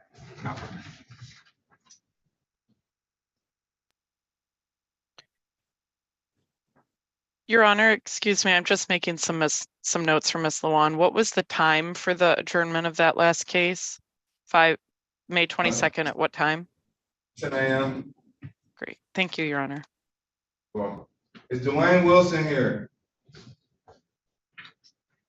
Calling case number 2334567. Dwayne Wilson versus Mark Taylor, an occupant at 2203 Fullerton.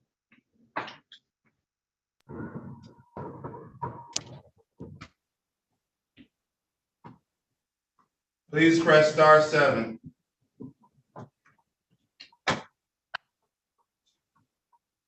Marcus Taylor is here. All right, Dwayne Wilson, can you unmute? *6. *6 would unmute you. Okay. All right. Dwayne Wilson here, Your Honor. All right, we have both parties here. I'm in front of me is a complaint to recover possession of property. Mr. Wilson, are you the owner of the property at 2203 Fullerton? Yes, sir. And I submitted the requested information. Okay. Thank you. All right. It's Mr. Taylor, Mr. Taylor, are you still occupying the lower unit of 2203 Fullerton? Yes, I am. All right. Is there a proposed move-out date? No, sir. What I'm currently working on, I'm working with the emergency relief service through My Bridges to recover the past due rent. I have made rent right now. And so what happened was when I first applied for it, I got a letter stating back that they didn't have all the necessary documents. So after talking to my worker through My Bridges, they explained the paperwork the documents that they didn't get or wasn't able to see from what I uploaded. So right now I'm in the process. Excuse me? You have May rent right now? Yeah, I got May rent right now. Yes, sir. Okay, and when's the last time you paid rent? I'm behind February, March, and April, 3 months. And during that 3 months, 1 month was my apartment was pretty much inaccessible because my bathroom was inaccessible because the ceiling has fell down. And then in April, the kitchen cabinet over my sink had collapsed off the wall. Pretty much, I wasn't staying there for like a straight month. All right, Mr. Wilson. All right, so what's preventing you from paying this? Do you want to convert this into a non-payment of rent case, Mr. Wilson? Well, Your Honor, he has a problem with paying rent and there's no communication. I really would like to retain possession of my property. All right. Well, Mr. Wilson isn't agreeable to converting this into a non-payment of rent and hasn't accepted any rent from you, Mr. Taylor. So, how much time do you need to vacate? I need at least 30 days then, if that's the case. Mr. Wilson? Can I give him 2 weeks, Your Honor? The reason I need a month is because right now I'm working in the school, and right now is our busy time because the school year is ending. And so a month will get me through the school year, and then I have more time to move. Okay, and this is a suggestion from the court. You're at 21 days, well, you said 2 weeks, you say a month.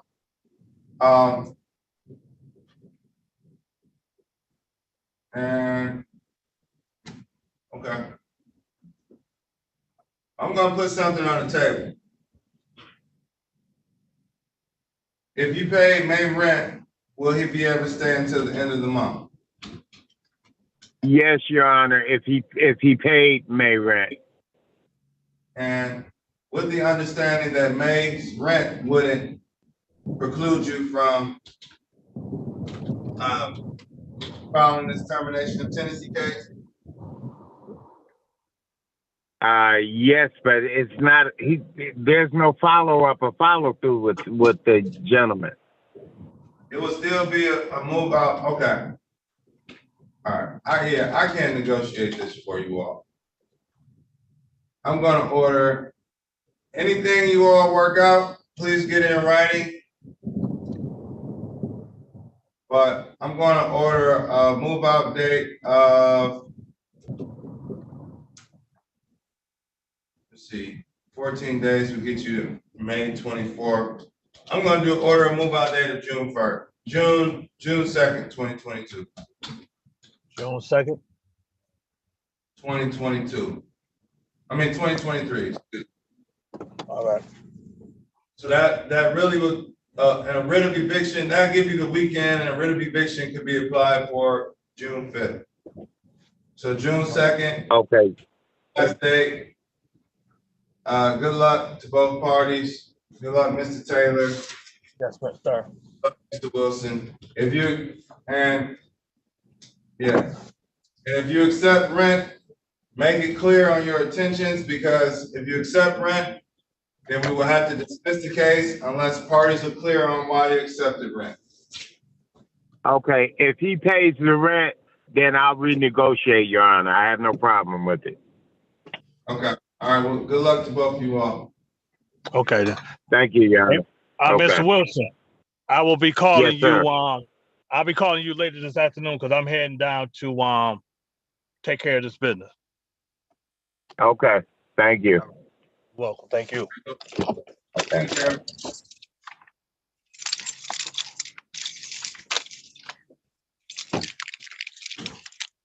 Calling case number 233456110. This is Rubel Ahmed versus Darian Siegel and all other occupants.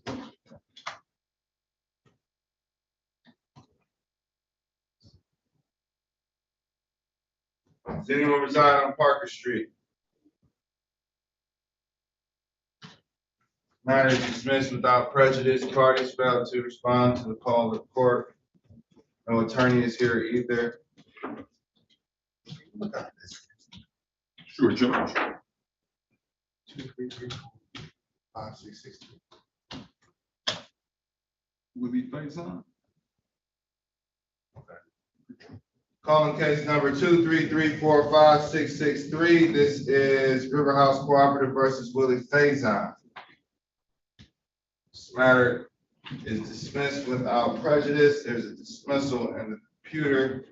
Counsel also appeared earlier and didn't mention this case, probably because he saw it was dismissed in the computer.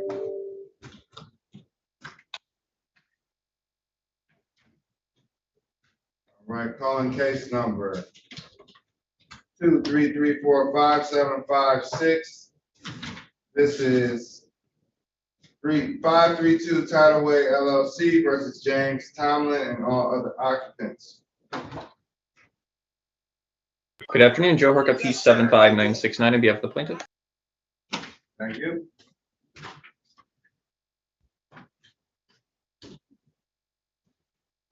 And as best as I can tell, the defendant has failed to appear. I would be seeking a default judgment. Total due and owing is $8,343.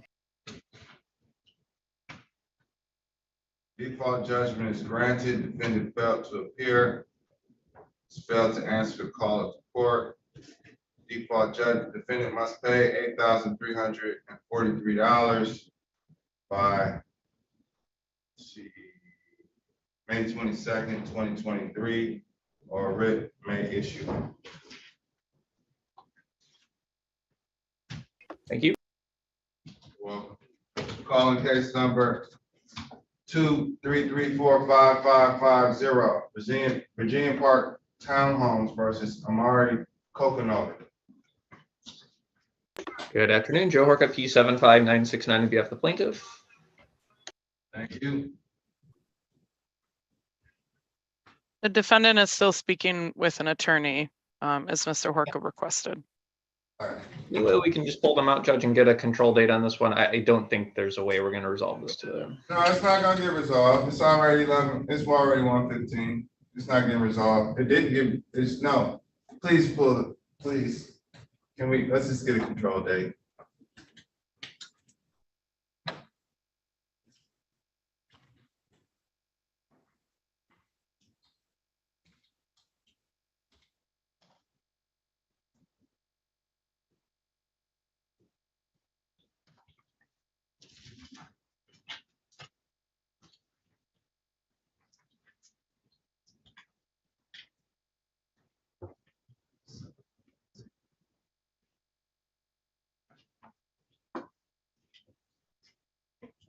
What control date? Let's see. Court finds good cause to adjourn this matter to May 22nd, 2023. May 22nd, what time, Your Honor? At 10 a.m.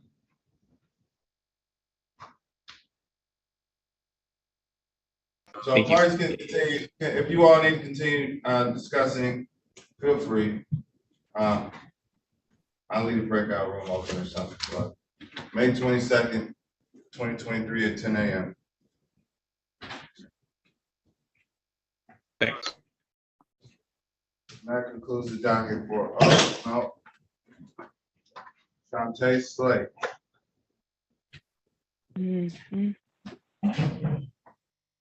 We have been through hell. All right, Ms. Fisher, we adjourn that to May 22nd, 2023. Okay.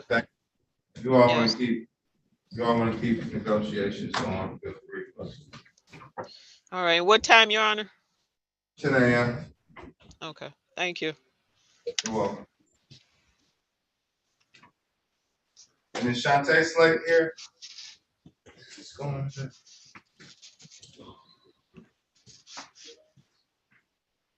Thank you, Ms. Carey. So, Ms. Kokanoga? Yes. Amari? Okay, Yes, I'm here.